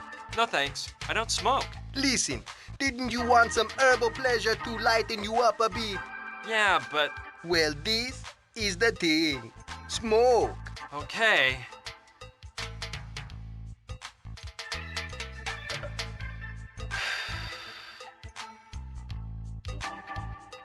I'm not used to this, so one drag will do. Whoa. I feel dizzy already. I better get out of here fast. I believe I'm ready to act as a medium. Let's see. Show me your eyes. No. A bit better, but no. I must say your disposition for lowering consciousness enough to go into a trance has improved. But you still don't seem adequately prepared.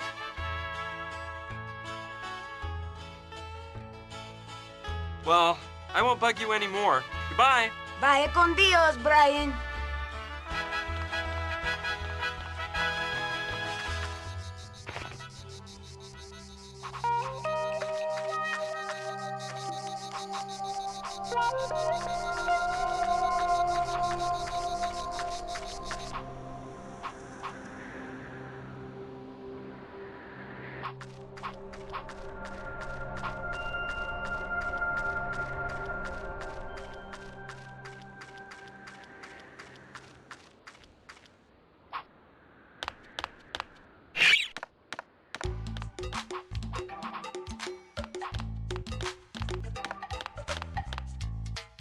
Hey, Rucker. Hey, what's up?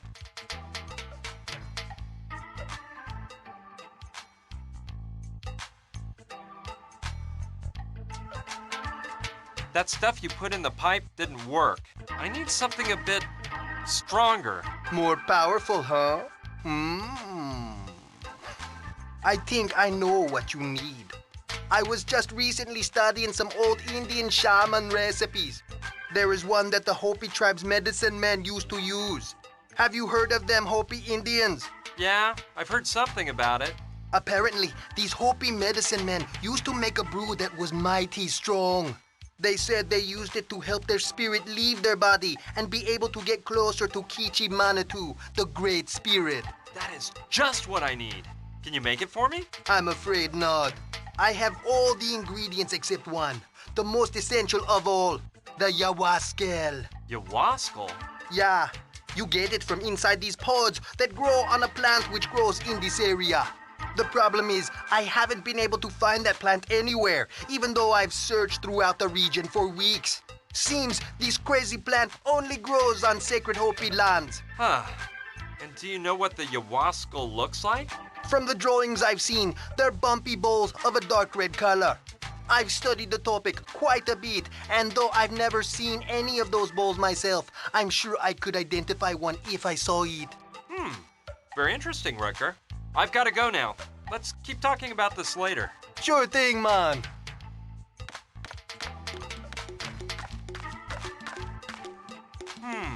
I still have the branch I tore off the outside of the sacred crypt. And now that I've taken a closer look, there's some pods on the stem.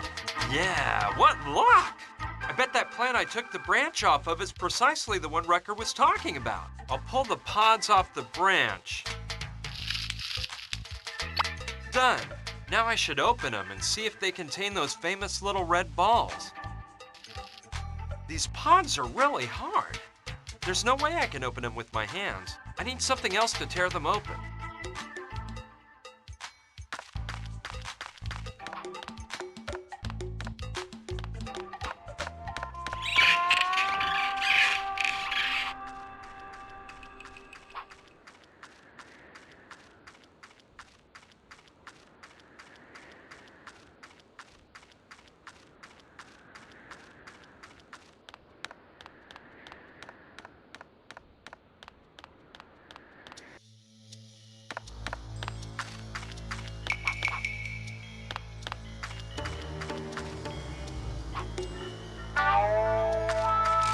Okay, let's take one more peek to see what I can find. This scalpel may be just what I was looking for. Yes. Using the scalpel, I can open the pods up and get the little Yawaskel balls out. Ugh, that didn't work. These pods are as hard as a rock.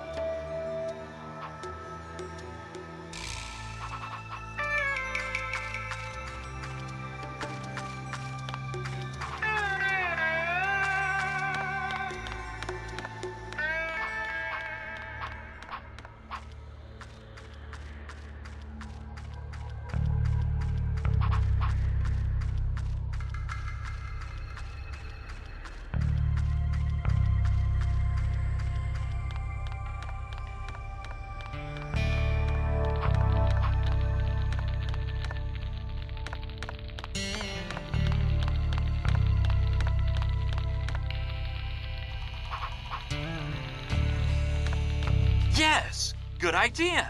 If I heat up the scalpel, it'll definitely cut better. I'll leave it in there for a few seconds to make it nice and hot. All right, that should do the trick. Ow! I gotta be careful. It's burning hot. All right, this time the pods will yield to my strength. Finally! Now I've got those silly Yawaskel balls. And just in time. The scalpel's cooled down and is now at room temperature. Good thing I cut through the pods when I did.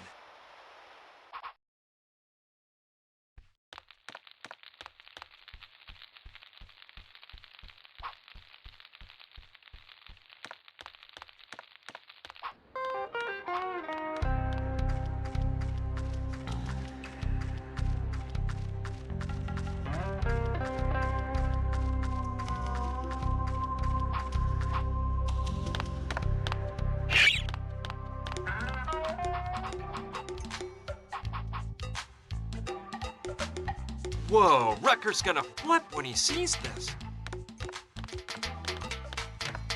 Hey, Rucker. Hey, what's up? You'll never believe it. What? I've got some ayahuasca balls. No way, brother.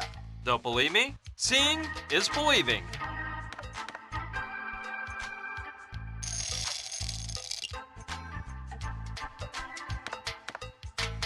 Man, you're right. It's prime ayahuasca. Told you so. Can you make that Hopi brew you told me about now?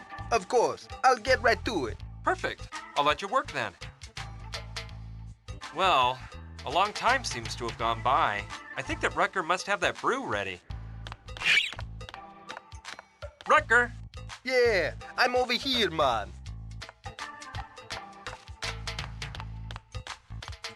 Is it finished? I have the finished product. And I'm telling you right now, this is some grade A stuff. Those Hopis sure knew what they were doing. If this doesn't put you into orbit, I don't know what will, my friend. Okay. Does this taste bad? Bad? No way. These guys even made their herbal infusions taste delicious. Drink with no fear, man.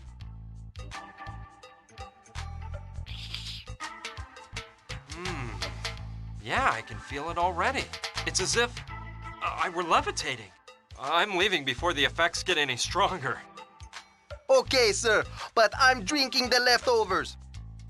Now I know I'm prepared enough to become a medium. You don't give up, do you? Very well. Let me look into your eyes. You win, Brian. I think you will be able. Your eyes have revealed it. Good. Your mind is ready. Now we must prepare your soul. Prepare my soul? It is indispensable in case something goes wrong. What do you mean by that? I didn't think this was dangerous. And it is not, provided a medium is truly prepared. Believe me, preparing your soul properly will keep you from fear. Okay already. Fine. What do I have to do? Kneel before the altar. Here? Yes, on your knees. Repeat after me. Okay. San Luciano, I pray that you care for my soul while it is absent from my body. San Luciano, I pray that you care for my soul while it is absent from my body. Santa Brigida, protect me with your cloak and do not allow the devil to take over my body. Santa Brigida, protect me with your cloak and do not allow the devil to take over my body. Jesus, my soul is clean and ready to travel to your side if you wish it to be so. Jesus, my soul is clean and ready to travel to your side if you wish it to be so. Enough. Please rise. Okay, should I bring in Gina so we can get this over with? Not so fast. We won't be doing it here. We are going to the Well of Souls. Where? Do not worry, it's the proper place. Do you see the well to my right? That is the place. Go. Do we really have to go in there? Yes, we do. Think no longer and go in. Vámonos. You will see a seat inside of our pentagram. Sit in it and prepare your mind. Oscar will help Gina and me down. All right, whatever you say.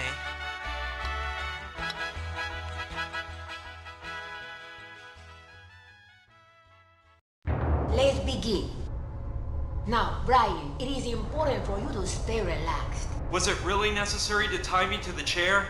See, believe me, it was for your own safety, I assure you.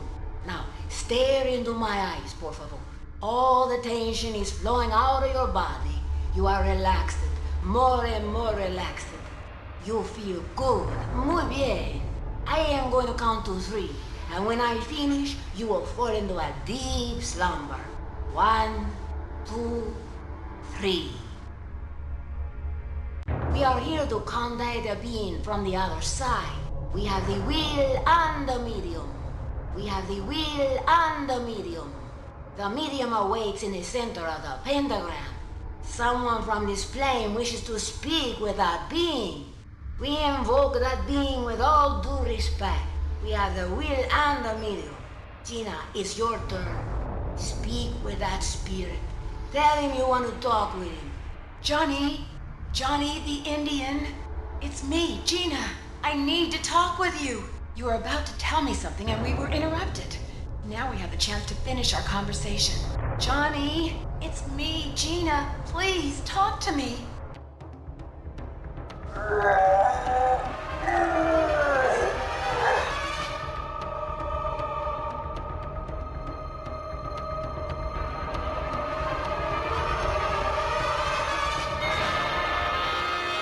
Johnny, is that you? Gina, what the devil happened? Where am I? The Sandretti's got you. Yes, I remember. We were talking at the Pink Iguana when those thugs showed up, but I don't remember anything more. Where have I been? It's dark here, and I'm freezing. Johnny, look, you're locked up. The Sandretti's locked you into the basement under the storeroom in the Pink Iguana. Damn them. Gina, you've got to help me. Get me out of here, and I'll take you with me. We'll be rich, kiddo, and we'll live like kings. So, it's true? You kept the money from the truck heist? Of course I did. I pulled one over on those bastards. I'll share the cash with you, baby. Just get me out of here fast. Now's not a good time. There's guards all over the place. I'll come get you out later. But tell me, where did you hide the money? The Sandrettis haven't been able to find a clue. Of course they haven't found it. You think I'm an idiot? Those evildoers will never find the money. You are so sly, Johnny. Where's it hidden? Yeah, kiddo. Too smart to trust you, too. I'm not telling you one more word. Get me out of here, and I'll give you your piece of the pie. Okay. All right. I'll come back in a while and help you escape. I'll be waiting. Make it quick. Johnny? He has departed. And I must say I don't like what I saw one bit. Gina, you have toyed with a spirit, and that can be very dangerous. I hope you don't regret it later on. But let us set that topic aside. Brian is exhausted and needs to rest. Oscar, untie Brian and take him to my room. Lay him on the bed and let him sleep as long as he needs.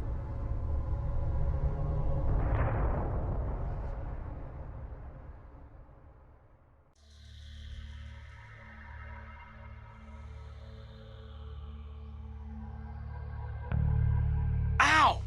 Gina! Oscar put you in bed. You've been asleep for nearly 24 hours. The effort of being a medium left you exhausted. Do you remember anything that happened in the Well of Souls? Enough! Everything seemed like a dream. It was like I was floating above your heads, but I perfectly remember that you didn't invoke your father. No, it was Johnny the Indian. That's it. Well, don't you think you owe me an explanation? Yes, I guess so. Well, here goes. Remember everything I told you about my father's death in the hospital? Yeah, of course I remember. Well, it wasn't exactly true. You mean your father didn't? No, he's perfectly fine. And he doesn't work for the government, like I said. He breeds sheep in Marion Bridge, Utah. So, you invented all of that? Not exactly. Let me explain. I really did work at the Pink Iguana, but I wasn't really a singer. I performed in another type of show. That night, when my act was over, I talked to Johnny the Indian, a pretty shady fellow who'd just gotten out on parole. Johnny had had a few too many. He told me he was going to start a new life and that I should go with him.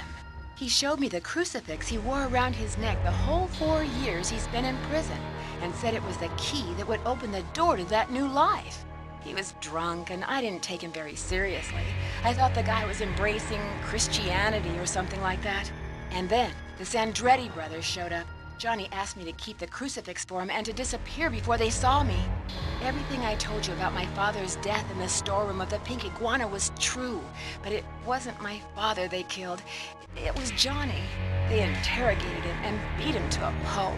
I'd heard of the Sandretti brothers and how dangerous they are, but that night I saw it with my own eyes. When I saw them kill Johnny, I couldn't help but scream, so they found me out and I ran as fast as I could down the alley.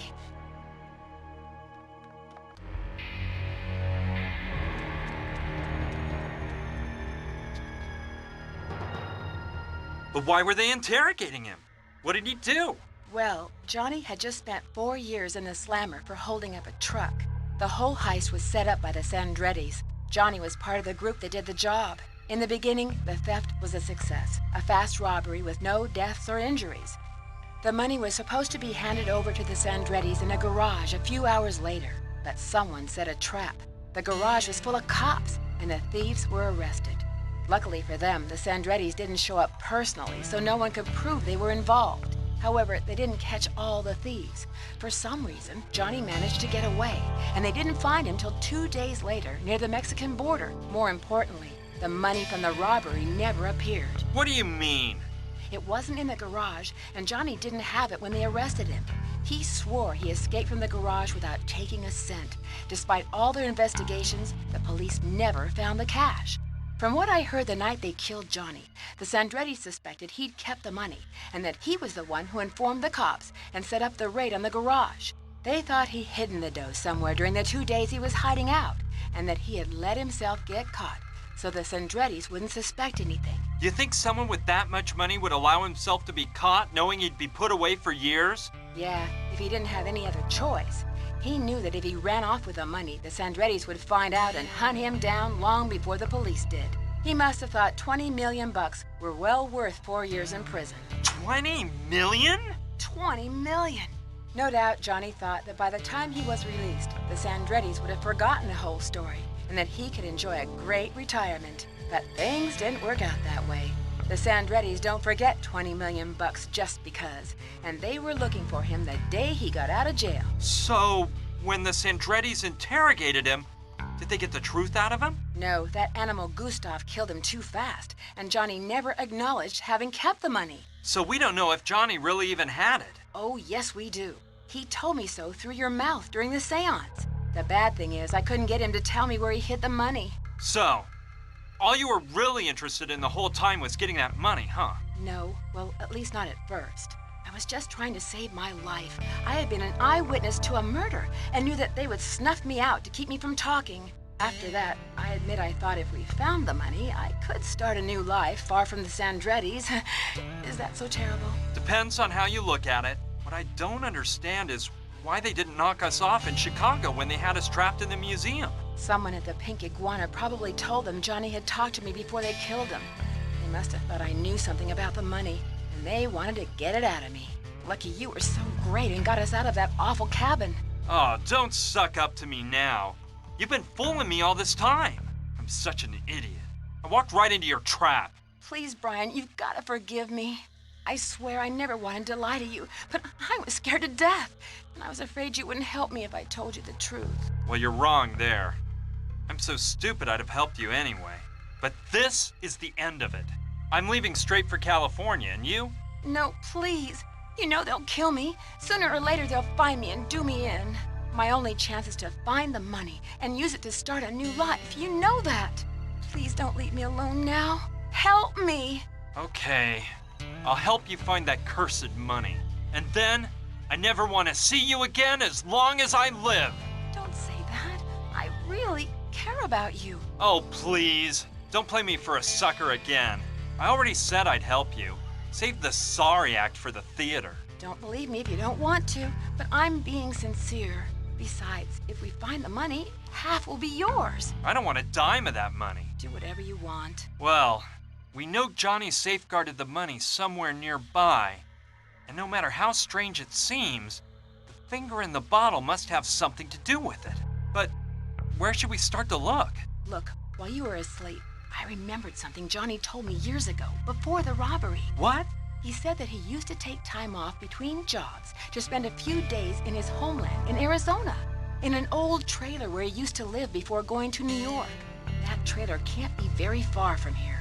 And if we find it, maybe there'll be some clues about the money inside. Yeah, that sounds like a good idea. Well, I'll start with that and try to find that trailer. I'm going with you. My leg is much better. No way. You haven't recovered yet, and I don't want to have to carry you. Are you gonna be mad at me for the rest of your life? No, because I plan on removing you from it soon. Fine, just go alone if my company annoys you. I'm leaving, but don't worry. I'll be back. Goodbye.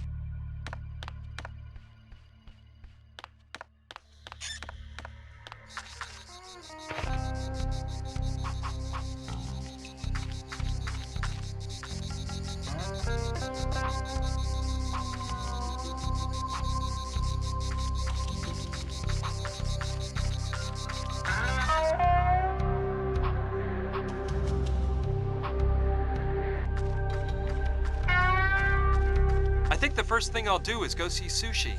I've got to speak with someone I can trust about all of this.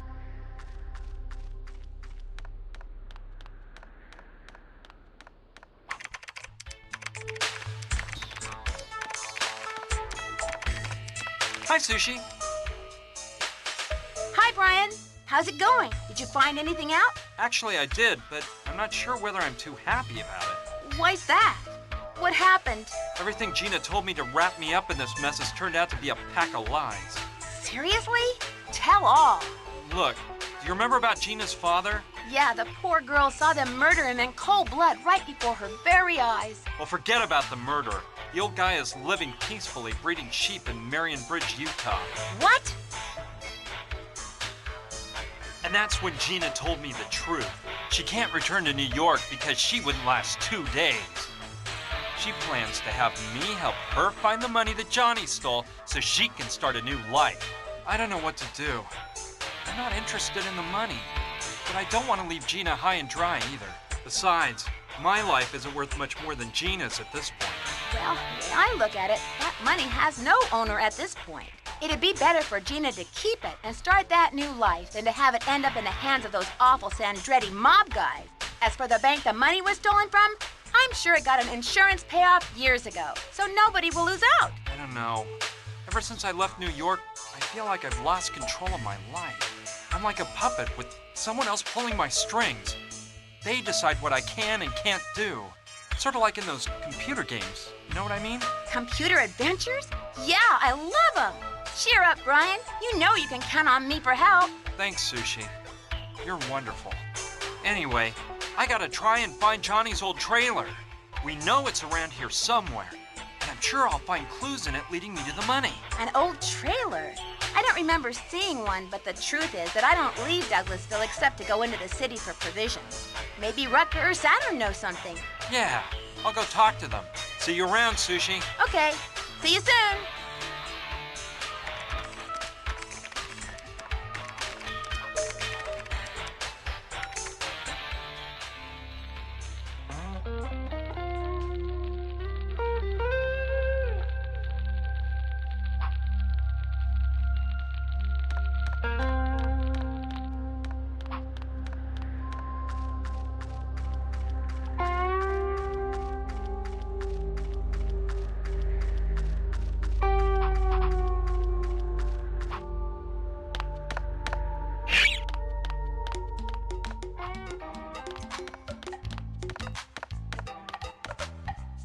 Hey, Rutger. Hey, how was that yummy cocktail I made for you? Great, it worked fine. But I assure you, I don't plan on trying it again. Well, whatever. Hey, do you remember seeing a trailer around somewhere during your plant gathering expeditions? A trailer? No, I don't remember seeing any trailer, man. I'll just go on my way, Rutger. See ya. See ya.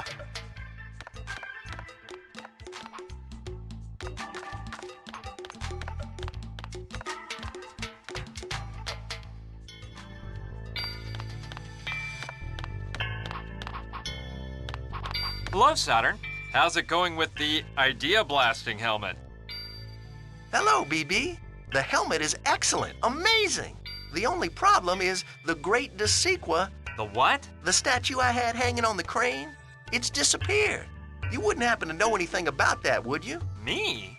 No, not a clue. It's so odd, don't you think? Yeah, well, I hope it's just one of Rutger's little practical jokes, though he assured me he knows nothing. Don't worry. I'm sure it'll turn up. I hope so. Hey, when you've gone out looking for raw materials, did you happen to see a trailer? I think I recall seeing an old trailer one time. Yes, but it didn't seem like anyone lived in it. It looked abandoned. And where was that, Saturn? Don't you remember? It's really important. Well, let me think. That must have been 7 or 8 months ago. And at that time, I was involved in a project for which I needed a large quantity of clay. So I was in search of argillaceous zones. By the way, have I mentioned a simply amazing work? The construction of an exact replica of the city of Florence in the second half of the 14th century. Splendor of Florence. It's one of my greatest works. You see, I was trying to capture the spirit that... Listen, Saturn, that's interesting and all, but I'm in kind of a hurry. I'll drop by later so you can fill me in on your great work, but please just tell me where you saw that trailer for now. All right, I shall. It was on the other side of Painted Canyon Gulch, to the south of Douglasville, about 1 hour away from here. Okay, I hope I can find it. You should really reflect on your life, BB. You always seem to be searching for something you don't have. We'll discuss that later, Saturn. See you soon. Ciao.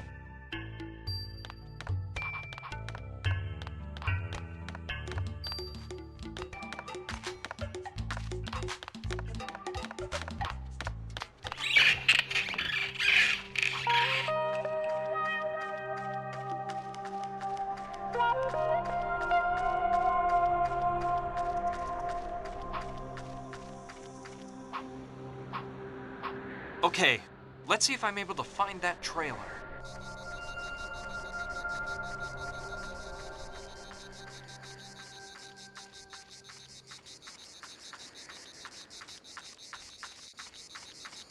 Ha! There's the trailer. No doubt about it. That's gotta be the one. Okay, let's see what I find around here.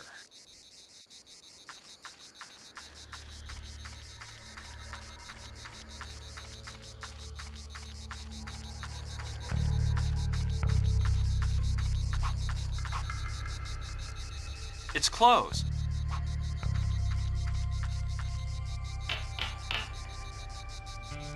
Impossible. It's locked up tight.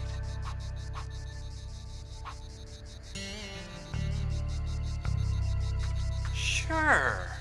By using it as a lever, I might get that door open. It worked! I'm in. Let's see what I find inside. Ugh, what a stench! Place is a mess. I'd better move fast and get out of here as soon as possible.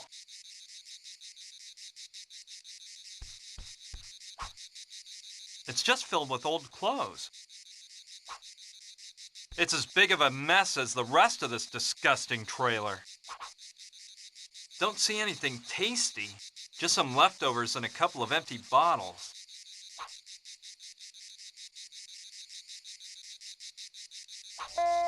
How weird.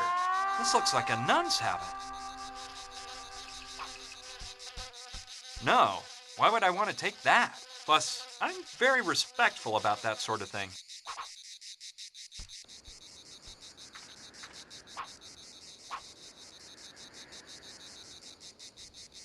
Okay, I'll just rummage through these papers. This looks interesting. It's an advertisement for a bank. That may be where the money is.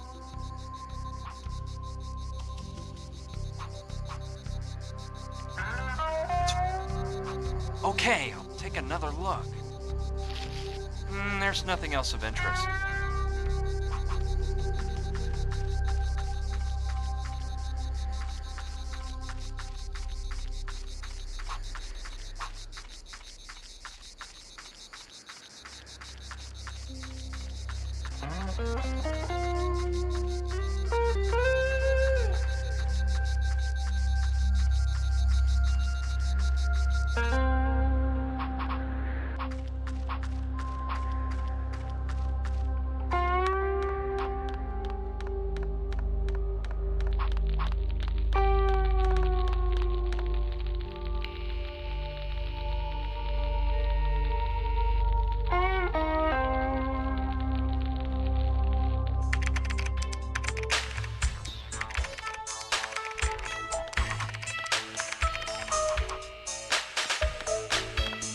Sushi!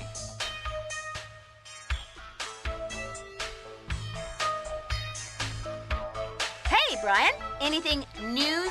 I found Johnny's trailer. How cool! And did you find any clues leading to the money? Yeah, I found a brochure for a maximum security bank in the trailer. I'd appreciate it a lot if you could investigate it on the internet and find out about the bank. Sure, that's a cinch. I'm gonna finish a little job I'm wrapped up in, and then I'll get right to it. Leave the brochure on the desk, please. Okay, thanks, Sushi. No problem. I'll report back later.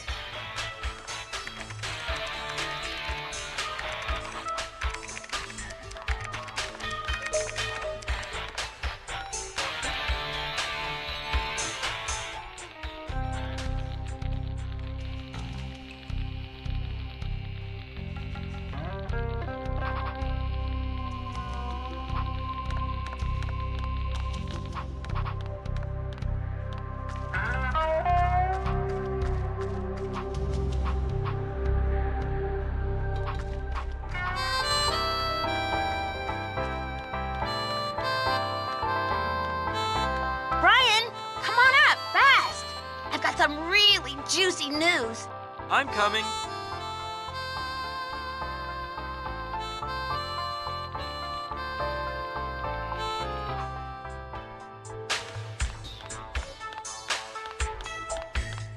So, what did you find out? First of all, I investigated what type of bank the brochure you found is for. It's not any conventional bank. The customers rent safety deposit boxes to keep their stuff in. Money, jewelry, antiques, whatever. They don't have to give any explanation at all of what's deposited inside. And I assure you, the place is a veritable fortress. I need not say that there has never been a robbery or even an attempted robbery. Then, do you think Johnny put the money there? Well, it's a possibility. This type of bank charges its customers a fortune, and in turn, they pay astronomical taxes to the government in exchange for certain immunity. I mean, the police have no access to lists of customers or the items on deposit. That undoubtedly makes it a pretty safe place to stash money. Using my amazing skills, I broke into the bank's database, but I didn't see the name Johnny anywhere on the list of customers. That doesn't surprise me.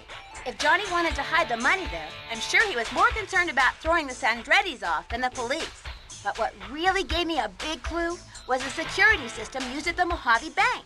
When customers rent a safety deposit box, they receive no key or magnetic card whatsoever. Nothing. What they do is perform a fingerprint analysis. And when customers want to access the box, they just place their index finger on a scanner for the computer to identify their fingerprint.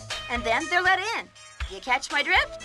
Yeah, you're thinking of the bottle of formaldehyde I found in the sacred crypt. There you go. Then I researched the police databases, and I entered Johnny's full name, John Tawangyama. I verified that he showed up dead in a New York alley 2 days ago. I kept following the lead of his last name, which obviously isn't very common, and I found an interesting bit of info. 4 years back, a woman's corpse floated up in the Green Gila River. When they checked her identity, she turned out to be Sister Juana Buenadicha of the Santa Clara Mission in California. She'd been strangled and thrown into the river. A nun? No way! How was she connected to all this? Juana Buenadicha is the name she took when she entered the order. That woman was an Indian, though, and her real name was Mary Tawangyama.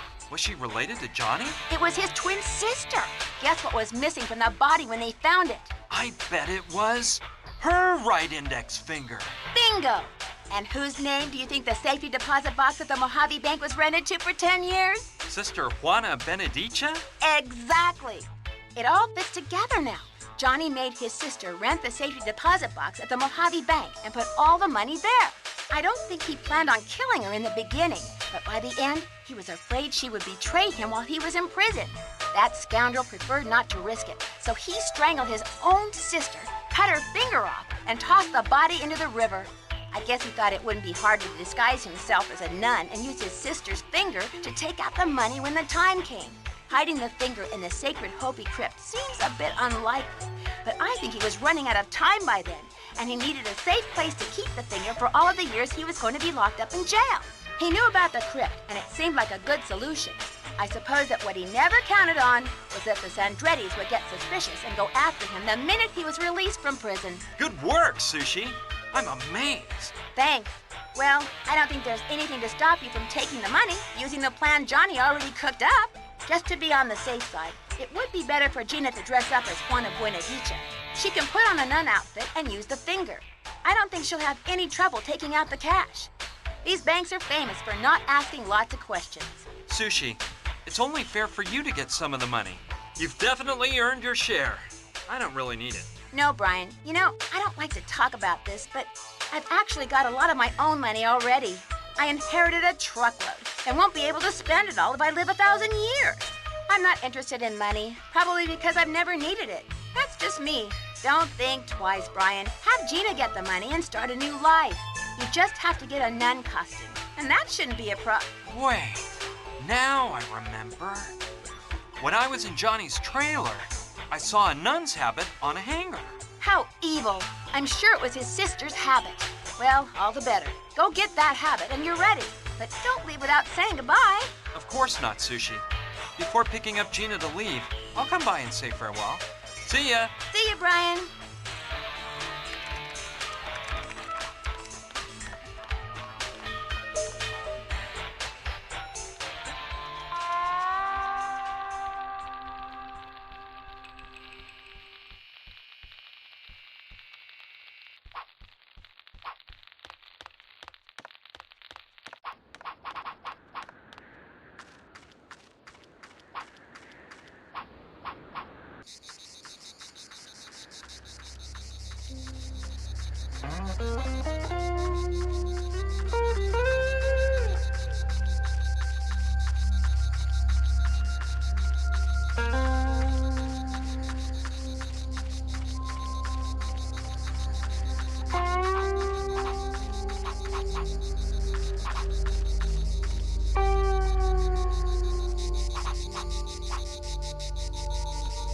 okay, but it gives me the creeps to take it.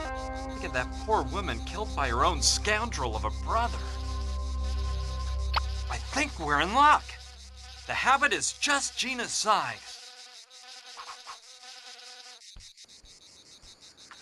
Okay, all set.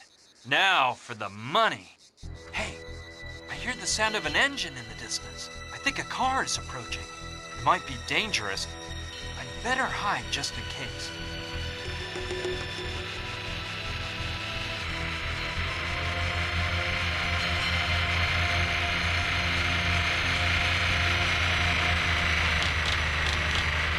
No, not now! Those dumb goons, Gustav and Fyodor, they found us!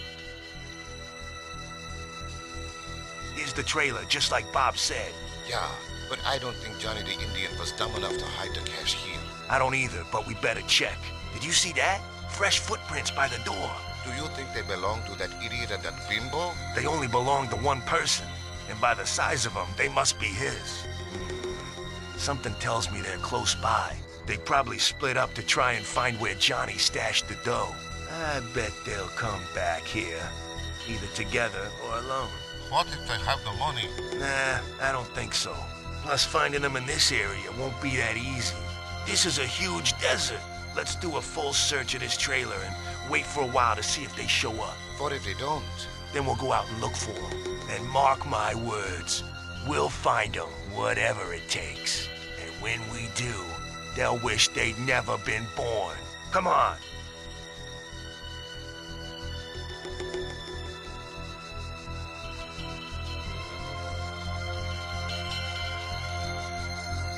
Rotten killers. I've got to do something before those two find us.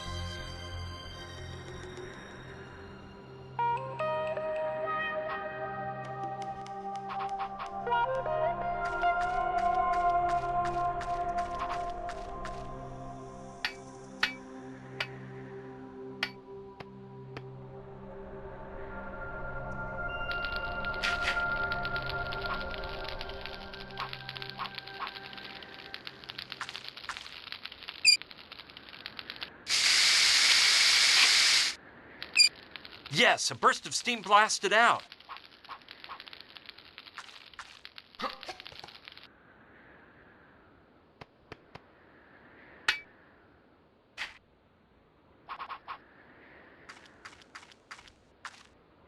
It's a sheriff's badge. It must have flown out the smokestack like the cell key did. Yeah, I can use that. It's not too worn out considering the circumstances.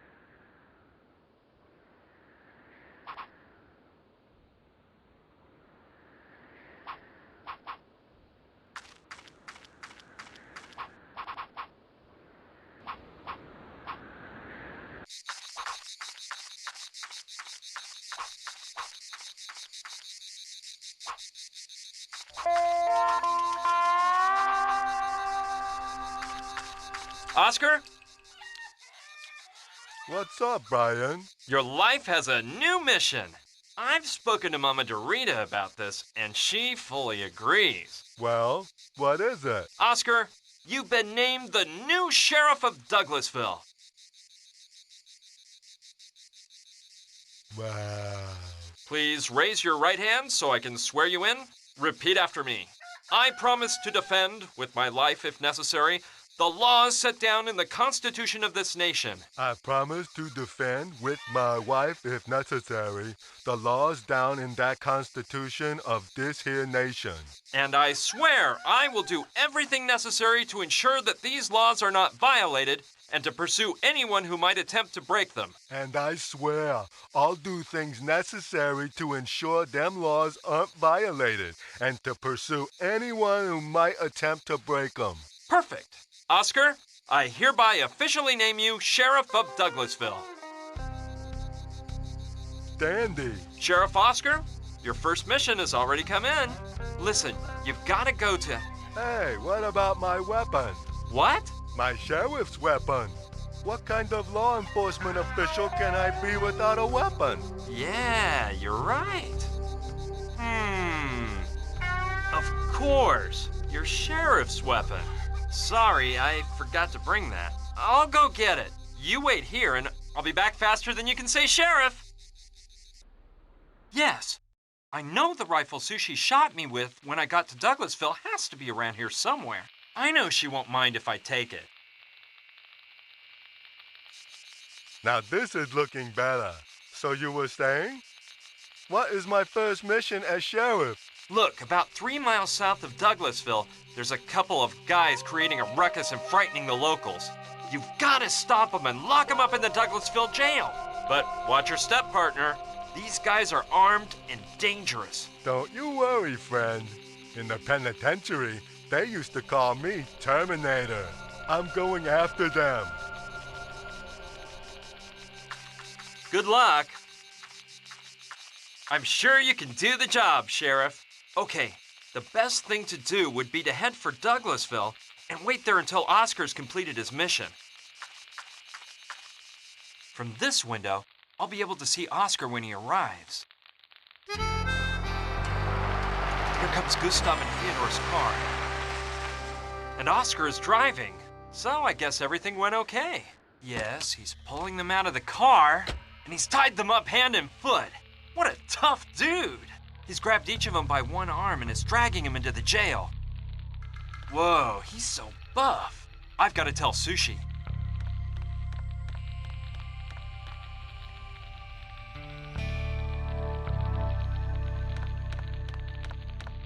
Sushi, good news! Really? What is it? Those cursed assassins are now locked away in the town jail. But how did you manage that? It was Oscar. I made him the town sheriff and gave him his first mission, to capture those 2 killers. No way. You're unbelievable, Brian. That big guy Oscar is unbelievable. By the way, I gave him your rifle so he could carry out his mission. You don't mind, do you? No, that's okay. Plus, I won't be needing it anymore. Law and order have been brought back to town. But seriously, this is all good, but it doesn't solve the real problem. Besides, we're not exactly the murdering types. And even if we were, all we'd achieve by eliminating Gustav and Fyodor is for the Sandrettis to send more killers after us. Yep, you're right. We've got to think of something to free us of the Sandrettis for good. You said it. You know what? I think I'll go and congratulate Oscar and get the pleasure of seeing those 2 thugs behind bars. Are you coming? No, not right now. You go, and I'll keep thinking of a plan. All right, see you soon. See you soon.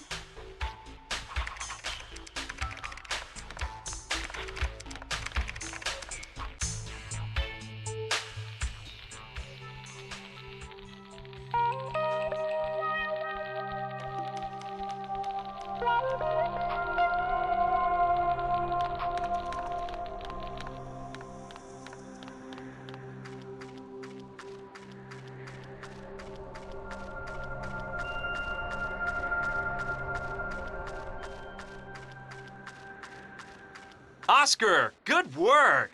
You managed to catch those 2 bad guys. Thanks, but I was just doing my job. Those 2 bandits thought they could beat me with a little gun and some knives. Yeah, they were really fooling themselves. You locked them up in the cell, right? Yeah, the things they were carrying are in a jail bag on the desk in the office. Perfect, Oscar. You're a real professional. Just doing my work. By the way, Brian, from now on, would you mind calling me Sheriff? Of course not. It would be a pleasure, Sheriff.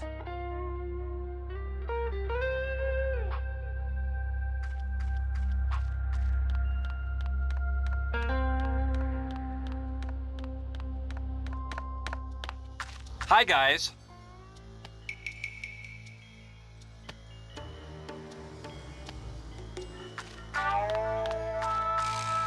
You're the moron behind all this? Not as much of a moron as you, it seems. This time you've met your match, one would say.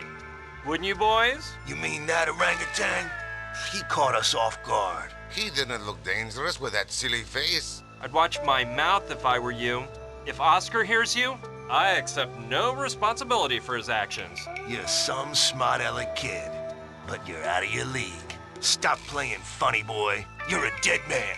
Yeah, deader than that corpse there behind you. I don't think you should be threatening anyone at this point. You should be begging. And speaking of that guy back there, take a good look, because that's how you guys are gonna end up. What a waste of time talking to two killers. Why don't you shut your trap, Okay, you Russian examining retard? the stuff those two guys were carrying around may give us some ideas. The canvas is pretty worn out, but I don't think it'll tear.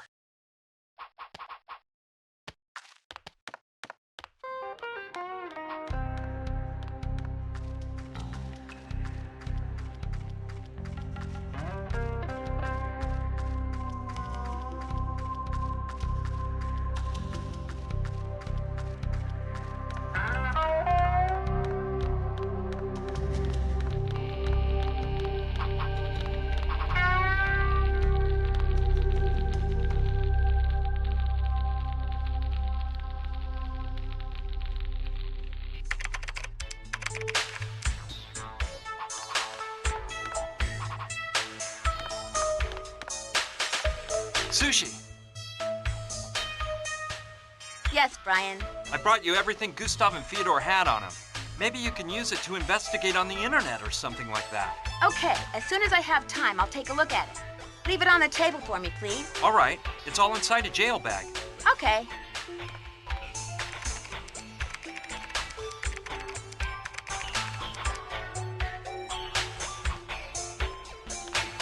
Sushi, sorry for disturbing you.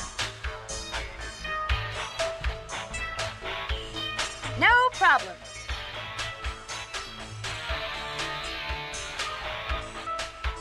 Anyway, Sushi, we'll talk later. All right, see you later.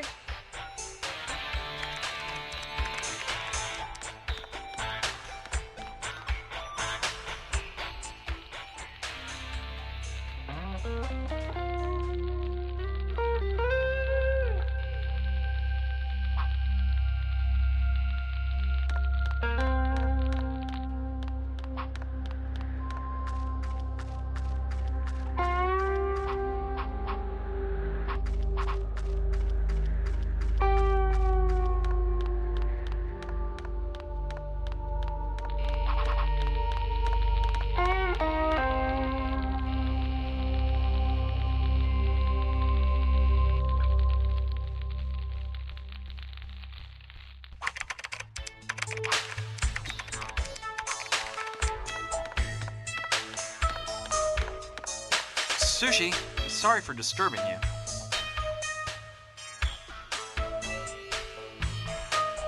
No problem. Have you taken a look at Gustav and Fyodor's things? Yeah, but I bet all their papers are fake. I haven't found any information on their past on the internet. Although, there is one thing I discovered. Gustav is a total movie fan. Movies? How do you know? While looking through his wallet, I found a season ticket to the Film Archives of New York. Can you believe it? That animal is a cinema lover. I don't want to imagine what his favorite films are. You know, movies are what I miss most since moving here. In Boston, I used to go 2 or 3 times a week. You like movies? Oh, I do too. I'm a major movie freak. Oh, yeah? So tell me, who is your favorite director? Woody Allen. He's my favorite, too. I know it's hard to pick, since there are so many good ones, but which of his movies do you like best? Manhattan Murder Mystery. I love that one. Do you remember the scene where... Hey, wait a minute. I think I've got an idea to solve all this. Just let me think for a minute here. And it should work. Wait, let me organize everything and then I'll explain. But can't you tell me about your bright idea? No, I'd rather make sure that we have everything we need first. Come back in an hour, okay? Seems like it's been an hour to me.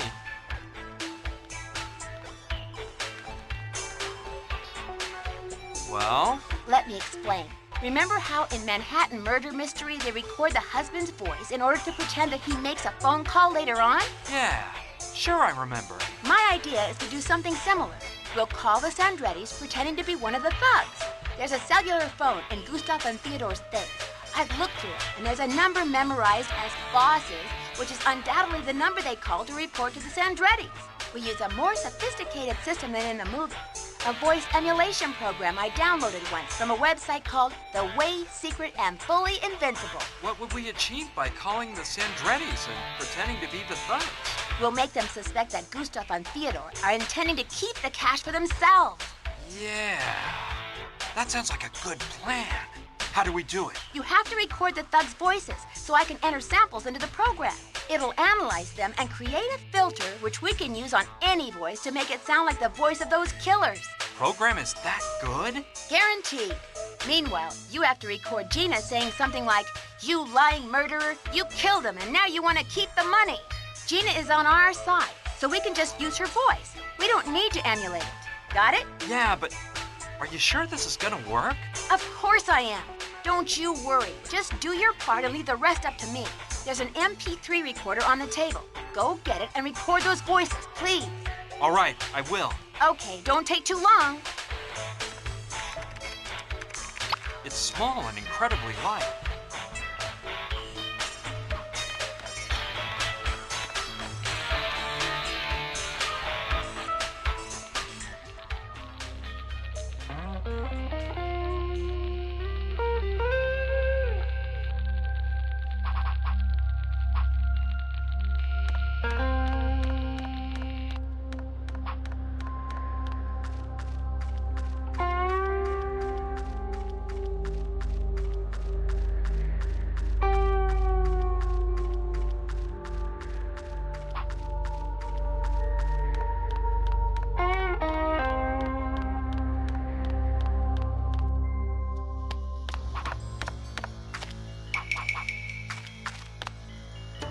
Okay, let's do it.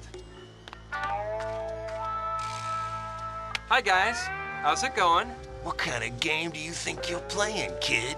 Let us go now, and you might get out of this alive. I'm starving. Aren't you going to feed us? Man, they get better treatment at Shawshank. By this time, the Sandrettis must be asking themselves why we haven't called in for 2 hours. It won't take them long to send someone out looking for us. Get ready, you worm! Hey, I think I'm ready to re-enter society. Why don't you let me out so I can integrate and start a new life? The first thing I plan to do is go massacre your whole family.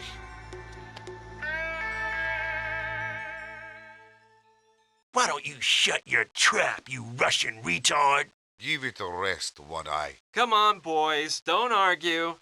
Cellmates are supposed to get along. Done. Now I have the voices of those two recorded. Give it a rest, One Eye.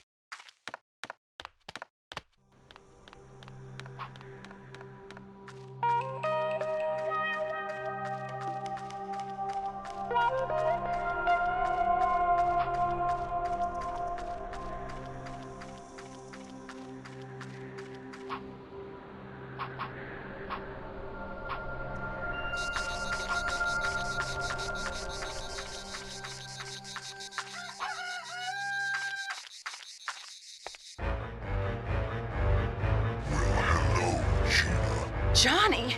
You tricked me, you hussy! Now you're gonna die!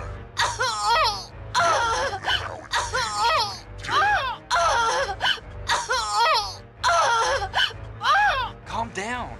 You were asleep. You must have been having a nightmare.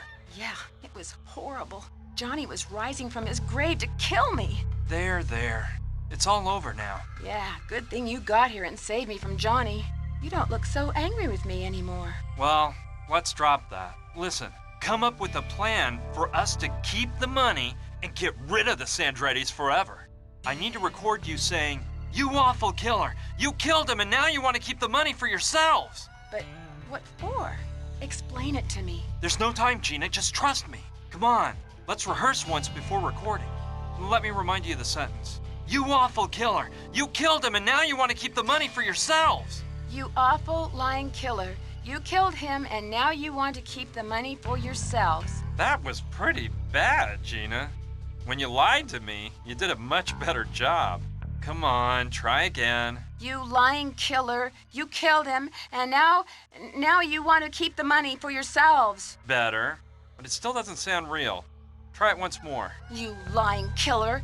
You killed him and now you want to keep the money for yourselves. Well, It's no Oscar performance, but it'll do. Wait for me to start recording and say it again. You lying killer. You killed him, and now you want to keep the money for yourselves.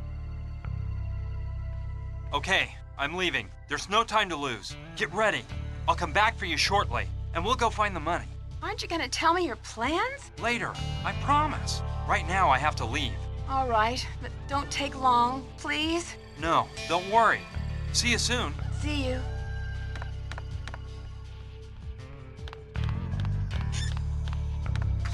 Now it's all recorded. I should take the recorder to Sushi ASAP so she can implement the plan.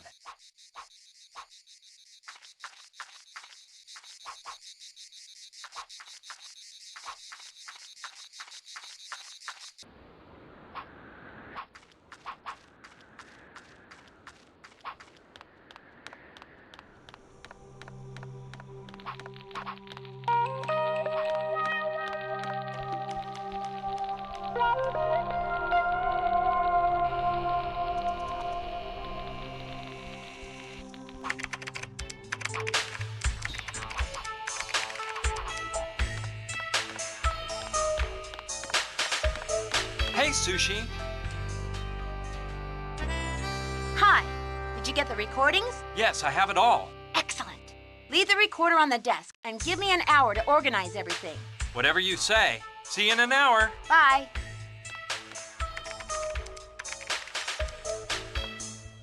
Seems like it's been an hour to me.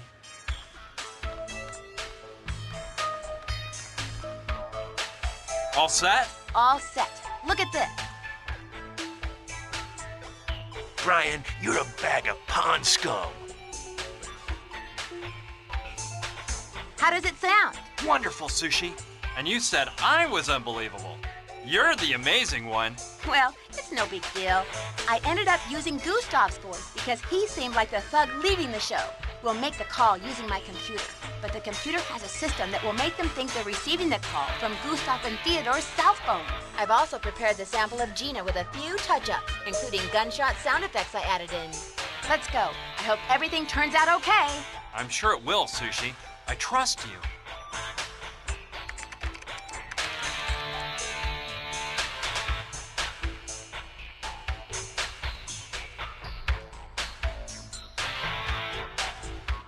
It's about time. What the heck is up? We nabbed him. Well, have you gotten the information out of him? It's what we suspected, boss. Johnny told that floozy where the money was hidden before we did away with him. I knew it. So, what about the cash? Do you have it back? Bad news, Chief. The money's history. What? What do you mean it's history? Let me explain, boss.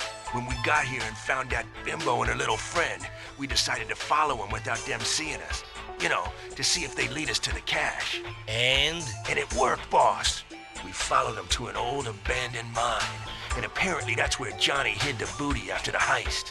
We caught him by surprise exiting the mine with 2 huge trunks. But this stupid mule Theodore jumped the gun, as usual, and shot too soon. You useless, incompetent donkeys! Theodore missed and they ran back into the mine. We chased after him and trapped him at the end of the mine shaft full of boxes. Boxes of dynamite, that is. I screamed at Theodore, "Don't shoot!" But that dimwit of a Russian had already fired a gunload of bullets. The whole place turned into an inferno in 1 second.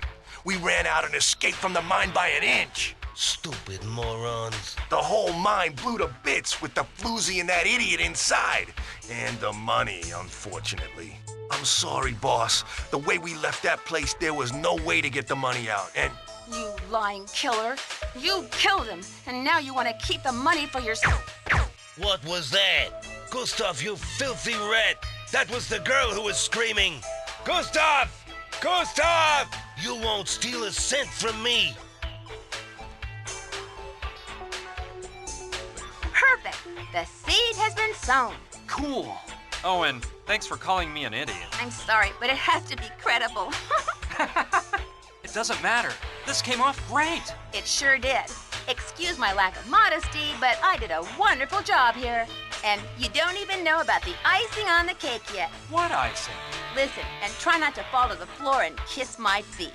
I hacked into a Swiss bank and created an account under Gustav and Theodore's names with a balance of $20 million. I printed up a receipt from the account and stuck it into Gustav's wallet. It's hidden well enough that he won't find it before the right time. Tomorrow, I'll instruct Oscar to take the killers out of the jail, blindfold them, and take them far away from here. I'll tell him to abandon them on some remote highway, but to make sure he gives them their stuff back first. Either I'm way off here, or the Sandrettis will soon find them. I wouldn't want to be in their skin when the Sandrettis find the receipt from the Swiss bank. Simply brilliant, Sushi! You never cease to amaze me. The only thing is, I'll have to lend Oscar the thug's car. I thought I'd use it myself to pick up Gina and go straight to the Mojave Bank before having a panic attack, but... Oh, take it. It doesn't matter. Oscar can just take one of my Hummers tomorrow. One of your Hummers? Yeah, I have 3 in the barn, so that's all worked out. Anyway, let me tell you something. I hate goodbyes. I always end up in tears. So I'd rather just stay here by my computer instead of watching you leave, okay? Thanks for everything, Sushi. I'll never forget you. Goodbye, Brian. Please come back someday. And send me some email. My address is sushidouglas@hotmail.com. Of course I'll write to you, Sushi. So long. Farewell.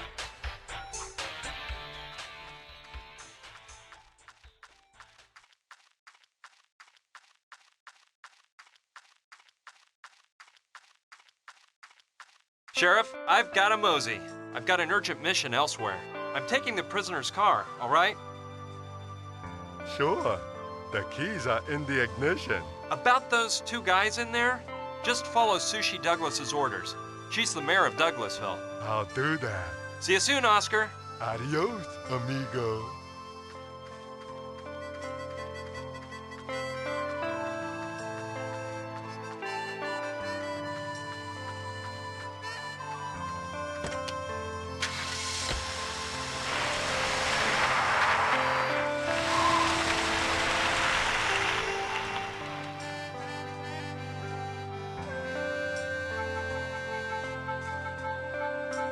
Goodbye, Brian. We'll miss you.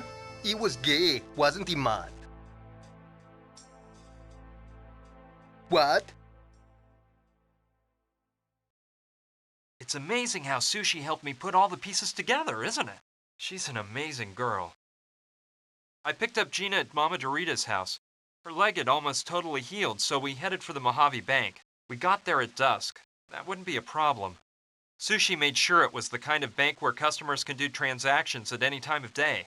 We were pretty scared, but it turned out getting the money was simpler than we expected.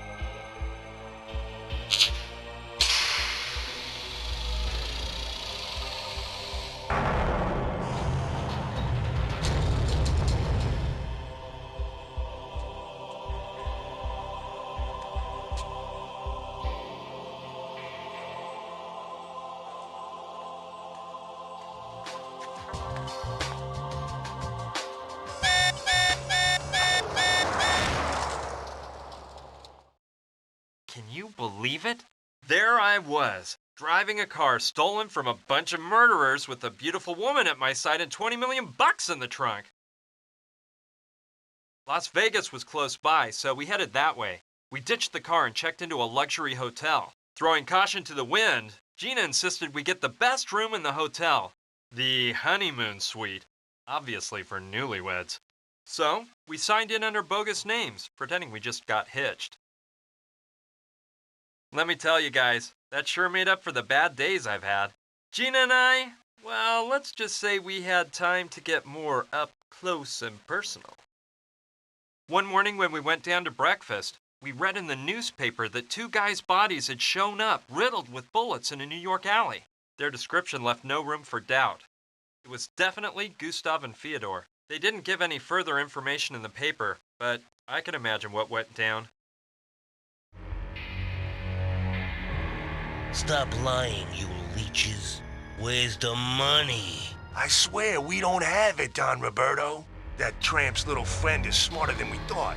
He framed us. So what about that telephone call? I never made that call, Don Roberto. You filthy mutt. Do you think I can't recognize your scratchy, betraying voice, you cellar rat? We aren't lying, Don Carlo. We would never betray you guys. Roberto, perhaps they aren't deceiving us. Gustav and Fyodor are our best men, and they've always been loyal. I know, Carlo. I know. But unfortunately, loyalty comes at a hefty premium these days. And I guess losing it for $20 million isn't a bad deal. So let's see if your faithful boys have an explanation for this. It was tucked away very nicely in Gustav's wallet.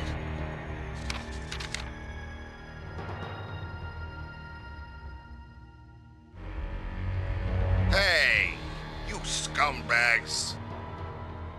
Hey, nobody laughs at Carlos Andretti to his face. No, Don Carlo, don't do it. Hey!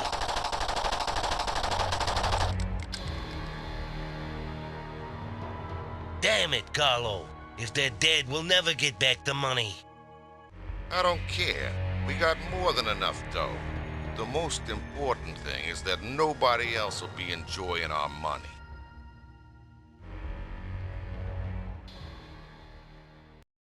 Everything turned out all right after all. And frankly, I felt no remorse for those 2 killers. I was just sorry the Sandrettis didn't get what they deserved too. Anyway, even though it was unlikely that the Sandrettis would follow up on the matter, it was safer for Gina to take a long vacation where nobody'd recognize her. The Cayman Islands seemed like the perfect place. Gina insisted I go with her, but well, look, I just couldn't. I'd worked so hard to earn my chance to study at Berkeley. I couldn't just throw it all away.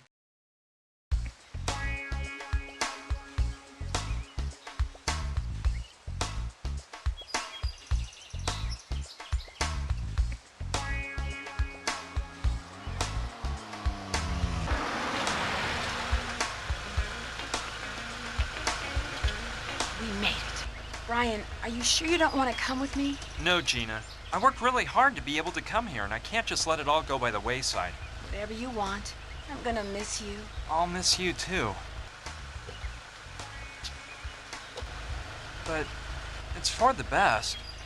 This is where I belong. You could always take a year off and then... That wouldn't work.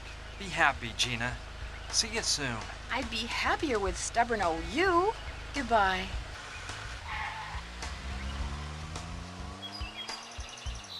Why do I feel like a total idiot?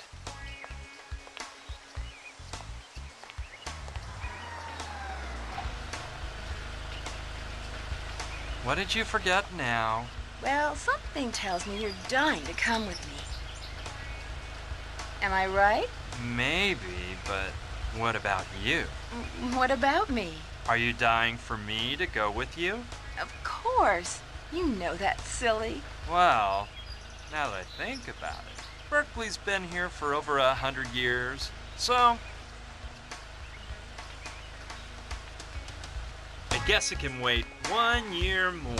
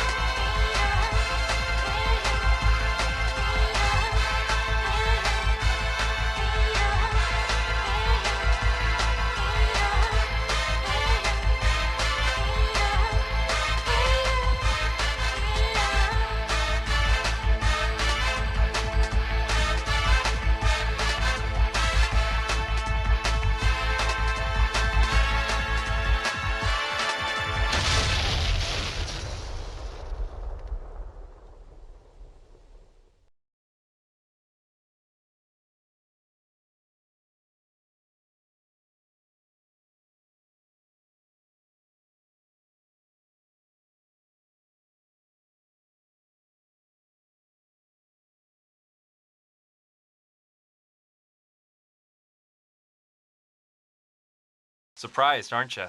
Yeah, I know what you're thinking. Ryan's the kind of geek who'd rather be studying at Berkeley than to party with a hot girl. Well, I admit I almost did. But at the last minute, I heard a little voice say something I heard in a movie a long time ago. In the film, the main character reaches the conclusion that there are times in life when you have to know when to say,